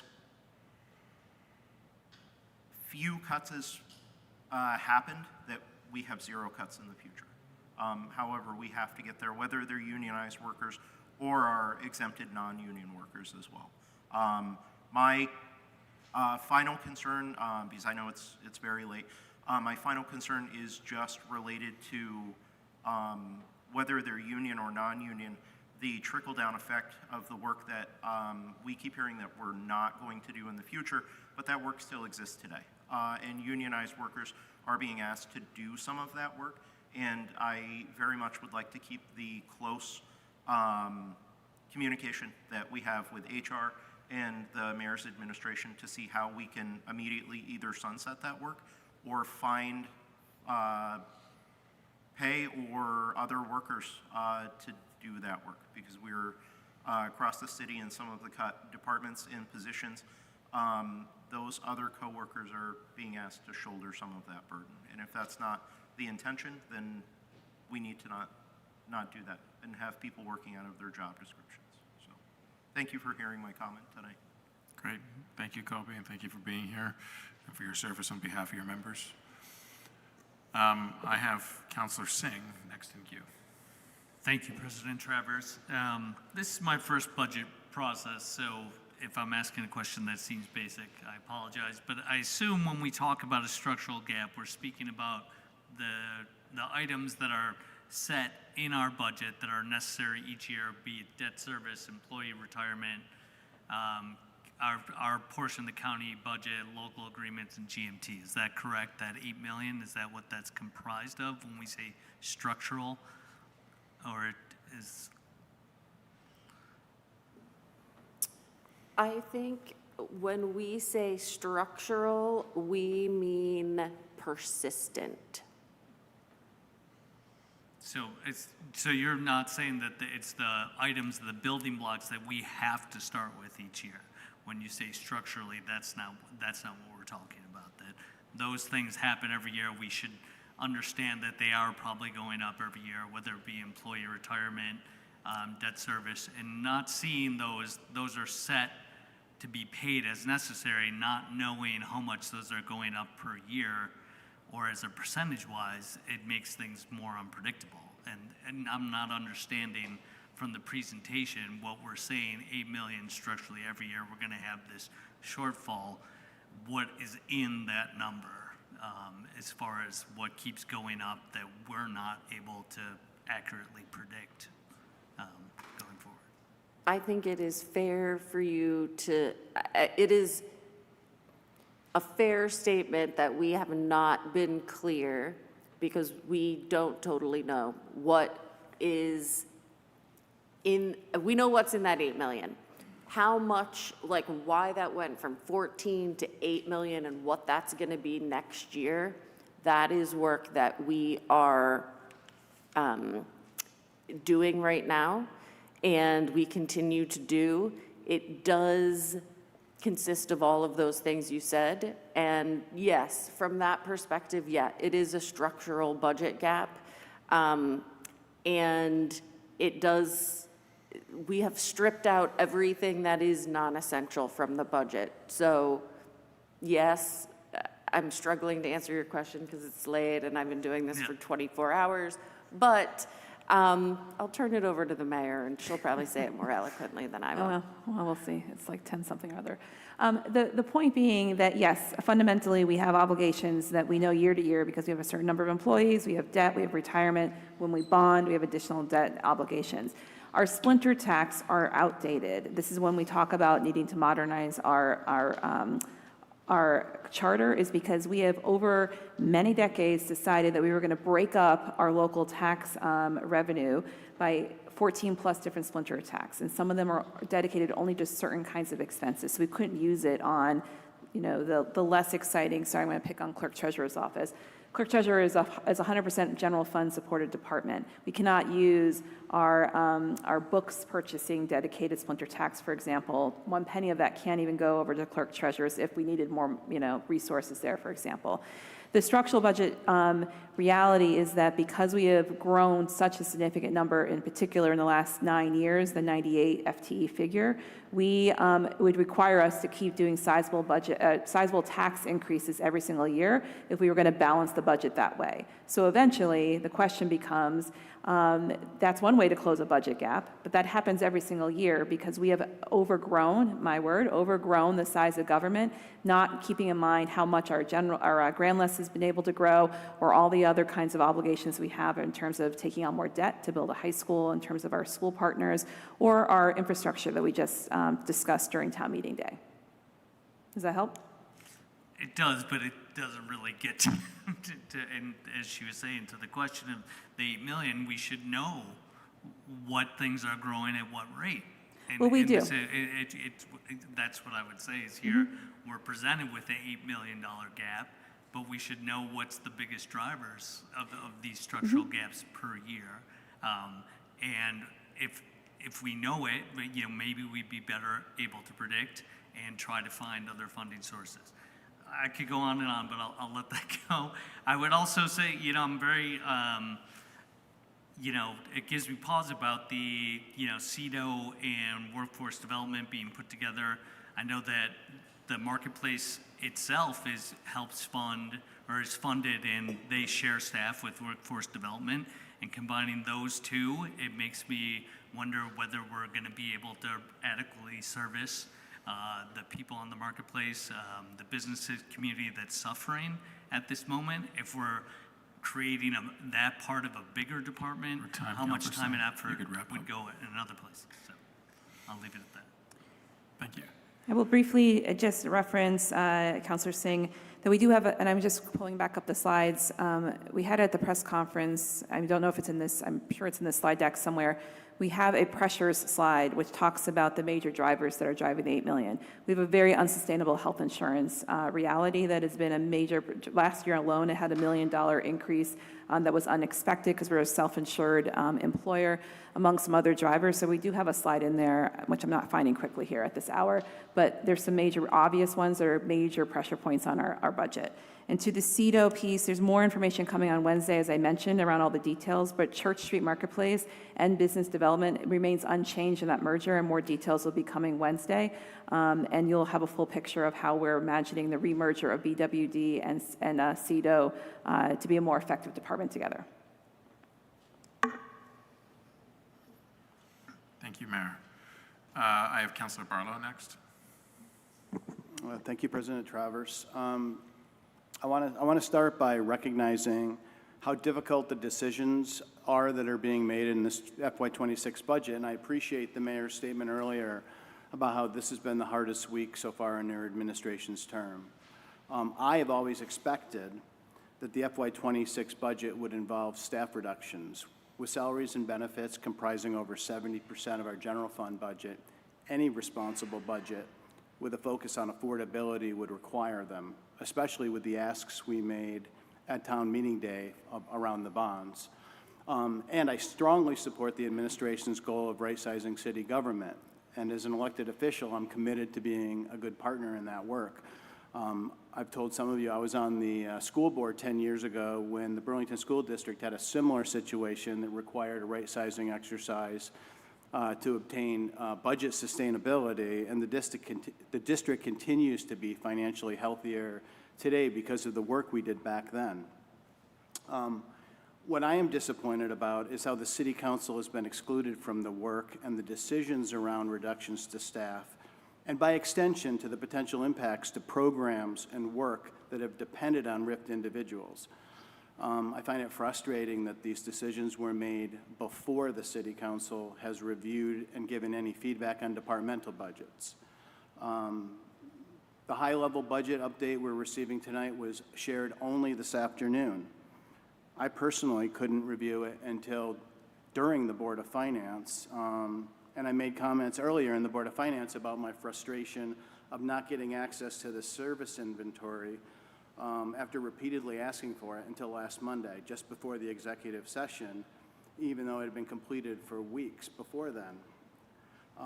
It's hard for the City Council to be a good partner in this work if information is not made available as it's ready, and if we're not asked for our input before decisions are made. And so I'm hoping going forward that we'll be more fully incorporated into this process. And I've heard that there is a desire to include us more fully. I do have some questions, and since I was not able to submit these questions before our meetings tonight, I don't expect answers, and I'll provide them by email as well. But so they can be added to the questions that Councilor Travers and others may have already asked. But I would welcome any comments you have as well if you have them tonight. So I'll just run through these quickly and then send them to you via email. My first question is, who made the recommendations for layoffs and about the programs that were eliminated, and were department heads involved? Second question is around one of the assertions in the slides about 98 FTEs over 9 years without sustainable revenue sources. And 37 of these were funded with one-time funding, which is an unsustainable funding source. And my question is, what made the funding sources for the other 61 positions unsustainable or unstable, I think is what the slide said. I also would like to know what the various splinter tax rate increases and decreases that make up the proposed municipal tax rate. I had a question similar to Councilor Singh's about whether or not the retirement and debt service increases that are they considered part of the $8 million budget gap in the same way they were considered in last year's budget gap. And then I had a question, taking into consideration the potential decrease in the education tax, what is the overall tax rate impact to property taxpayers?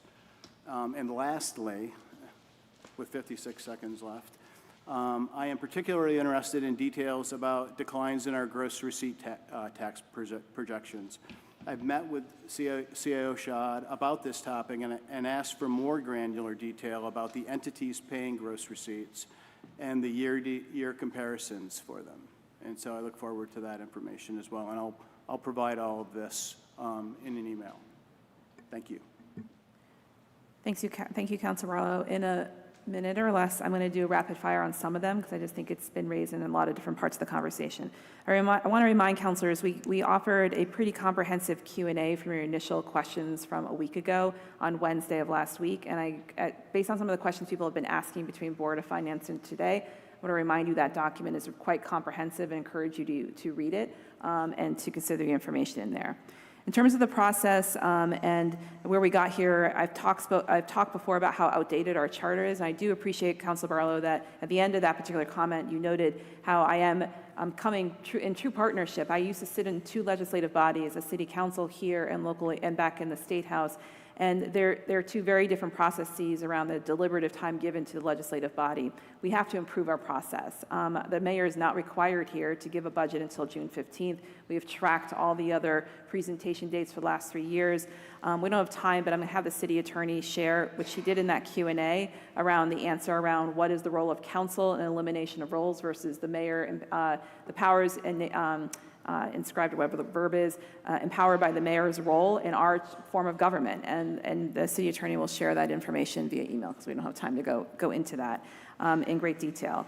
And then just very briefly, in terms of the recommendation of layoffs, it was a collaborative effort, starting first with department heads, but also our Modern Gov team. And that's why it took us this long to go back and forth. We would consider something, it would come to me, a recommendation, I would engage, I would send back my 2 cents, we would engage again with department heads. That's why we've been working on this since December and doing this as diligently as possible. We'll get back to you on the FTEs and the different funding models between the 60-something and the 37. And the splinter tax rates increases.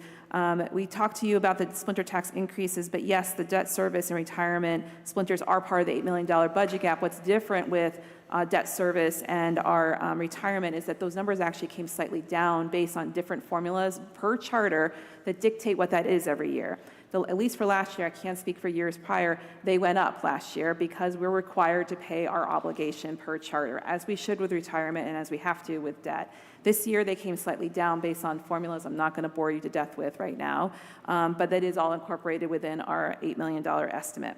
We don't know yet about the school tax increase, as Catherine would tell you, she's not in charge of that, but we can get you that information, and same on gross receipts. Thank you, Mayor.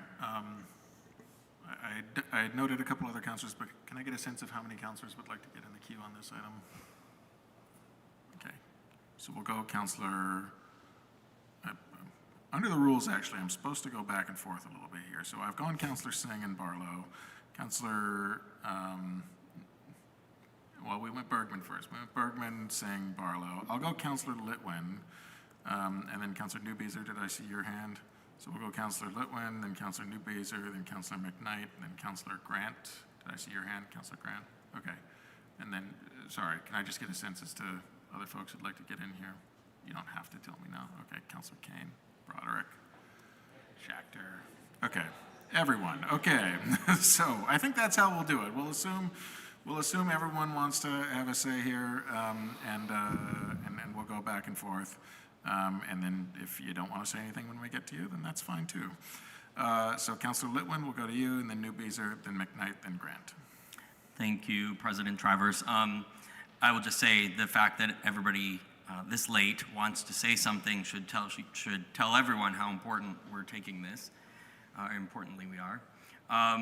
I guess I want to start actually by saying that I really appreciate Councilor Bergman's comments particularly, and the historical context that you put the people into.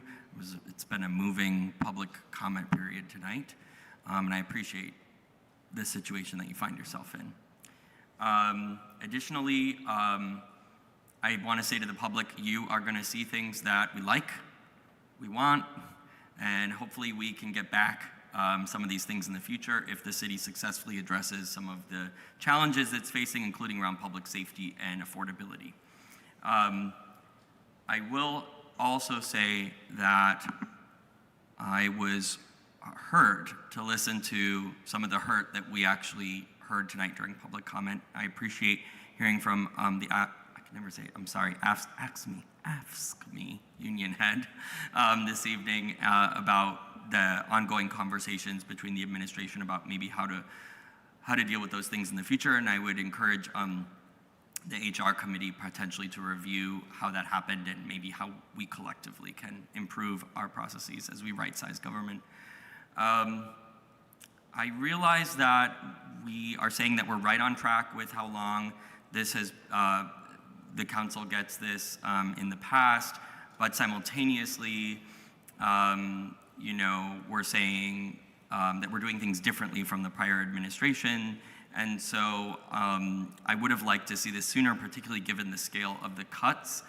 That being said, I recognize that in our system of government, the mayor is the chief executive and gets to make certain decisions, but I was concerned to hear that the work, at least one person said that the work inventory is happening after the layoffs, and that we're laying off people before identifying all the work stoppages, which we heard from the union head, and I feel like we're doing this a little out of order.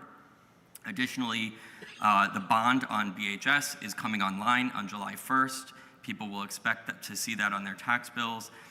And in the past 2 years, we've bonded something to the effect of almost $400 million, and we're activating the 1 cent remaining public safety tax.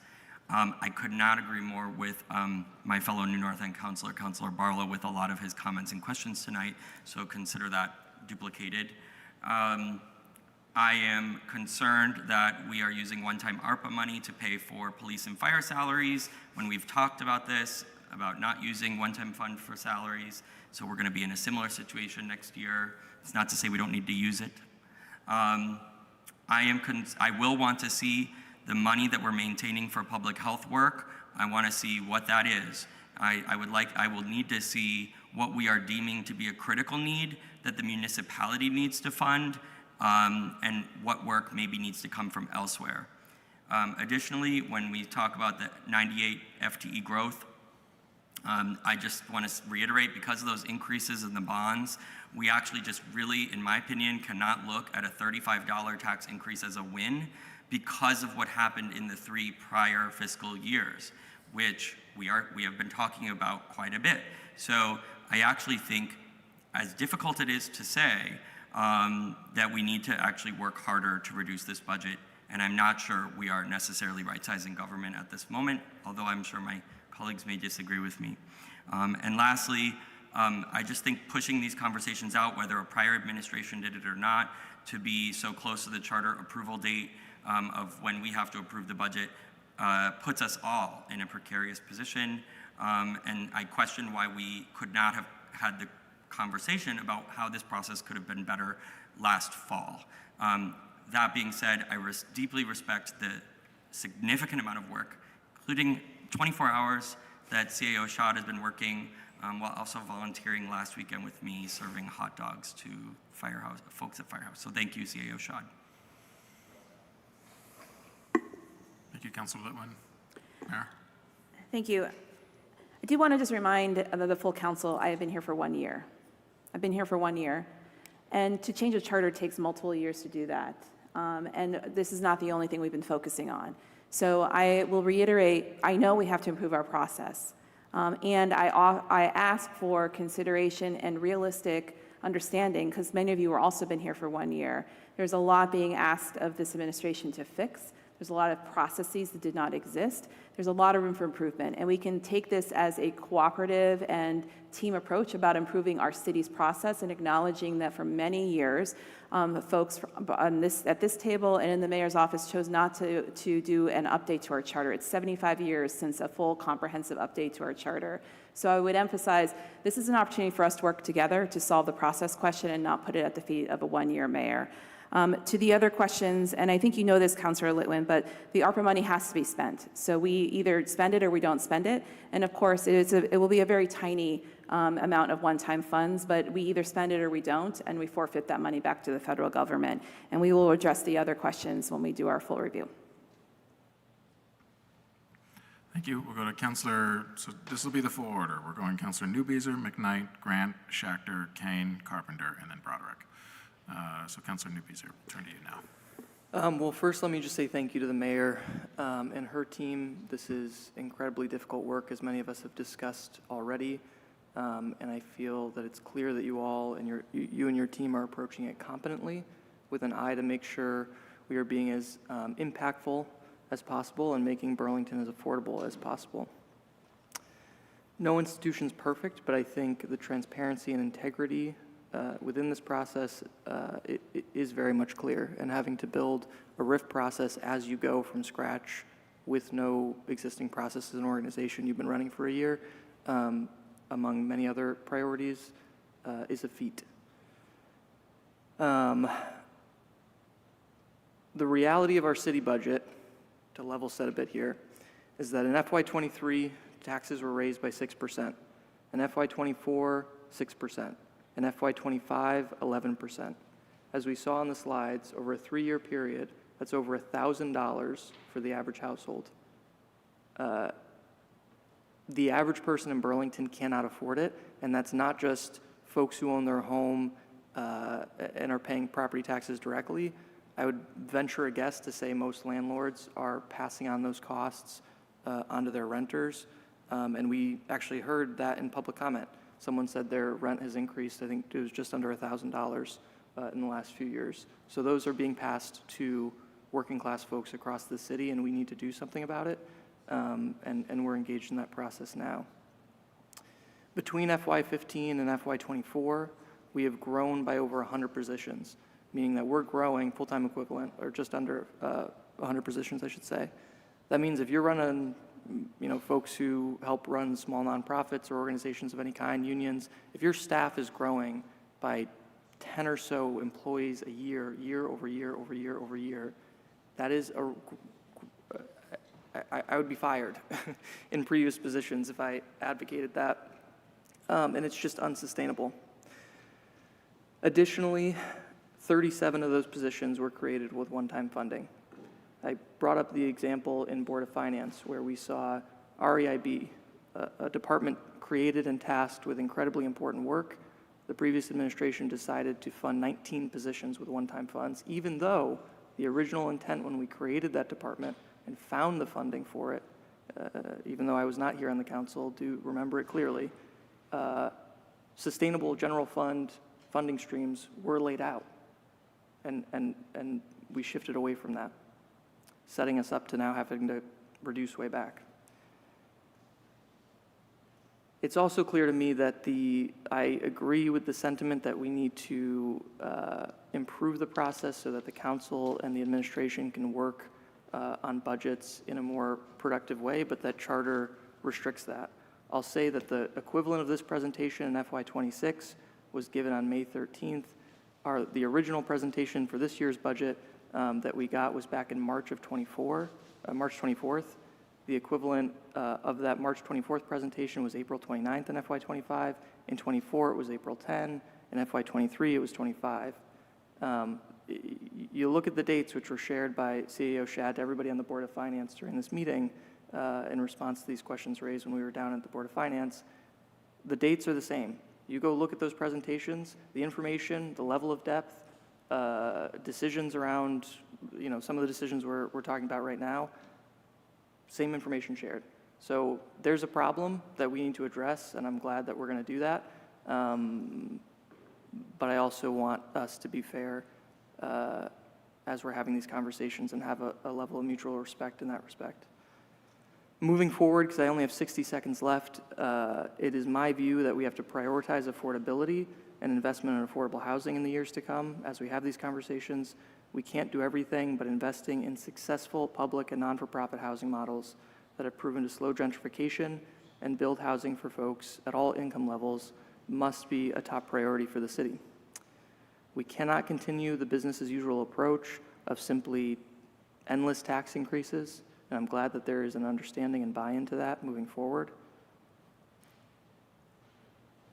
We also have to institute a moratorium, in my view, on reclassifications and any increase to pay or benefits to top salaried employees in Burlington, and especially non-union positions. We can't just keep endlessly doing that. The rate at which we've been doing that is clear to me that it's unsustainable. And finally, I do think we need to move forward toward multi-year budgeting so that we can plan across fiscal years, have a more collaborative process, and make more sustainable and responsible choices, both for our employees, but for taxpayers and the residents that rely on the services we provide. And I see that I'm on time, so I'll pass it back to you, Council President. Thank you. Thank you, Councilor Newbeezer. Councilor McKnight? Thank you, President Travers.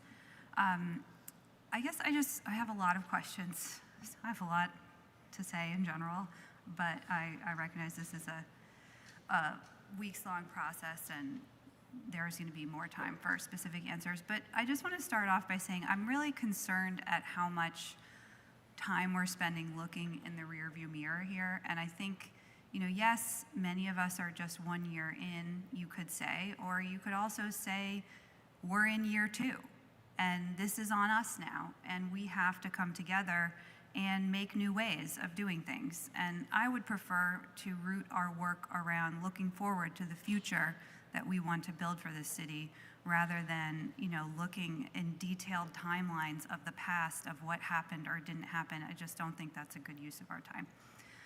So I just wanted to start off with that. And then secondly, a few others have mentioned the public comment today by the employees that were laid off. And I just want to straight up say, I did not, to hear them talk about what they went through, it felt like I was listening to somebody who worked at Walmart or something, like where people are not valued and where 40-year employees are walked out the door. I mean, that is just straight up not right. And I feel like someone needs to say that out loud. That was really troubling, and it brings up a lot of questions. And I know we've talked about process, but to underline that point even more finely, we were told about the layoffs on Monday, and the layoffs happened on Thursday.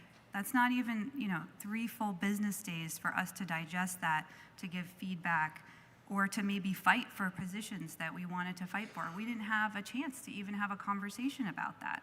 And, I get that there aren't systems for this, but I think we can do better than that. And so that is really just very troubling to me.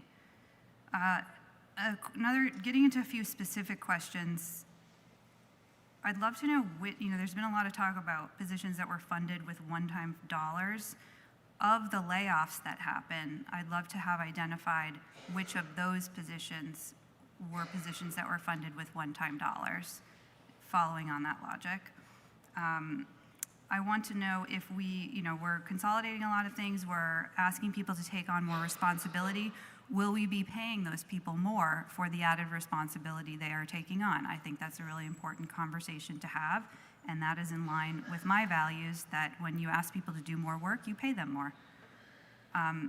Thinking about who identified the cuts that were made, I think it's really important to know whether or not the department heads at the organization, so at Parks, at CEDO, did they actually recommend the cuts? Because department heads know best how cuts will affect their departments and how service will be impacted. And so if that's not the case, I think, we need to know that one by one. Then getting back to Councilor Singh's question about the gap, I think it's important for us to see what is in that $8 million, what, a pie chart of what grew the budget by that much this year, and then also the $14 million from last year, what was that pie chart for last year, and how is it different or not, and then we can get into some of that work future-looking work where we start to forecast things over multiple years, which I really appreciate that the mayor brought that up. I think that is essential, and how most most organizations do their budgeting. Let's see. The last thing I wanted to call out was just the need for more discussion on the merger between CEDO and Workforce Development. I have heard that the founder of CEDO, Senator Bernie Sanders, is quite unhappy with this change, and that definitely gives me a lot of pause because I want to know why that and what the impacts will be. I think we need a real accounting of, as Councillor Singh mentioned, are we, and CEO Shad mentioned that part of that merger was due to the mayoral priorities. So are we saying that business and workforce development is no longer a priority, so that's why it's being absorbed?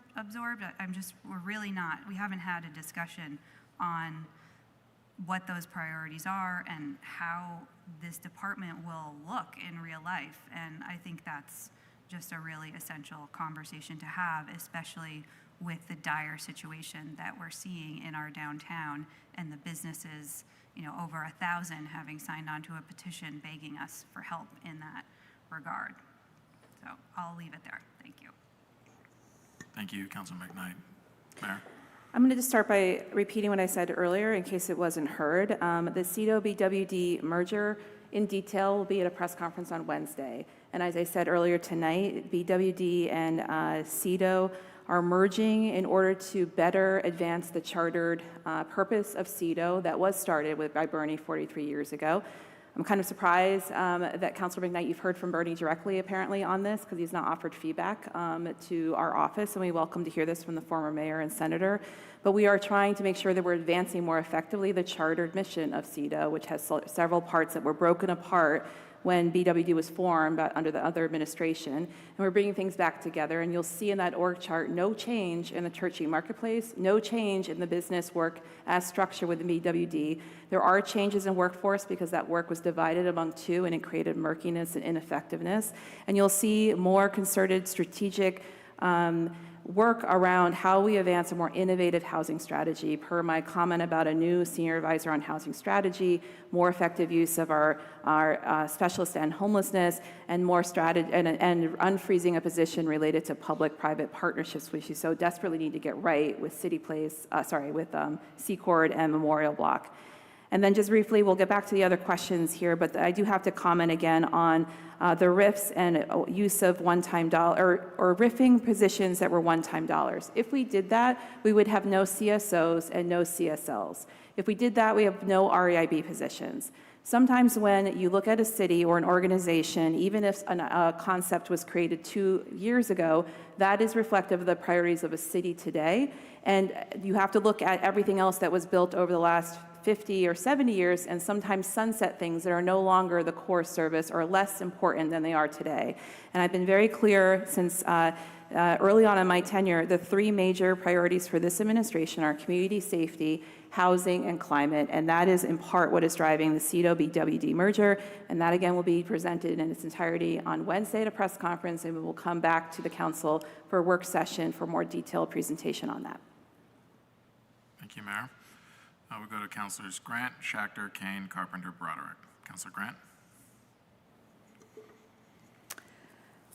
I'm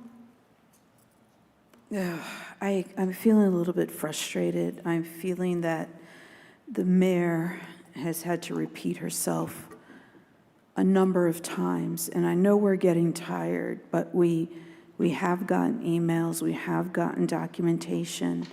I do agree with Councilor Barlow, looking at what happened last year and what discussions have occurred several times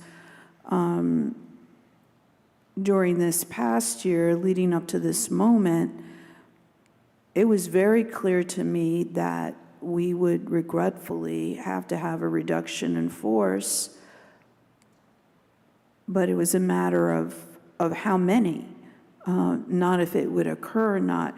I have a great deal of empathy for the people who were affected because I myself have had that experience of coming in one day being called to a conference room and having someone else pack up my stuff, and out the door I go.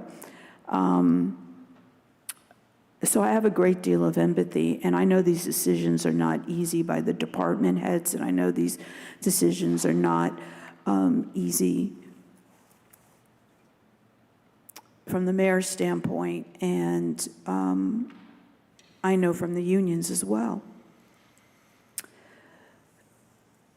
We do need to keep our eye on the past, because this city has previously had issues of making the same mistakes. And the financial straits that we have been discussed repeatedly over the last year. We were told what the plan was. We were told what we could or could not do last year simply because a mayor coming into office in April and having to have a budget by June and having a budget gap that continued to grow was an impossible situation. Some would look at that and think that, but she got us through it. So I think I have this feeling like when we talk about unity and working as a team for the city, I'm not seeing that, and I'm concerned about that.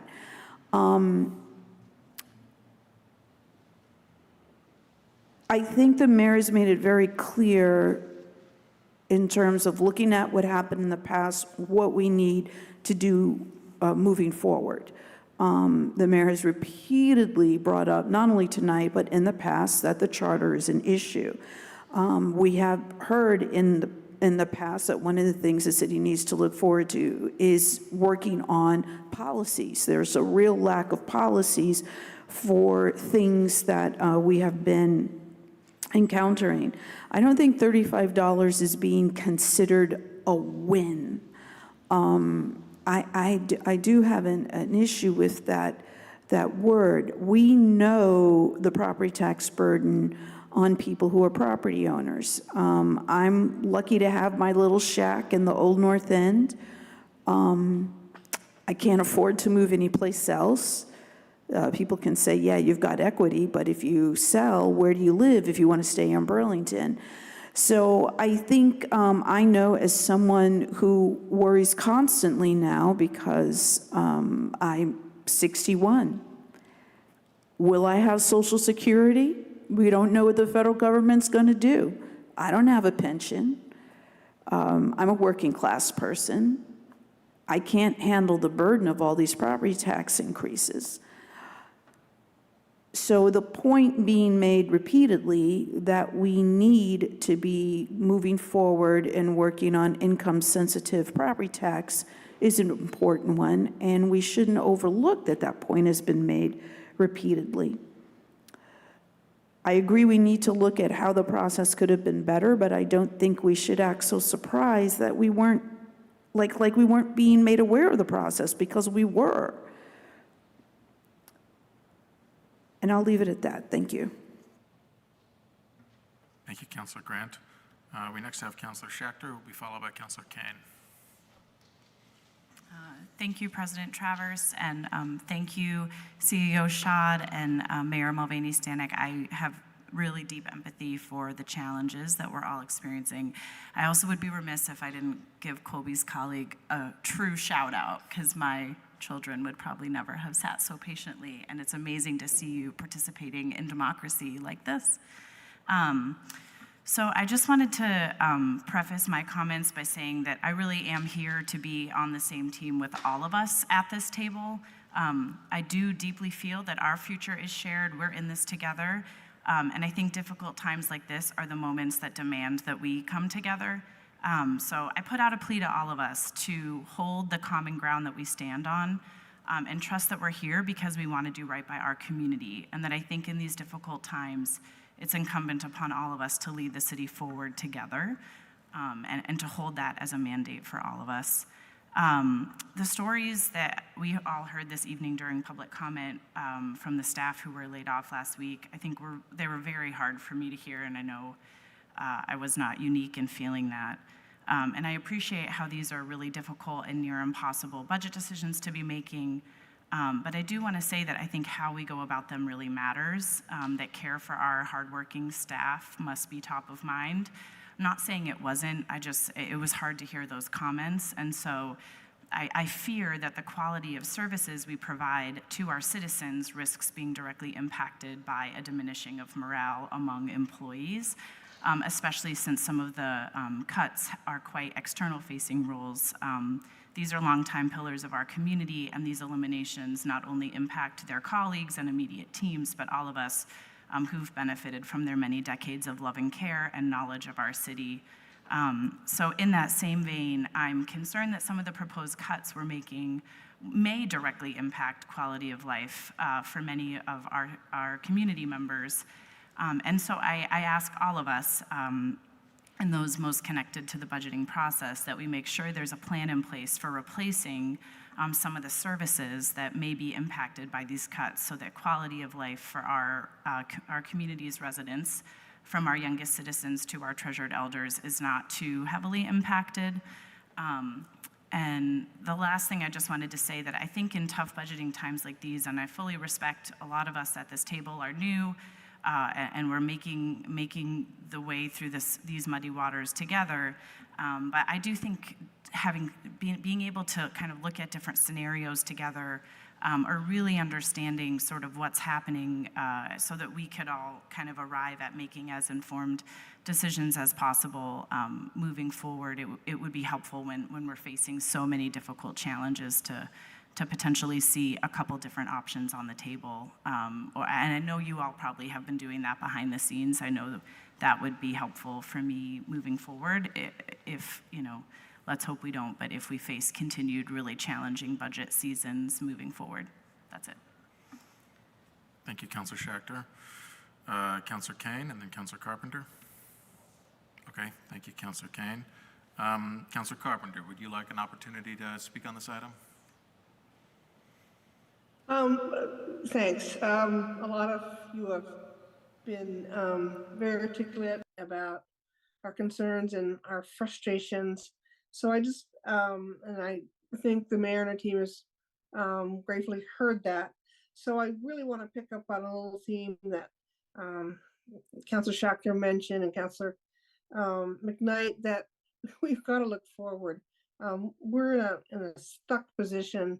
And if we don't cut, then we got to pay more.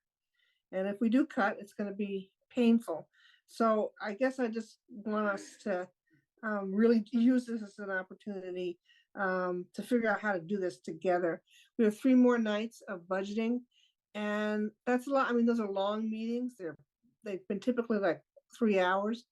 I think we've all got to dedicate our time to listen to it. I think that's where we're going to hear a lot. I wish we'd had it a month ago, but I think we need to take the time on the next 3 Wednesdays, all of us, not just the Board of Finance, to come prepared to listen, because I think that's where we're going to hear the detail we need. And then I think that's where we get to offer some feedback on how do we transition. And I have some ideas on a few programs, but I don't have enough information to say it all.